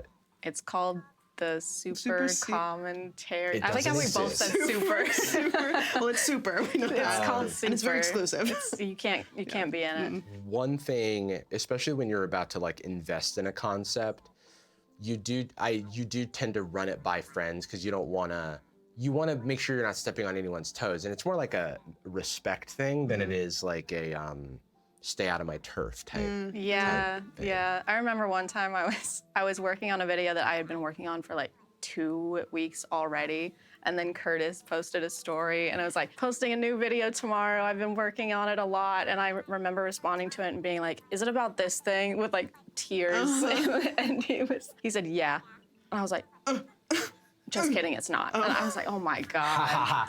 I did have that experience. So I was working on this video, and then for ad reasons, it had to be held because we hadn't gotten approval. And so the video held back one day, and in that one day, Danny Gonzalez put out a video on the exact same topic. And so it comes out the next day, and people genuinely thought I had copied him. Oh, you did copy him, yeah, that makes sense. Yeah, because it took you was made a one whole day. video in one Right. day. Yeah. Script and filmed crazy and you did that. edited and got brand approval in 24 hours. But I think that like people, I don't mind covering the same, depends on the timing, but I usually don't mind covering the same thing as someone else because if I have another take on it or I have my own perspective, but don't want to try to steal someone's thunder also. Yeah, I think that like most commentary YouTubers that I know are pretty cool about like, it doesn't matter if somebody like covers the same thing because everybody just has their own like flavor so much, that it seems to be fine. I also like, I'll usually reach out to you a lot as like my ethics checker. I'll reach out and I'll be like, am I being offensive? Like, is this like, and should I say yes, please Yes, you are. Yeah, so that's why I haven't posted a video in 6 months. Yeah, I'm keeping you all safe. Thank you. Araki says, honestly, it's not that difficult of a job to be a commentary YouTuber. I think the large majority of them just parrot out the topic and don't provide much. Depends on what provide much means, but it's not a difficult job objectively, right? It's not like hard labor. So I'm not gonna go to bat for like this being a very difficult job. No, like It's a creative field, I worked when I was younger, like before I was working in customer service or this job, I was a plumber's assistant. So I was like digging like in the dirt and in rocks, and that's definitely harder than this. Yeah. But I still work hard on this. Right. So they're very different. They're very different. I think when it comes to fields like content creation, the difficulty doesn't come in the craft you're making, but all the peripheral stuff.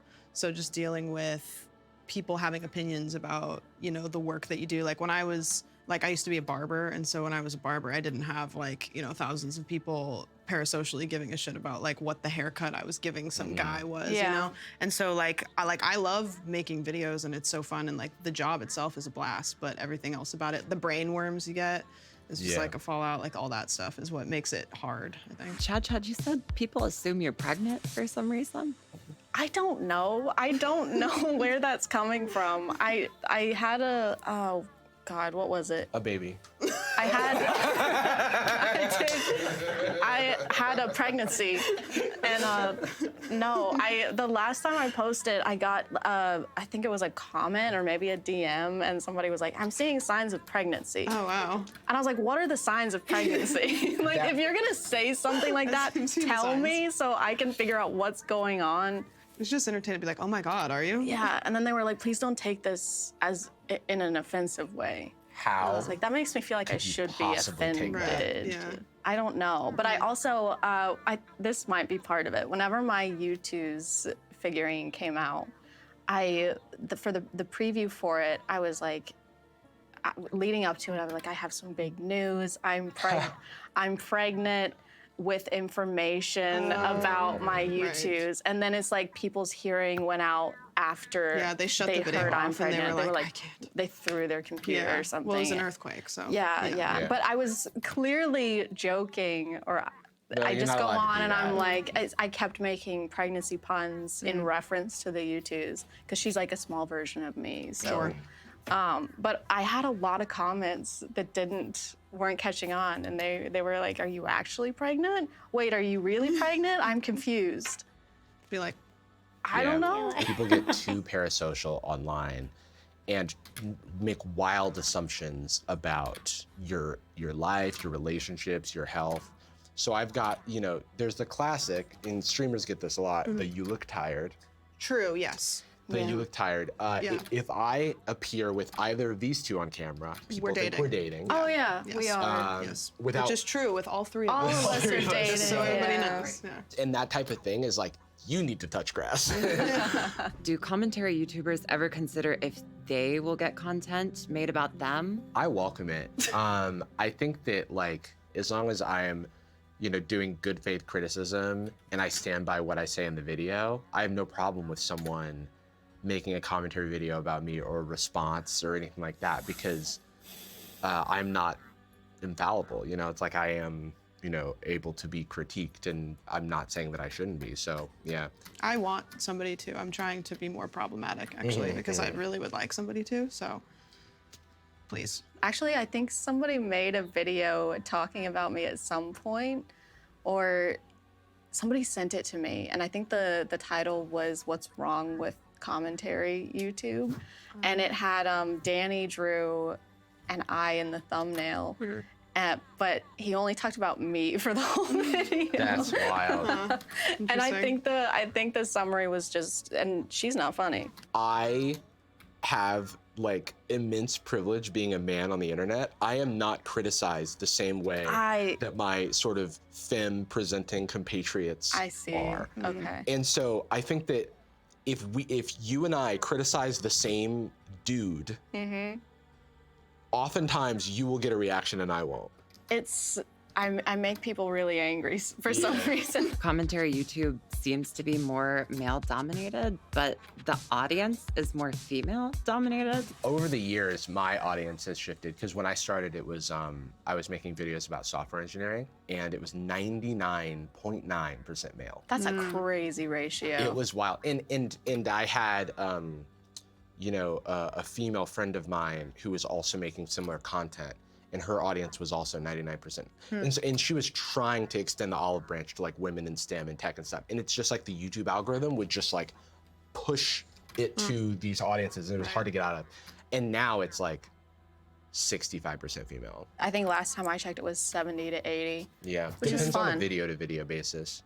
Mine's leaning more towards men, but mine can dip into video game content, and women don't play video games. Right, No. they're not allowed. We're not allowed to. Yeah, only Bejeweled. Right, exactly. Yes. Candy Crush, Candy maybe. Crush. Yeah, I exactly. love Candy Crush. That is true. I think that to that point, though, I, as a guy, and in the current landscape of young men online and the types of content that are appealing to young men, I am trying to figure out how to be more accessible or more kind of extend that olive branch to those people, because they are impressionable. And I do think that if you have a dissenting voice from a guy, unfortunately, as a young person, you might be more inclined to listen to somebody who looks like you or has a similar life experience. And I don't want to just be kind of preaching to the choir, exclusively talking to women about weird guys on the internet. Yeah. You know what I mean? Yeah. I talked about that subreddit that was called what was it called? It was Rate My Looks or something. It was called like True Ratings or Objective Attractiveness Rating or whatever. When I talked about that subreddit, I told about my own experience with my own body image and things like that, like as a guy, and tried to sort of be empathetic because I understand that a lot of like young men online are getting dunked on. But when I exposed that little bit of vulnerability, I got so many DMs from guys who were like, how can I be confident in myself? And I was like, wow, like there are real people who you're reaching with this stuff who need to be heard. I would say as a woman who watches commentary YouTube, it's nice to like see a man speak on the misogyny of like those podcasts, because I feel like you don't really see that very much. 100%. However, the dissenting critique of a man doing that, for a woman, it's like, these women, you know, they're just saying stuff. And for a guy, it's like, you just want the approval of women.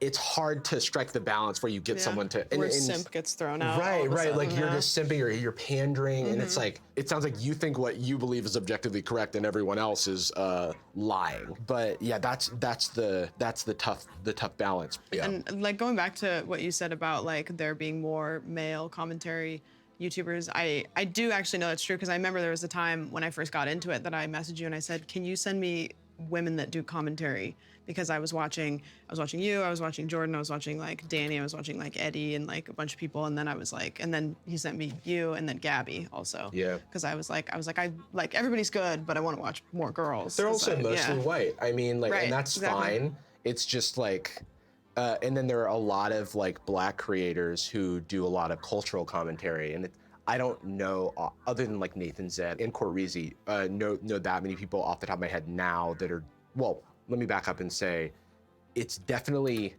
getting better, but if you go back to 2016, it's like almost exclusively white male dominated. Yeah, 100%. How do they walk the line between giving their opinion on things they cover or staying neutral on the topic? And how do they decide which to do?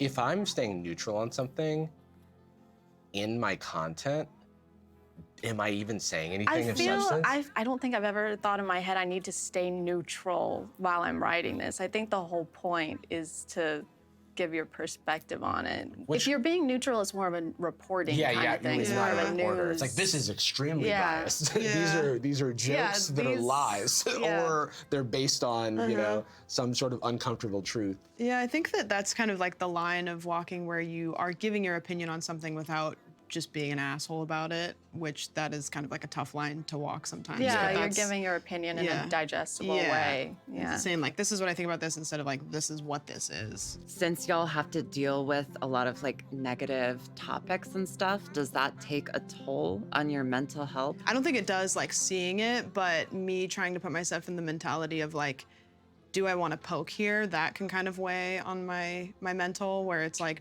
if I poke this, is this gonna like eat me up? Because all the time leading up to posting the video, am I gonna think like, is this gonna blast me? Like, is this gonna make me look terrible? Like, am I poking in the wrong like place? That kind of stuff. But seeing it, not so much. I mean, it depends on the weight of the topic, but I've definitely had some people that I've talked about where watching their content in such long periods does start to get on my nerves, and it's like, I can't wait for this to be done, and that definitely starts to wear on you eventually. A good chunk of their weeks are often filled with brainstorming, and in parentheses, doing nothing. I feel like I'm always brainstorming. I think that's just true about creative work in general. You can't turn it off. I mean, I can't. I don't know about you guys. I can turn it off, but like I think that you have to be doing nothing to some extent to have like thoughts like pop in your brain. I love brainstorming and driving, because I can't get distracted, so I can just drive and be in like my mind palace and just like cooking. Well, it would be strange if you were just like sitting and not doing anything in a room. I feel like that would be scary. It's just a constant thing. Brainstorming or like thinking about topics is just something that's kind of happening in the background of every day, even when I'm working on other stuff. Yeah. And so popping out your notes app. Like you just like in your notes app, jot it down. Writing something down, laptop, whatever you have closest to. It's just like a constant thing going on in the midst of other things for me. They spend 2 hours writing one sentence of a script. Sometimes. It sucks, but sometimes, yeah. It's usually like the first one of the video. The very first sentence. Really? 2 hours? It'll be like 10 minutes, and then you'll go to do something else, and then 10 more minutes, and you do something else, and then the next day Or it'll just come like back. rewriting or reworking Rewriting stuff. over and over and over again. Sometimes I'll just get such severe writer's block that I'll literally be sitting in front of a computer just getting progressively more pissed at myself. Yeah. I start talking louder. I'll start reading it What is louder. happening? Why is nothing coming out? I get into moods where I hate everything that I write. Exactly. yeah. And then I'm not sure if I'm supposed to keep going or if I'm supposed to step away. Yeah, it's like I should step away, but I'm not gonna enjoy anything I'm doing away from this computer because Yeah. I'm gonna be thinking about how I should be here. Yeah. That's when sending it to other people can be really helpful, but I also just will try to power through it and then just get mad at myself. I write the bad version of stuff a lot. That's good. Where yeah. it's like, okay, I need to get from point A to point B. The word So I'm vomit. gonna Yeah, write like the word vomit is shittiest fun. possible way Yeah. to get me there. And that helps like unblock that moment. But then sometimes you're still staring at the shitty version and you're going, this is really shitty. Yeah. And I don't know what to do about it. I love that method. It's the write something bad. It's just like write something. Because there's the thought that the something good is like behind a bunch of stuff Well, that's yeah, it's bad, like so you your just have to stream get it of out. consciousness, and you're just kind of chopping away at the Yeah, block. exactly. Yeah, that's I call it like the word vomit take, where it's like you just like it's like shut up, sit down, just like write. Even if you write a sentence, because what'll happen is you'll be writing and then you'll get stuck on a sentence and you're like that sounds like shit, and then it's like don't just keep going, just like keep writing and then come back to it. Because if you get stuck on it, sometimes. I mean, I have like so many scripts that are just in my computer that are dead. Sexually Active Toyota says, do they consider themselves chronically online? If yes, how has that affected their social life? Yeah, I'd say I'm chronically online. Yeah, I would say I'll sometimes forget which group I'm in and make a reference to something that happened on Twitter that morning at 9 a.m. and then True. forget that nobody knows about it yet. Yeah. I said poggers to my landlord the other day. Oh my god. This is a support group for Was that he chill? now. With, Yep. Was he chill with that? He was chill. He said the other day, he said that's a dub. Oh yeah. So Oh. he did, He's- yes. He's in on it. Yes. Yeah. He's there. He You- gets you it. said we've got a leak at the house, and he said F's in the He chat. said that's an L. Sometimes it does feel like I don't have anything to talk about whenever I've been working for a week straight on a video and I've only been on the internet, and then I see people in True. real life and I'm like, hello. I know. what's happening in real life? When someone asks how you're doing and all you've done is like be on the internet and work, Yeah. and you're like, ooh, stuff. I've been just doing stuff. Rolling out of bed and staring at a computer. Or, Yeah. How do y'all avoid like coming off like you're punching down? I think one thing to remind myself is you can criticize an action without criticizing a person, but in general, I try to just not, like if someone's like, you should talk about this weird guy online, and they're super duper wacky. This person thinks they're dating Michael Jackson, and they make videos or they make TikToks about it, and I look and they have 4,000 followers. Yeah. I'm not gonna touch that. No. Yeah. But if it's like a bunch of people commenting on a thing and that's already gone super viral and it's important for the argument, I usually don't feel like my footprint, especially the nature of how I'm covering it, is gonna like negatively impact that person. I try to steer away from singling out one person. Like I have talked about an individual's account before, but it's not my preference to do that. I much prefer to talk about like a genre of content or a trend or a bunch of people who are kind of have something going on in unison with each other that they're all talking about. I just try to avoid, or like a company, like the Stanley Cups or Company's easy. companies. I love You can never punch down to a that where corporation. you're not singling someone out Yeah. and directing all that attention towards them. I like it when it's something that everybody already knows about. We just had streamers in, and they wanted to ask y'all how you feel whenever a streamer reacts to your videos. Yeah, ask them if they like when people react to their videos and how it benefits their channels versus doesn't. It depends like if they're like, I'm gonna go off to the bathroom. Yeah, it does depend on how they're watching it. I personally don't mind. I think of it as like a compliment, but I'm at a position where I don't feel like my potential viewership is being siphoned away. And I think that one of the more nuanced issues here is that if a large creator watches this thing and doesn't do the proper attributions, and maybe they just watch it, it can become a market replacement for the original if they were to put it on YouTube also. So now it's competing in the same place, in the same space, and with the same algorithm, often with the same title, often with a similar thumbnail with the face of the streamer, often taking away real estate from the face or whatever of the original person. And I think that that's where you get into strange territory, because usually that is not transformative. Like Hassan watches my videos on stream a lot, and I'm honored, but also can't watch them because I personally, watching someone watch me is like nails on a chalkboard. Yeah, I can't watch that either. I don't usually watch when people react to my stuff, so I don't know. But I think I agree with what you said, like where you're at the point where it's not stealing or taking away from your audience or potential audience. But yeah, definitely. I remember being smaller and sometimes seeing that maybe a video that popped off was being reacted to and they're not saying anything, and then it's like full screen so you can't see my channel name, and maybe they're eating or they're on their phone, and it's like, what's happening here? Yeah, I see that a lot with people that are streaming for like long periods of time. They'll just like throw YouTube videos on and stuff like that, and I don't know, like Twitch is just kind of like no man's land with that, but I think that there's another step that a lot of people take where they'll watch a video on stream, they'll sit there and they'll eat something, then they'll take that recording, put it on YouTube, and then not credit the original video, and that's kind of I'm not transforming anything. Okay, so I have a comment from a fan who had a bad experience with Sam, and then someone else responded about Jarvis. Spicy. What is wrong with you So this comes from Trav. I saw Sandwich at the grocery store the other day. I told her how cool it was to meet her in person, but I didn't want to be weird and bother her and ask for photos or anything. She said, "Oh, like you're doing now?" I was taken aback. All I could say was, "Huh?" But she kept cutting me off and going, "Huh, huh, huh," and closing her hand shut in front of my face. I am so sorry, and yes, 100% that did happen, and Jarvis was there. I was there. Yeah. Well, wait, someone responded, "When I met Jarvis, he told me to off." Yeah. That's true, that happened. Pushed me to the ground and started stomping on my face. I did do that. Yeah. Yeah. Yeah, he's known for that. I will say people are so, people are so respectful to me in public. While you're stomping on them. While I'm stomping on them. They're like, still a big fan of the videos. No, but like I will often like. Trying my best. Recently I've been like at a coffee shop or like eating or drinking, and then somebody will be like, "Hey, are you Jarvis?" I'll be like, "Yeah, hey, how's it going?" And they're like, "Just wanted to say hi," and then they like run away. And I'm like, "Oh, this is like a nice interaction." I didn't feel like I ruined it for them, because that would be my fear. Yeah. Because whenever you meet somebody in person, you're like, "Oh God, I have to like make this a positive experience.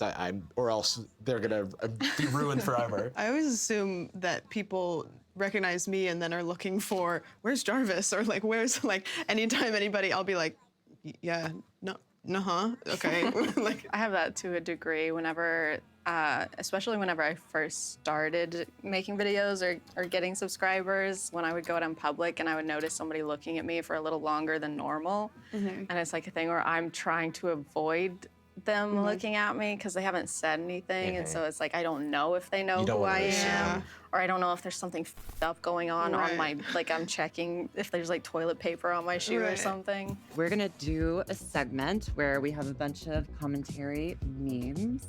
Ooh. And we're gonna have y'all create a tier list. 5-minute crafts, completely broken phone, toothpaste. I'm not a big meme guy. I don't look at the memes. No. I just feel like I'm a very harsh critic of memes, let me say. You're a meme connoisseur. I'm a meme connoisseur. You're too likes good the high for arts of memes. Yeah, the high art He of likes memes. the tasteful ones, the fancy. So this is almost directly based on like a 5-minute crafts thumbnail. You're analyzing it. I give it a C. I don't. It's fine. Nobody life hack videos. That's real. They do be doing that. Do you think it's like a metaphor because it's like an apple and then it's an apple? Oh, that's fun. Yeah, peeling an apple with an apple. Yeah, if it was an Android, that would have been really deep. I C. think it's a C, yeah. Oh. Oh, corporate needs you to find the difference between this picture and this picture. They're the same picture. I'm in this one, so I like this one. Yeah. I'm gonna say this is an S. Okay. This is a good one. I would give this a B, but it would have been an A if there were two of this guy. I see what you mean. There should be two of me also. Yeah. But then you'd be Chad. Yeah. I gave a B, you gave an S. I give it, that's the best one, yeah. Sigma Alpha. 15 signs you're a Sigma male. Super rare. This is better than Alpha. So this is funny this is a Facebook because meme. this is a real, like, I know that the Super rare. the meme of this like thumbnail is a Why meme. is there a capybara? Like the capybara is not there, but this title is real. Like these are a real brand. What do you mean? Video. He's right there. That's true. Yeah, I can't deny that. In He's that a case, I have to Sigma. give it an S. I'm gonna give this one an S. No one. Commentary YouTubers. The problem with God. 62,000 views. Yeah. I like the 50% like to dislike ratio. Yeah. Well, in that case, I'll give it an S. All right. Sure. S for sure. S for sure. Yeah. YouTube reaction video starter pack. And then it's a photo of the like hog face, or what do we call this face? That's the pog face. And then wow, are these real? That's Yes. crazy. Always this face. Arrow, circle, Karen's to win. I love Keith's far. face is Yeah. usually reaction to a weird documentary or Darman video. That's me. That's a shot directly at me. That is you. Design fails, people who had one job and failed. I do love a red arrow or a circle. Yeah. I do. I like started using them ironically. I don't always use them, but it's fun. Can you guys do these? No, my mouth doesn't open that big. Look at how big Keith's mouth opens up. That's really big. Let me try. Do it right now. That's small. That's as big as I can do. That's not. Don't You make can fun do- of my. You're better than All right, this. here we go. Come on. No. Keep going. Yep. That's fine. That's. No, I mean, that's you're all I got. close. One more shot. Go on. I can. What is it? All right. I give up. He pushed herself. Okay. Yeah. Take a rest. My mouth's tired. Yeah. He's tired. And damn. A because Jarvis tried really hard. I did. Get A. Today. A plus. Reading. This looks like when they give you This is just a voice critical. Commentary guy. was gonna say, it looks like- 3.2 million. More billion subscribers. Popular guy situation is crazy. Penis man situation is insane. True. Huge poop and fart and drama. This is like a voice critical meme, I guess. It's funny though, because this is really how some of these videos are. I like that this is the same picture. He's the only one who can get away with this on YouTube. little pamphlets on the airplane. talk today about the popular guy situation. It's pretty crazy. It's crazier than anything you've ever seen. It's crazier. I've never seen a bigger poopy shit fuck diaper ass in my life. It's so disgusting. I guess that's it. See ya. Bye. See ya. Yes, because I like Jarvis's impression. Commentary YouTuber starter pack. Doing a skit at the end of the video, recreating the video they've reacted to. Creating a name for their whole This audience. is a Danny Gonzalez call out, I feel. I'm gonna give this a D. It's just like not, I mean, was true at a point in time. This is maybe a previous era. Previous era. So I'll give it a P for previous Okay, era. I don't think you know the rules. I'll just let her. She's learning. Okay, she's okay. I think we're letting I'm her also get away with not too much. in it. Right, so, those are that's your rubric. I'm Am I not in it? here. Do I It's not understand about it? me. What assumptions do you have about commentary YouTubers? Jarvis Johnson judge.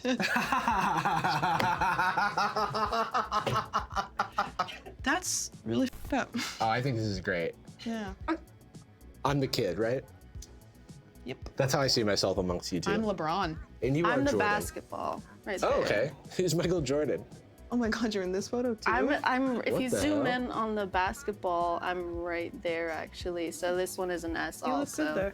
You guys didn't agree with my rating, What so we was your can't rating? move on. I think it was an S. We gotta stop giving everything an S. I don't. Okay. What is it then? A P. It's a P. Did I say P? You did say I P did say P. previously. Okay, P. for All right. previous- You agree. Previous You era. agree. Yep. All right. Then we're good. Oh wow. Yummy. I didn't realize what I was looking at. That one's gross. This is gross, but 5 Minute Crafts do be like. Why? Let me tell you. That's so disgusting. Yeah, I'm gonna give this an F for feet. I can't look at this anymore. Or A B for boil. Oh. Or perhaps an S for scab. Kind of looks like a spring roll. You know? S for spring roll. As for spring roll. Ah, yes, the rice paper of my feet. This friend group looks like the diverse cover of a college brochure. This video is shot in a peer space that we rented in Los Angeles. 'Cause When I didn't was live that? Here. 2019. 2019. It was 9 months ago. No, Oh, that okay. was, you're misremembering. Damn, I've been doing YouTube for too long. It's starting to get 9 weird. months. 9 months, that's way too much. 9 months, dude. That's like a whole That's a baby. whole baby. You know about that? Yeah, I would know everything about babies. F for friend group. Yeah, I give it an F for friend F group. for friend group. Do we want to get a general consensus on how good or bad commentary memes are? I've never seen a commentary meme before this moment. I don't think I have either. Yeah. So I'm gonna say they're bad. They're really. And there's a reason that they're hard to find. Yeah, it's true. Do better. Okay, so the week after y'all premiere, the ASM artists are gonna premiere. So do you have an assumption about ASM artists that you want us to ask them? I guess I assume they have really intricate sound setups or something. Like whenever I'm on TikTok Live, I'll see the craziest microphones with like 2 ends and it's like 3 basements down where there's no noise like ever. Yeah, and I have like 2 pairs of headphones on. Yeah. I always think with ASM artists that anytime they go anywhere and they see a weird object, they go, what would that sound like? You know, it's like you go to the flea market and you just see some like weird scratchy thing and you're like, Yeah. I want to scratch that on my skin. Yeah, whenever they, you know, we were talking about watching our friends' videos. Whenever they hear sounds, do they think of work? Yeah, exactly. They're like, wait, can you do that noise again? Can you do that noise again? Can you? How did you? Okay. It's like, wait. Any assumptions that we didn't cover that we want to get into before we wrap? That I'm a multimillionaire. That has guys, stop nobody saying asks- that about us. Nobody asks how much money I have. So. Or if y'all have questions, assumptions Oh, about yeah. each other. Where's my $20? My You have to assume assumption where it is that is. you spent my $20. My assumption is that you still haven't cash apped me. Oh yeah. It's just I keep typing in your name wrong. Yeah. Oh. Oops. Typing in one too many I chats. sent it to you, like the name. Oh, but my I lost my phone. She needs. I was using it to skin an apple. You're taking and money it away. got wet. You're taking money away from the baby. Is what you're doing. Yeah, that's true. I've got 15 kids to take care of. No. The world has been wondering what that J stands for quite a while. Does that J stand for? No. Why? Anthony, I don't know what I'm gonna do after YouTube, and that scares me. Because you feel like this is the only thing you're good at? It's the only thing I've ever been interested in. I didn't want it. I hated opening up Twitter and seeing the same image of my face, so I created a mask. Open up!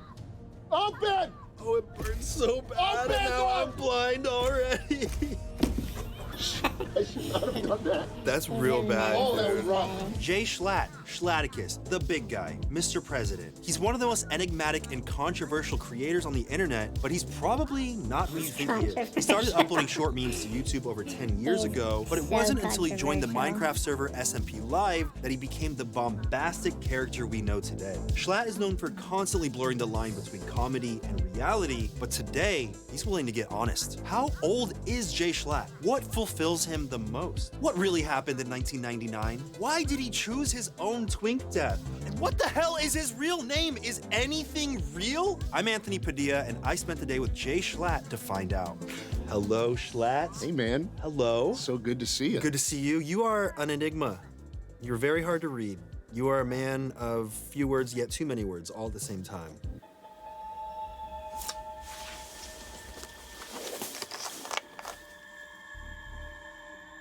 What is this, a This is a taser? 12,000 lumen flashlight. Why? Look here. What? We can do it together if you want. What, stare into this light? Yeah, 12,000 lumens. Is that like the brightness of the sun? It's brighter than most. You're gonna Come on, let's stare do into together. it? Lean in with me. Why are we looking into this? 1, 2, right here. 3. I've never had a guest blind me before, but okay.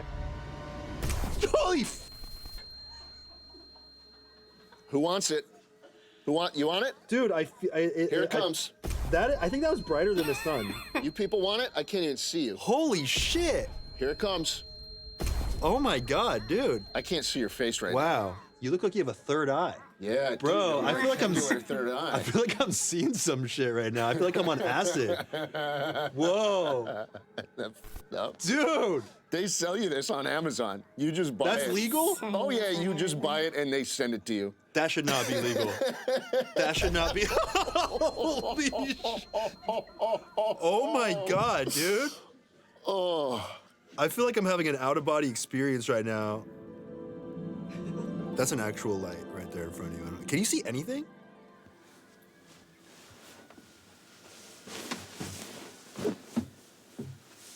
You're just a blue rectangle.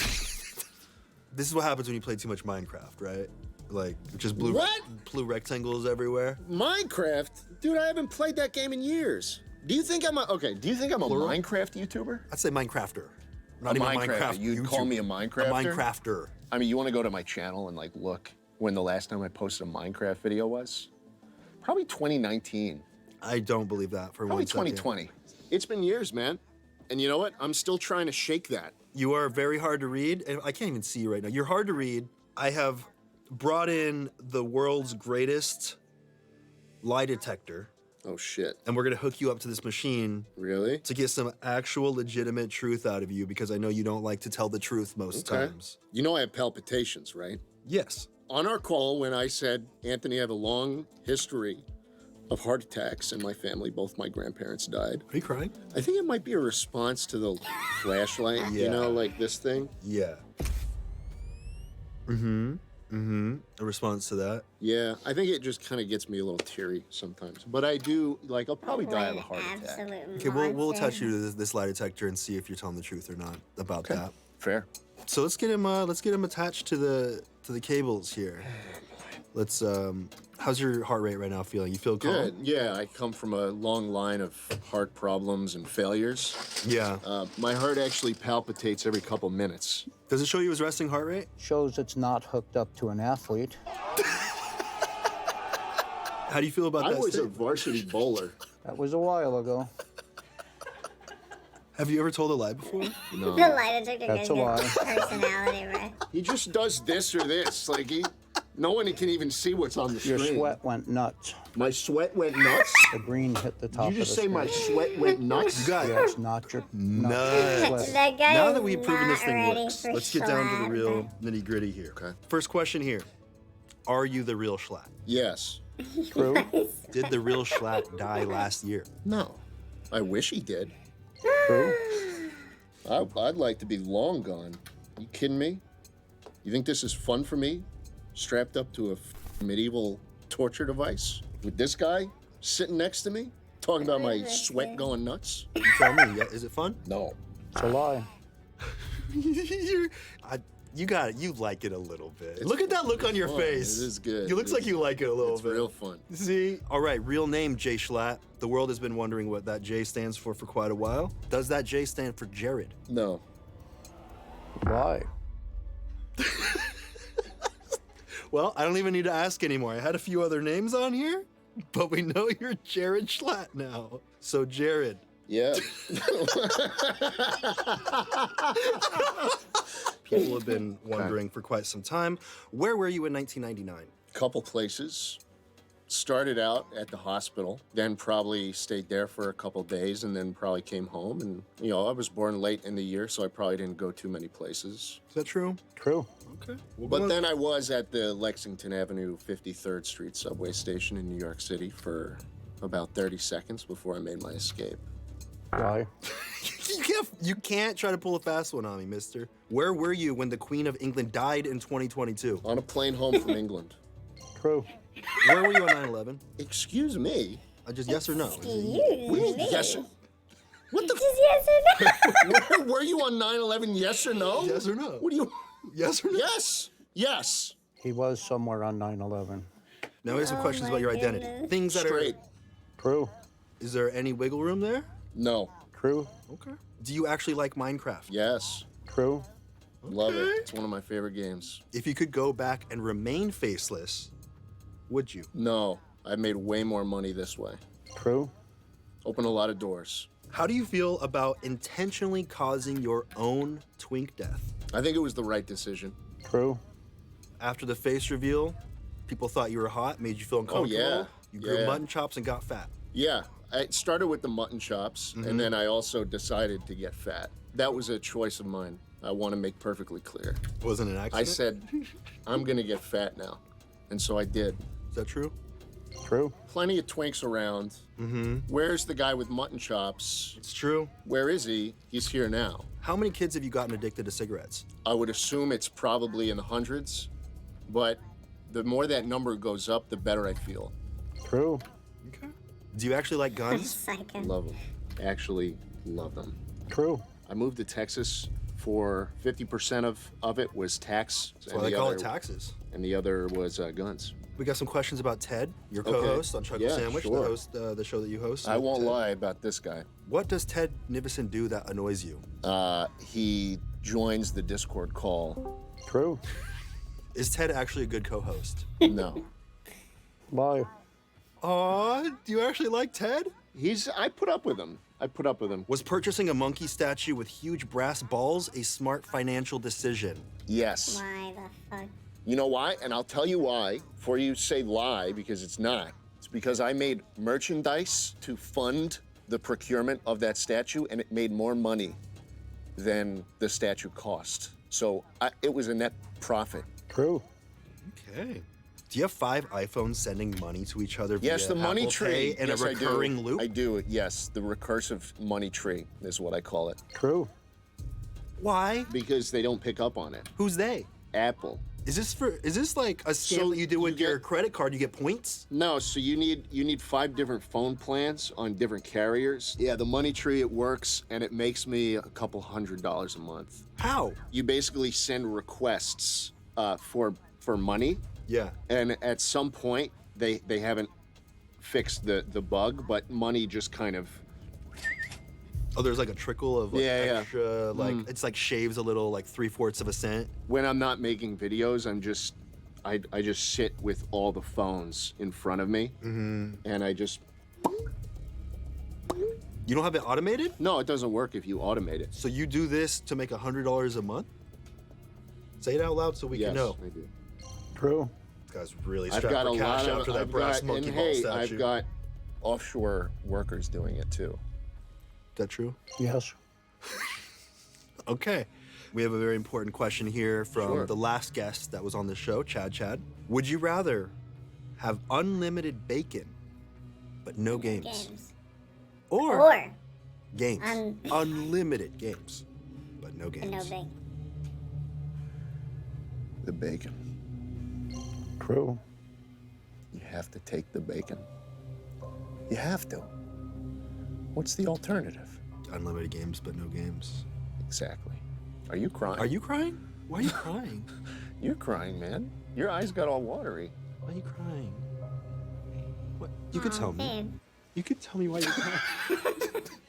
Tell me why you're crying. It's just a. You're falling apart, man. You are falling apart. You're crying and falling apart. I really want to know the answer to this. Just tell me why you're crying and we'll take all the gear Because off. the question upsets me, okay? It's not even my question. It was on an episode of Machinima Respawn Inbox 10 years ago, 11. So you stole that? Yeah, of That's course stolen I did. property? Yes. True. Stole it. I'm very open. Well, we got you. We they- have. I forgot to tell you, we do have police outside waiting to arrest you for any of these answers that Okay, are okay. incriminating. Is there anything that you want to just confess right now? So any questions that the internet has been begging, prodding? Everyone always asks this. What did you do in 1999? What did you do? What did you do? It's like one of those jokes that, do you have a joke that plagues your community about you or something you did? No, it's mostly just questions of why did you sell Smosh for $0? Yeah, no, I wonder that too sometimes. I'm not attached to the lie detector, so I won't answer. Silly. I think that was dumb of him. True.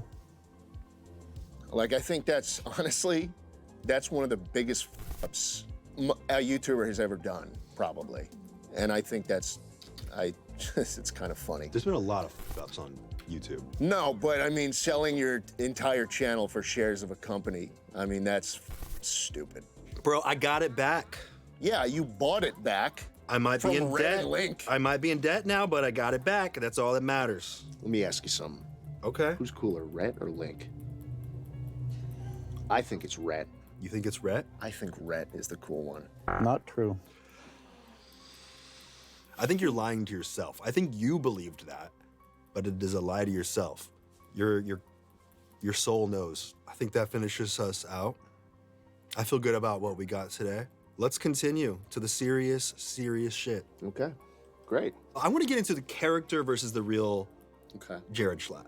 Okay. There's like the two camps. There's some people are like, no, that's really him. He's really a Republican gun-toting asshole. And then there are other people like, no, it's just a character. He's like a very sweet, genuine kind of guy. Is there a difference between the character and the real you? Yeah, there is. I think that, just growing up in New York City, around that area, I think I was exposed to that type of person a lot. And so it just kind of, I think off camera I'm very kind of chill. We were talking before. Introverted. We were having a good night. Yeah. Night before. Yeah, the first time I met you, you were on a hoverboard. Do you remember this? And you were just hoverboarding around by yourself. You didn't speak to anyone. Yeah, I don't with people. I don't with people. I feel like watching your content, someone would assume that you're like very outgoing, loud, extroverted. That's why I like kind of having more of a persona, because it's something I can just switch on. Cameras are off, I'm very chill, I'm kind of quiet, and I'm not the type who would like make a show, but the cameras come on and all of a sudden I can fit into this overly exaggerated version of myself. It's like a mask. Of course. Yeah. I acquired this mask through just years of growing up around loud New York Republican Catholics. So you're kind of impersonating the people you grew up around? Yeah.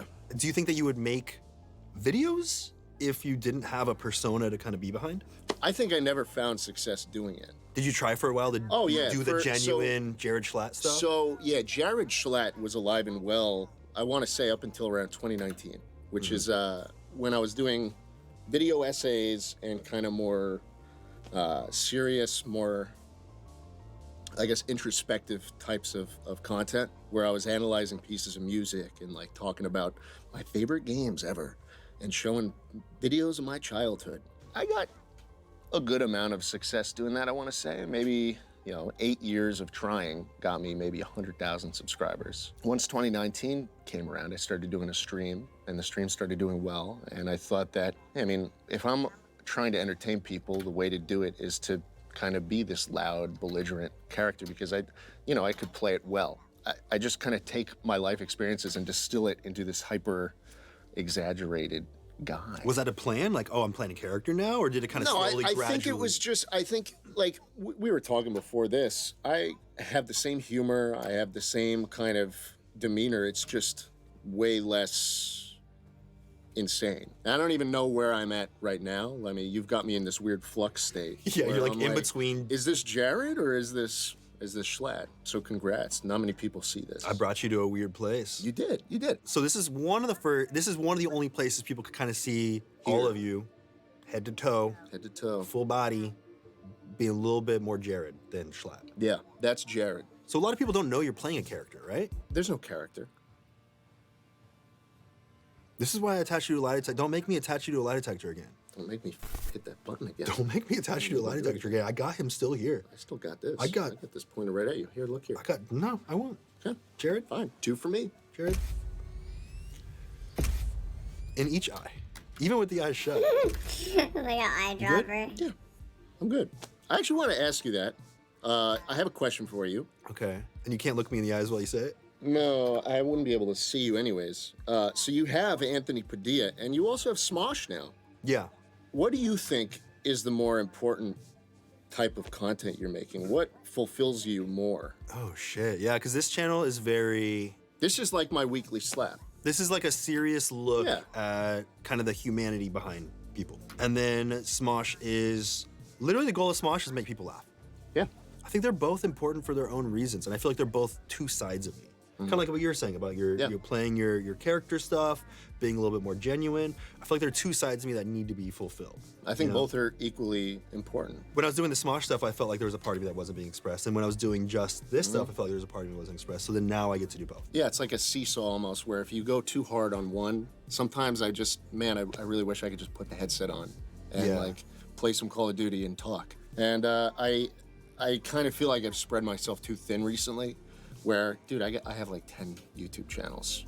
I have 2 podcasts, uploading shorts daily, trying to stream, trying to do a main channel. What is that? Is that because you feel like you should or you need to? I think I just want new things always. Like Like you don't want to get bored? I don't want to get bored. Like, I'm kind of scared of falling into a routine, and so every time I feel like that's happening, I will just say, I need to make a new podcast, or I need to start a new channel, or something like that, and I don't think it's very healthy. Are you running away from sitting with boredom, AKA facing your emotions? Yeah.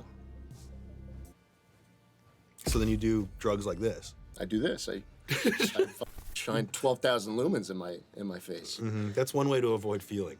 I really want to be able to focus more on my main channel and on the weekly Which is character based. Yes. So you want to be able to focus on equal parts character. Maybe more character because it makes more money, and that's important to me. Which one do you find more important? Money.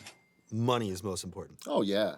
What about fulfillment? Are they equal? Well, I could have fulfillment like in a year if I retire, you know, and then I'll have like I could just do whatever I want. You know. Are you planning to retire? Or are you one of the YouTubers that are going to be like, I hit that mark and I'm done? Dude, this is another good topic because it's like one of those things where I don't know what the f I do.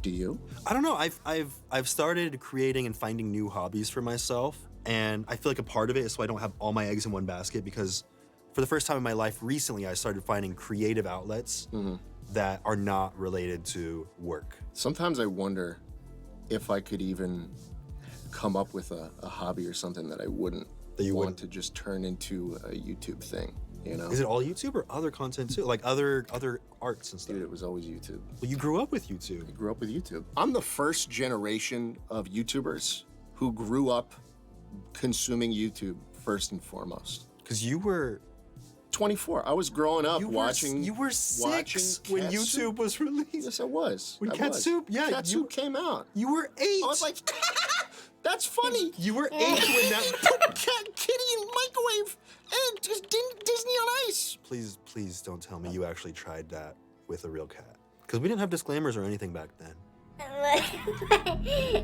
You were 8, consuming content that no 8-year-old should ever consume. Well, who do you think was the target audience for Cat Soup? You know, people my age, you know, like 21. 21-year-olds who were into cat puppet jokes and Disney on Ice. And Disney on Ice. Yeah. Like all the other 21-year-olds out there. Right. Yeah.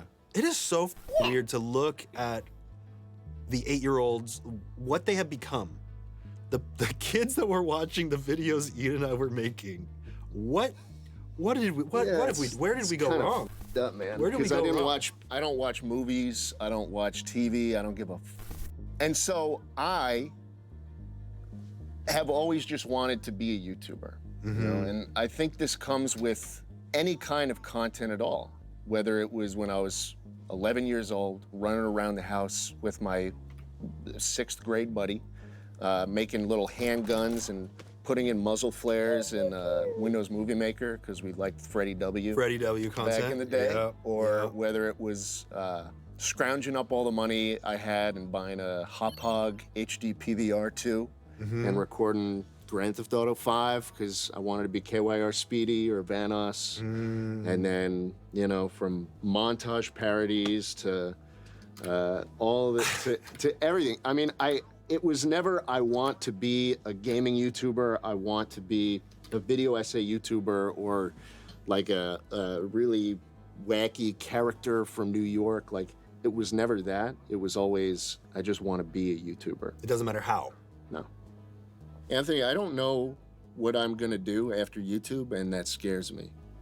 On like a, Why? Because you feel like this is the only thing you're good at? It's the only thing I've ever been interested in, which is a really scary thing because I see people like Tom Scott and Matt Pat who are older than me and probably had many years to figure out what they were interested in before YouTube was a thing. But this is all you're interested in. This is all it's ever been. This has been the whole deal. All of your eggs. Well, it worked out. It worked out. I mean, I wouldn't change anything about this entire life. If YouTube disappears, what happens? Is there any possibility? YouTube's existed your entire life. So it's not all like... all my formative years. Yeah. So it's like, in your head, it's not even a possibility.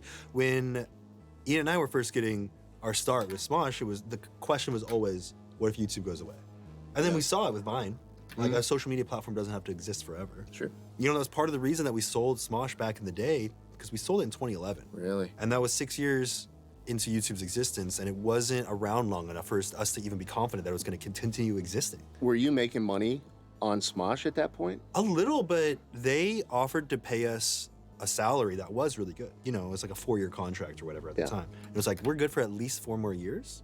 That would take us to a decade of doing this. And that seemed like... That's a lot. A lot. How long have you been doing this? 5 years professionally. Yeah, and we were doing it 10 years professionally at that point. And you're old, bro. I always think, because you're like one of the few people that's been doing it for that long. I always thought, if I'm a YouTuber, I'm gonna have my moment. I'm gonna make all my money in 3-4 years. What, cash out and get? Yeah. Yeah. That's not how it works. You're well, I feel like that's how it works for most people. You're trapped. You're trapped now. I'm trapped because the arrows keep going up, Anthony. That's the problem. But then what happens when the arrows go down? You get all sad. Oh, then you start reacting to TikToks all day. And then the arrows go back up. And just because I want to be a YouTuber, I don't care what. You don't care what kind of YouTuber? Just YouTuber. As long as you're a YouTuber and the arrows are green, you're good. That is my conundrum. Because I think that, this is a very, very cynical way of looking at things, but I think that YouTubers really start pivoting into content they find more meaningful after the numbers start going down.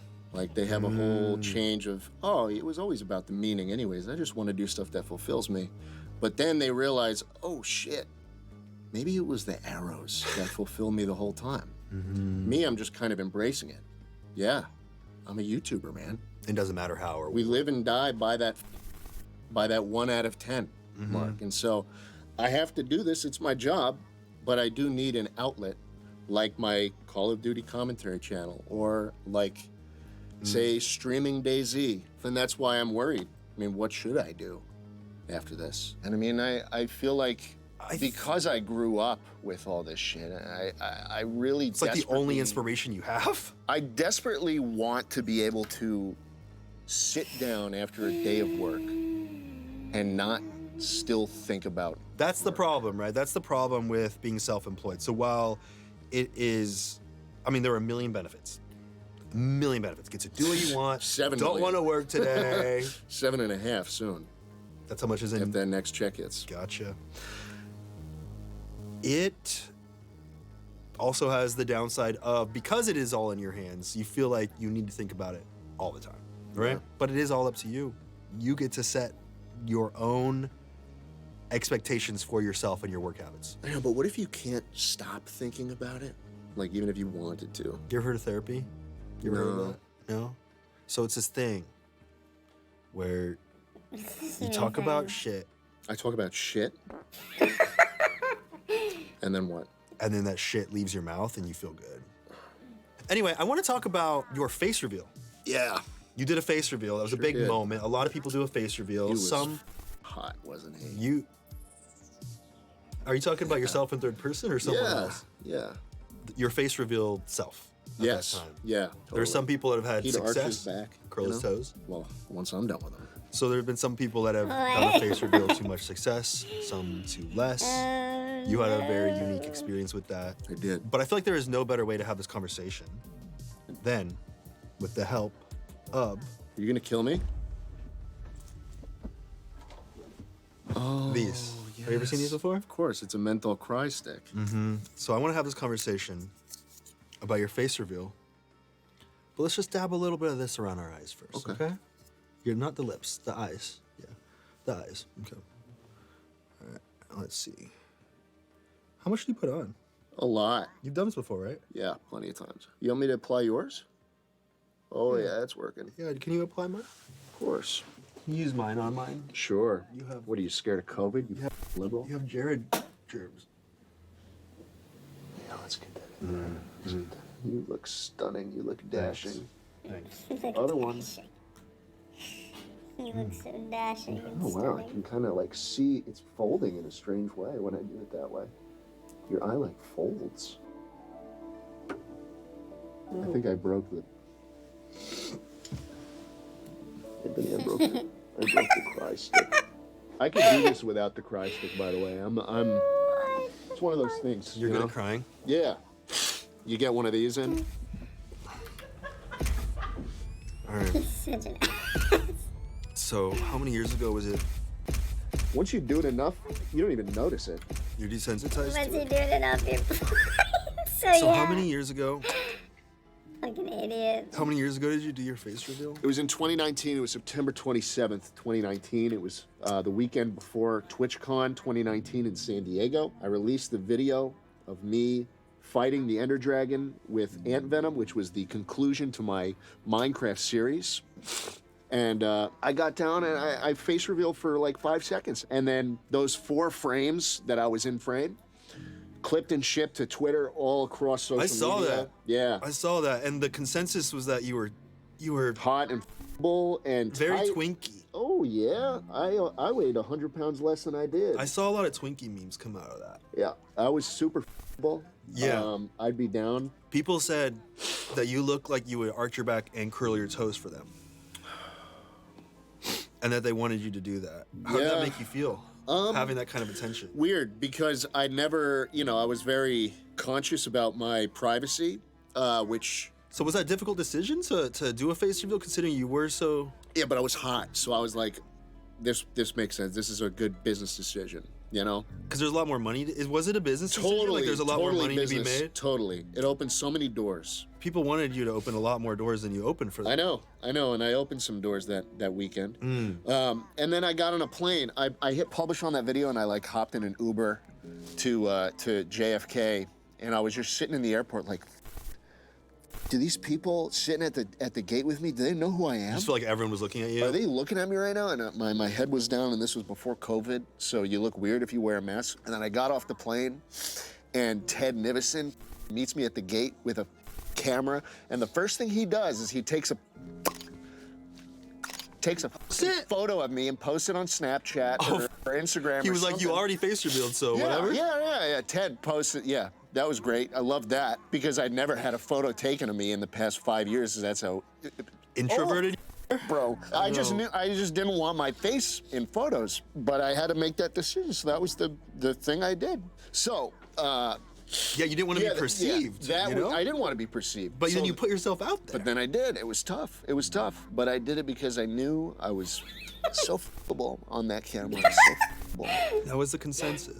The consensus was that he was f***able. It was. You say he like it's a different person. Do you feel like you're different from that person? I'm a changed man from what that experience did some shit to you? that cutie pie. He's different. I had this stint shortly after my face reveal when my YouTube was really starting to go quick, and I would I would wake up at like dinner time, and I'd record me playing Wii games until the sun would come up, and it was basically a period of very lax hygiene, and so my hair started growing in, and I'm like, that's funny. So you just thought it was funny, but then never, what about the f***able comments? Like, what are going to happen to them? I just thought, I thought I wanted to change because I hated that. You didn't like and being I thought the this is guy? this is like a funny way because my Why they hair keep doesn't saying grow in fuck right. 'em all? So I was like, okay, I'm gonna embrace these, and maybe it'll make me a little less f***able. You didn't want to be f***able? A lot of people get I that don't label want and to they be want to f***able. stick with People it. get so weird when you're f***able, Anthony. You know. Is that why you're so weird to me? I went a very different route. People told me that I was so good looking, blah, blah, blah, blah, blah, and I thought that You've was my always only been the hot one in Smosh. You've always been the f***able one. And that's Ever since I was watching you in 2006, I was like, man, that twink. You were 7. Or 6. Sometimes. And that with you in a different way, because then that's my only value. What am I if I'm not f***able? Exactly.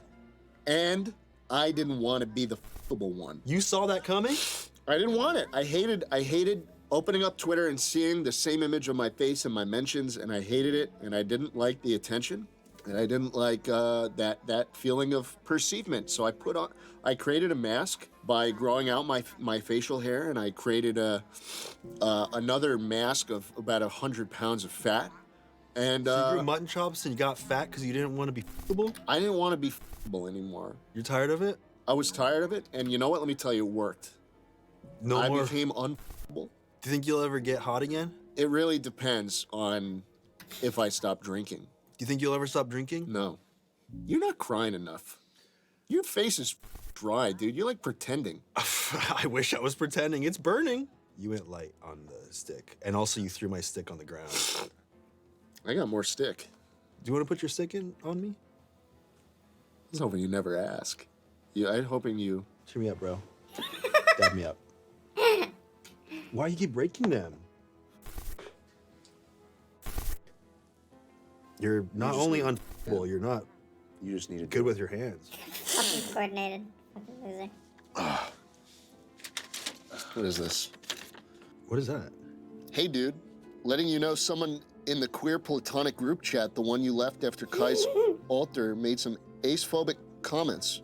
Are you confessing something to me right now? Which he apologized for later, by the way. Said they found receipts on your Twitter of you liking it.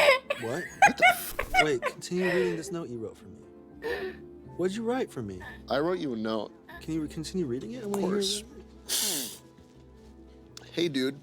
Letting you know someone in the queer platonic group chat, the one you left after Kai's altar, made some ace-phobic comments, which he apologized for later, by the way. Said they found receipts on your Twitter of you liking a James Charles tweet, which is really yikes. Yeah. Also, Rainbow said you were tweeting on your Steven Universe roleplay account that you were gonna rewatch Atla, which is like a really transphobic and racist and sexist show, and you know how Ash feels about it, even if they won't say anything about it because of their anxiety. I don't know, dude. I just want to let you know. I know Ash can be biphobic sometimes, but they also live in an apartment and their parents are divorced, so they have PTSD from it. I know. I think Ash might write a call out, but me and Rainbow are trying to calm them down. Just be aware and maybe stop being toxic. I promise. What's this? It's a letter you wrote me.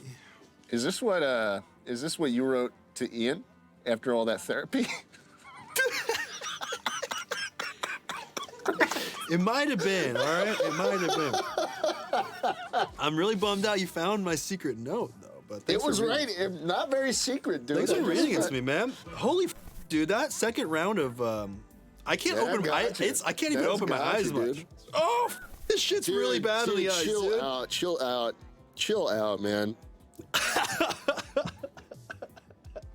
What would you do if you had no more financial incentive to work? What, like, say, like, forget about all the people who rely on you for their paycheck. I never think about it anyway. Yeah, no. I mean, what would you do? Like, what would you still be on YouTube? Would you still be making content? Would you still? I need more of this. I'm sorry. You need more, bro? It's just, what the f did you do to me? Ew, bro. I can't open my eyes And there's to some even shitty on the carpet. And there's some shitty on the carpet. I can't even open my eyes to see that it's burning so much. Use the bottom. So like, say the money printer dries up. Say you're good, though, right? Because I want to put yourself in my shoes. You're good. You can do whatever. What would you do? Would you like get a job at? I was talking to one YouTuber. He had a part-time job at McDonald's for a while because he just wanted to feel something. Feel something, yeah. Oh, this is a fight right now. I think that's why I haven't been. I think it's so hard to think with this shit. It's so bad. Open those eyes, dude. It hurts twice as much with your eyes open. Okay. Open those fucking eyes! You can. Open them! Open! Oh, it burns so bad. Open now them! I'm blind already. Okay. What would you be doing, man? I think I kind of have several backup plans. I got very scared about the idea of having all my eggs in one basket. Having all your eggs in one basket causes you to do some survival shit, which is why we sold Smosh in the first place, because all of our eggs were there. Now I've been doing other things. I'm finding creative outlets that I enjoy that are just for me, like painting, which could be a good backup plan. I could paint 3 of those a day if I wanted. Ooh, you could sell them too, because you'd just be riding off of your notoriety. Could do You think that. of that? That's a good backup plan, right? You can shit in a fucking cup, and all the women would eat that up. You know, you can. Two girls, you one can cup, sell part your 2. shit. Oh my god, I can't open my eyes.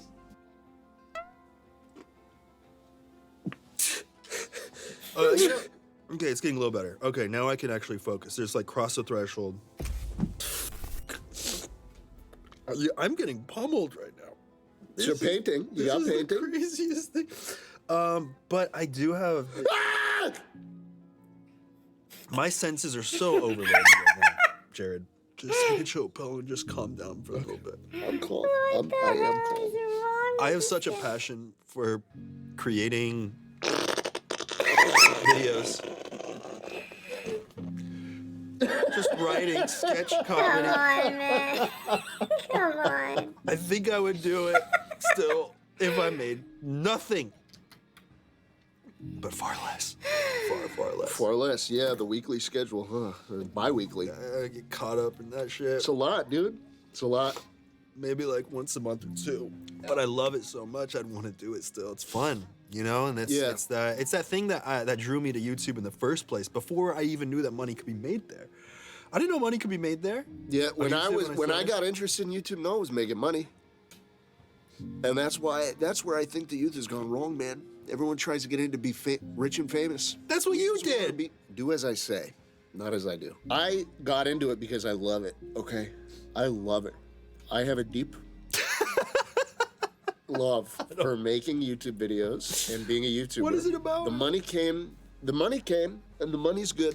What is it about? But if I retire today, you would see me exclusively on my Call of Duty commentary channel, and you would see me exclusively on Twitch, streaming DayZ. Just for fun. With no face cam. Just want to be a YouTuber, man, but I don't, but I want something else, you know? And I think I need to do some soul searching. How do you think you'll accomplish that? Because you can't do the soul searching if YouTube is the drug that you are addicted to, you can't do the soul searching if you are still doing the drug that you are addicted to, right? So you're saying I full stop right now? I'm saying you gotta do what I do. You gotta leave the company that you founded. You gotta really be scraping the bottom of the barrel for multiple years. That's the only way to do the soul searching. Really? I feel like you hit rock bottom, and to I have to hit rock bottom? You have to hit rock bottom. I feel like I've been scraping the bottom of the barrel for a while with those TikTok reactions. Maybe I am at rock bottom. They're performing too well, though. You need that. Like 12 million views each. What the? Yeah, they're performing That's rock too bottom well. for me. You need them to perform so bad, so bad. I try. I make them worse every time. You need them to perform. I purposefully make them worse every time. Trust My editor me. sends me the timeline, and I like with it. And Trust me. it still doesn't. Where they still get way too many views, bro. Trust me, if they started getting only 1,000 views a video, you would figure out some shit. The problem is you're too successful. You'll always be trapped by your success if you continue to be successful. Scrape rock bottom, reinvent yourself, find your new thing. What do you suggest the first step of that is? Literally, What like should I upload? melting Upload from being in videos Phoenix about vicinity. how you're burnt out. People will stop watching real quick. Just get real, just like make real depressing content. Hey guys, Just talk about you're burnt out every video. People will stop. Hey guys, I'm not feeling so good today. People will stop. So I think I'm not gonna make a video. Bye. Trust me. Oh, and get really defensive too. Anytime someone posts a comment that's negative, talk about it for at least 5 minutes. What do you mean this job's the best job in the world? No, it's not. If someone says you're ugly or you used to be hot, talk about that and how much they're wrong. They're right though. They're so right. You like it that well, You like it that I way. do like it that way. No one's me. You had very soft hands. I could tell they haven't touched a single goddamn thing. No. Not even yourself.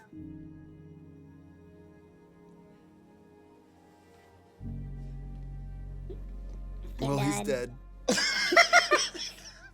So we're done. You were the first generation to be so consumed by YouTube, it was all you knew.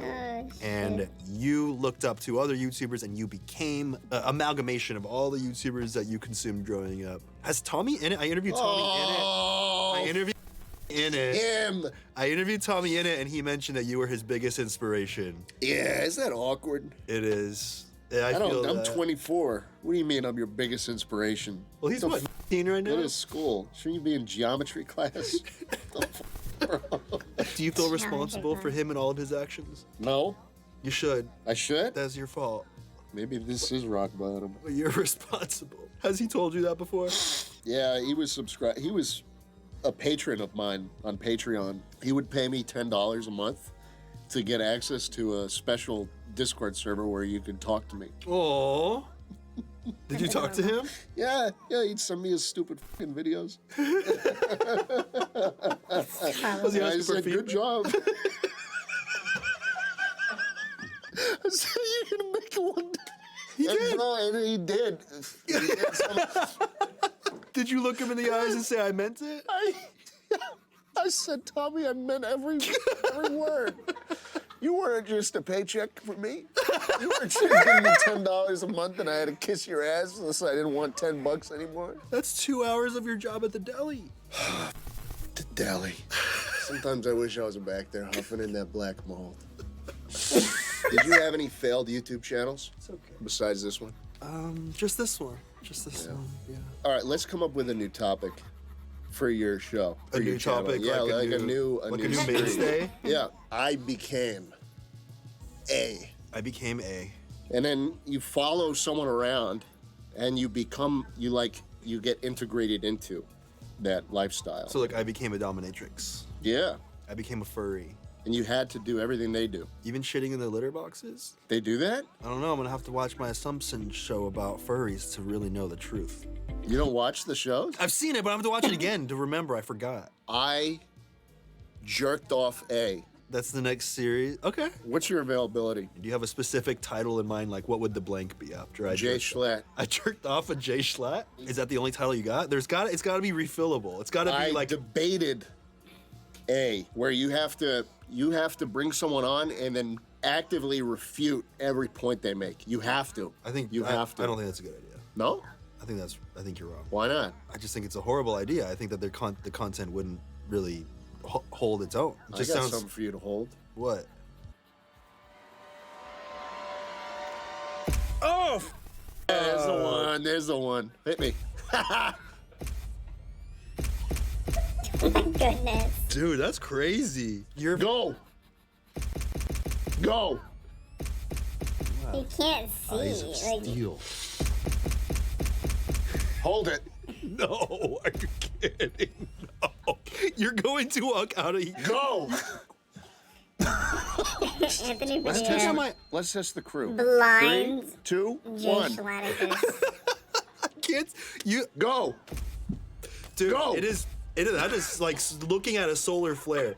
Your We can entire use that face as is a just a weapon. blue We can square use that right as a now. self-defense I can make your weapon. entire body a blue square. I should not have done that. That's bad. That's real bad. Oh, that dude. was rough. That's bad. I'm gonna need to take a moment after this interview. It feels like I just ate 3 ghost peppers. I jerked off Destroyed their- a sumo wrestler. I'd click that shit. I would click Where that even shit. is it? Half the.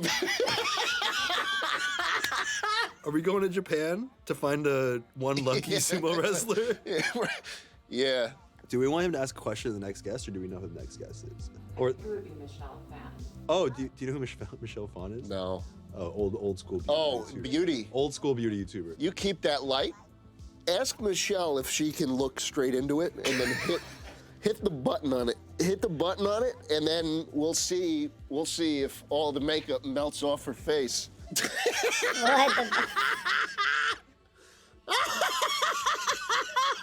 the? I'll just like say, What is this like? Okay, I'll say Schlatt. Here, what do you think of this? Schlatt has a question for you. What else do you got? I'm done with this, man. What else do you got? You can pull the sloth. You could. I didn't want the sloth. What are you reading? I'm reading the classics. Gulliver's Travels? Yeah. Come on, good hits. bro. Classics. Do you need some extra light? Where's the rich dad, poor dad? I jerked off a sloth. I hope you're ready to get arrested on your way out. It is a Hue play light. Yeah, it is. It is. You called it. It's the Do you need some candlelight, light? dude. What are you doing back there? I'm gonna have to end this. This interview is done. I got a great idea. Well, I got a company, and I have some shares. Yeah? And I'm interested in this whole operation. I'll give you 5% of Schlatt & Co. Mm-hmm. And then you give me the whole thing. And then later, those shares be... Give me some those shares estimates. be crazy. How much for the $50 million. $50 million? Yeah. Whoa. How much did they say back in the day? They said like 2. Yeah, that's a lot. Wow. That's a lot of money. Damn, that's like at least 25 times what I was told at Defy, and I went for that one, so. You did go for that one. Pretty good. But you're confident you'll sell, though? Like. Yeah, we'll sell it. Yeah? Oh, Confident, yeah, right? Confident. How confident? I have a bunch of people interested in the company. Yeah, am I gonna have to get you set up to a lie detector, or are we good? No, not again. You're good? You're Yeah, telling I'm the good. truth? Jared's good. Jared's chill, bro. Jared's telling the Jared's truth? chill. Jared's telling the truth? I feel like we all had our straight girl crush, you know? Listen, I don't hate men, but sometimes I'm like, why do they need me to say that to them so bad? I don't want to say trendy, but kind of like, oh, you know, you see the 2 straight girls kissing in the club, like, you're like... I mean, it's scary, because, like, people do 100% police bathrooms. I see so many roles, lesbian, whatever, and it's, like, not going to, like, masculine presented women, bro, and it's irritating me.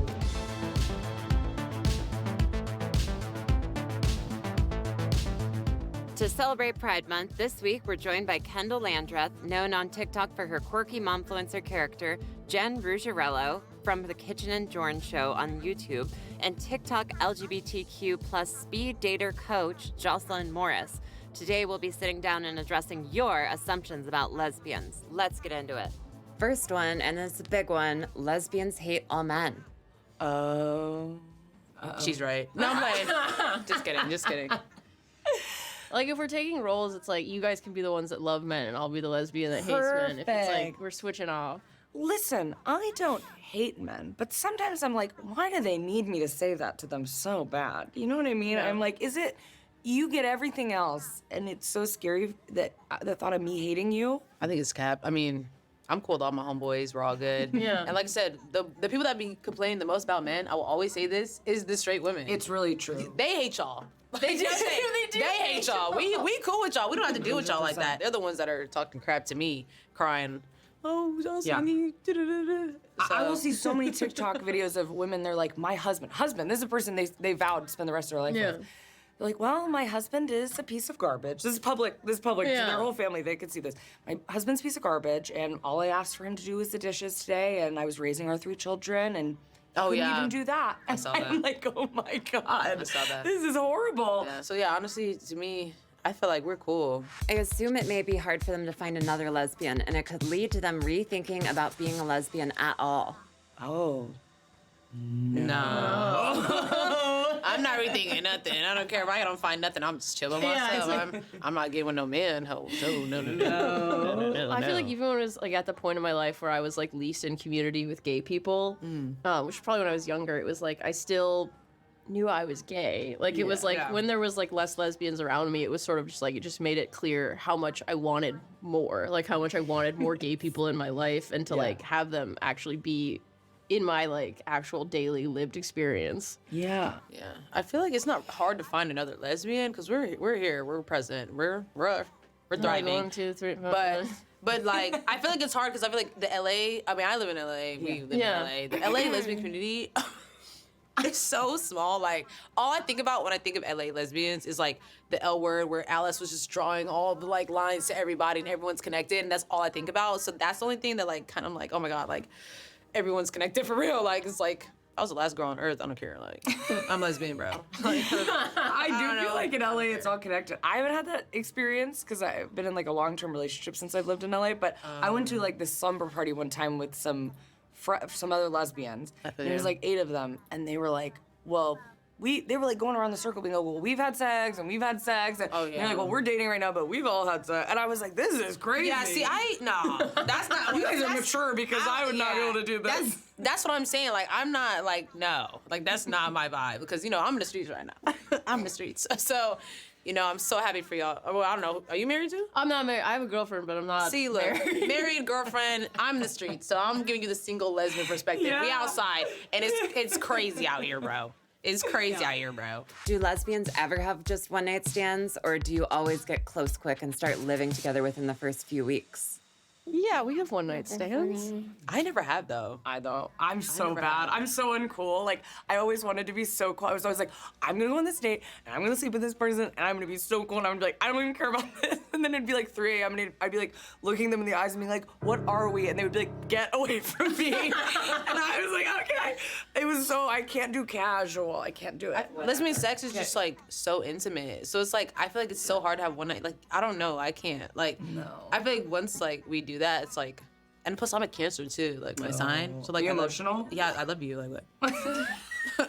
So that's why I be like, my This is social very- battery is so low too that I'm like, if I've gotten to the point where we're having sex, I don't want to do this. I don't want to go back and forth with small talk with anyone else for 2 years. Oh my god. See, I was like, okay, like there's a period of my life when I was like, I'm just a happy slut with big dreams. I'm having like a great time. So like I think like I totally get like I don't think I'm really like a one night stand person. But you know, I definitely have lesbians in my life who are and they just do it like, you know, it's like sort of like not even that the people they're with want to be in relationships. It's just sort of like they're just casual and they're finding other casual. But yeah, I do think there is something to it that we have a tendency to get more emotional and to get more attached Yeah, for a little sure. bit closer. And like that I can't deny. Like that I don't think any of us would no, say is a lie. we are for sure. Yeah. I can't cap on that for sure. They frequently get asked how sex works. Oh my god, yes, bro. Yeah. They'd be so confused. Not anymore, but when I was going to like school in college, like every man was like, how do you have sex? How do you someone? I was like, go use the internet, Jesus Christ. They get so confused. Like, they really do not know what's going on for real. Like, I don't feel like explaining it, like, to them, because it's kind of weird. Like, I'm like, But I don't also ask they you what must you gotta know. know. Right, I they mean- know what bodies are and like But what you no do. shade, but lesbian is not what be going on. Yeah, that's true. Look, I hope that if you're watching lesbian, do not take that shit serious. That is not what happens, bro. Because they're like, first of all, they're like, What are you talking I don't about? know what they're doing. I don't know what they're doing. I rarely like. There's so many types. There is, but like it's not like the ones on like I don't know the sites or whatever. They're not. Yeah, which real. sites we talking about? No, chill. See, no. I'm just saying though, like, from what I've seen, it's not real. Like, they're not for real. Yeah. Right, that like shit is- sex education, like in general, right? It's like messed up, and then if you have kids that are looking at, right, like they're just gonna be confused. They're not gonna understand, like, and then they're gonna see a lesbian like you, and they're like, "How do you do this?" Yeah, like if I ever like, if I wasn't like, let's say I just came out and I watched that like lesbian porn, You come I would in be like, swinging. I'd be like, okay, this is gonna be crazy. Like, what the like, what is going on? That's like when it helped me when I was a teenager. I never watched, but I would read lesbian fan Like fiction erotica, online. yeah. And I was like, I actually do think I learned a lot from that. I just watched I would watch like the L Word or something, like the reruns. I'd be like Shane and what was her girlfriend's name? She was so Carmen? bad. Oh, she's so fine. I didn't like the show though. I didn't like it. No, she's so fine. But I would just like watch like them kissing on YouTube. Yeah. Like that's what I would, I'd be like, oh okay, like I love this for me. Yeah. But yeah, everything. I don't know what they got going on. Like, Yeah. Okay, this you may have gotten more in your early coming out phase. Lesbians get lots of doubt in the form of everyone likes girls a little, or you just haven't met the right guy yet. Yeah. I mean, I wish everyone liked girls a little. Like, it would have made a lot of like crushes I had when I was like 15 easier. I met a lot of good guys. I think that was when I really was like, oh, I'm gay, I remember I worked at a restaurant and I had a little bit of a crush on this guy. I was already out as a lesbian. I was like, well, he's kind of nice. Well, he's very he's like, a little feminine in some ways. He was nice. And I was like, well, I'm not gonna stifle myself. Like, who doesn't love a nice twink? And that was very much the vibe he was giving. I said, he was kind of nice. But then when it came to, so I was like, I'll try it. Let's go on a date. And I was like, oh, I cannot do this. This feels really bad. And like, not bad, but it was a nice time. But I was like, I could not kiss you. I just couldn't do it. And I was like, this is like the ultimate nice guy. Yes. And I was like, I still just can't bring myself to do it. And so I think I was like, well, I met the right guy and it still is, I'm still gay. I don't know, I've always just been cool with them, but I could never get to that, like, emotional, like, feeling. I don't know, like, and it's, like, crazy, because, like, it's not a choice. Like, I literally cannot like you like that. Like, I don't know. Like, I'm sorry. I don't know. Because I remember, like I said, in high school, middle school, like, big old Jocelyn, who's your crush? And I'm like, nobody. They're all weird as, like, not weird, but, like, I don't feel nothing. Like, I feel nothing. Like, I'm walking around feeling nothing. Like, I don't know. So, it's just, I don't know. And then plus, like I said, I did actually, like, go on a date with a guy going into my college. So, I was, like, I was 18 when going into college, And he, like, after the date, whatever, because, free food, like, I'm gonna go. So, I went. And he had tried to kiss me. I kid you not, like, on everything I love right now. I literally, like, when he tried to, I literally just automatically just went back in disgust. Like, and naturally, like, I didn't even know he was going to do it. Like, he kind of was like, I'm like, oh, whoa. Yeah. Ew. And he was like, oh, what's wrong? I was just like, in my head, I was like, oh my God, I'm gay. Like that. Like, no bi, no, you're gay. I was like, yeah, down bad. So I was like, okay, I was like, oh, I don't know. I'm just like, I'm nervous. Yeah. Lying. Like, I'm nervous. Yeah, exactly. No, I'm gay. We have an assumption from Tuesday with Jisoo. She says, your feelings on biphobia amongst lesbians. And she says, as a bi girl, I've felt like a fetish for straight men and like lesbians struggle to trust me. Thoughts on that? I don't understand the biphobia. I feel like, again, I personally believe, like I said, sexuality isn't a choice. So if, bro, if you like girls and guys, bro, like, what are we gonna do? Like, I'm gonna tell you, oh, like, I don't trust you because of your unchosen sexuality, like, what? Like, so, I don't know, I've dated bi girls, I've talked to bi girls, I have no issue. I think that the thing that messes up the bi girls is people who are, like, experimenting start claiming that they're bi. So then, those experimenters, instead of saying, yo, I'm just trying to see what's up or just experimenting, they're like, oh, I'm bi. You're not bi, you're experimenting. And I feel like if they were like honest with that, because now there's like the people who are messing with those experimenters, they're like, oh, a bi girl broke my heart. No, Buki. An experimenter broke my heart. Okay. Well, but I will say, because I've had some friends who are like, oh, I want to try like dating a girl, but I'm like nervous. I mean, I don't want to be that. I don't want to be someone who's like going on dates, whatever. But I was like, in a way though, that's what all dating is. Like, you go on a date and you're like, oh, I thought I liked you and I don't, and so I'm never gonna talk to you again.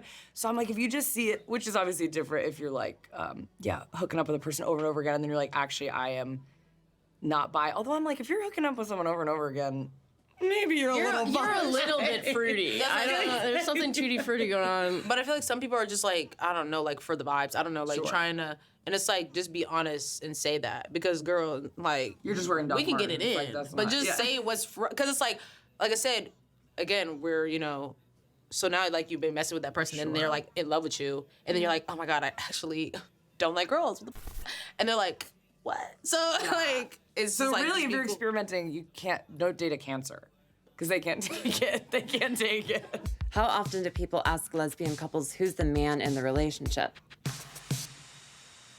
People don't ask me anymore because I have short hair, so they just assume it's me. He said I have my they're answer. like, you're the man. You're a man for sure. So I don't really get asked that as much anymore. But I don't know. Like, it's people do ask that. I feel like it's usually like people who are older, maybe. Like, I feel like I've met like some dudes, like girlfriends, family members, or just stuff like that, where it's like come up and it's more like I think they're trying to be curious. Hopefully. I think I'm always bad because I'll be like, me. Then, like, I'm like, not like, you shouldn't ask that. I'm like, I'm the man. And it's like, what are you doing, Kendall? You don't need to, who are you trying to prove this to? Oh my God. Yeah, like, I feel like maybe they're confused, like, if they're asking, like, who's more masculine? Like, if they're trying to actually, like, ask questions about, like, masculinity and femininity, like, gender portrayal, whatever. Like those are conversations I'll entertain. I don't know. Like it's like if somebody's just trying to be a dick and they're like, Who's a man? Who's a man? Yeah, okay.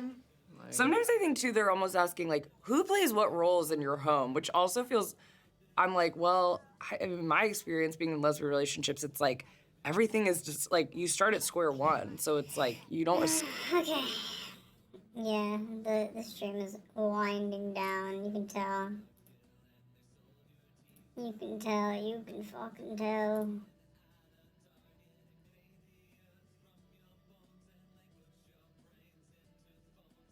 Oh my goodness. Anyways, I'm going to I'm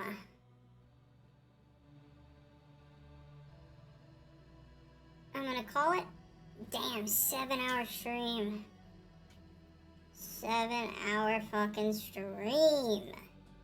We got a lot done, Some of these drawings are very, very complex. Had to Frankenstein this one.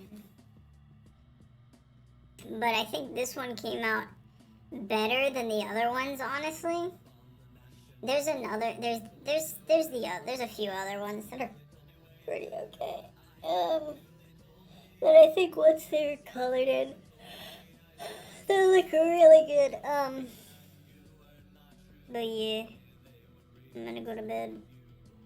I am, in fact, very tired. Anyways, thanks for being here. Thanks for watching. I appreciate your viewership. As always, I will see you next time. Thank you again, and enjoy the music.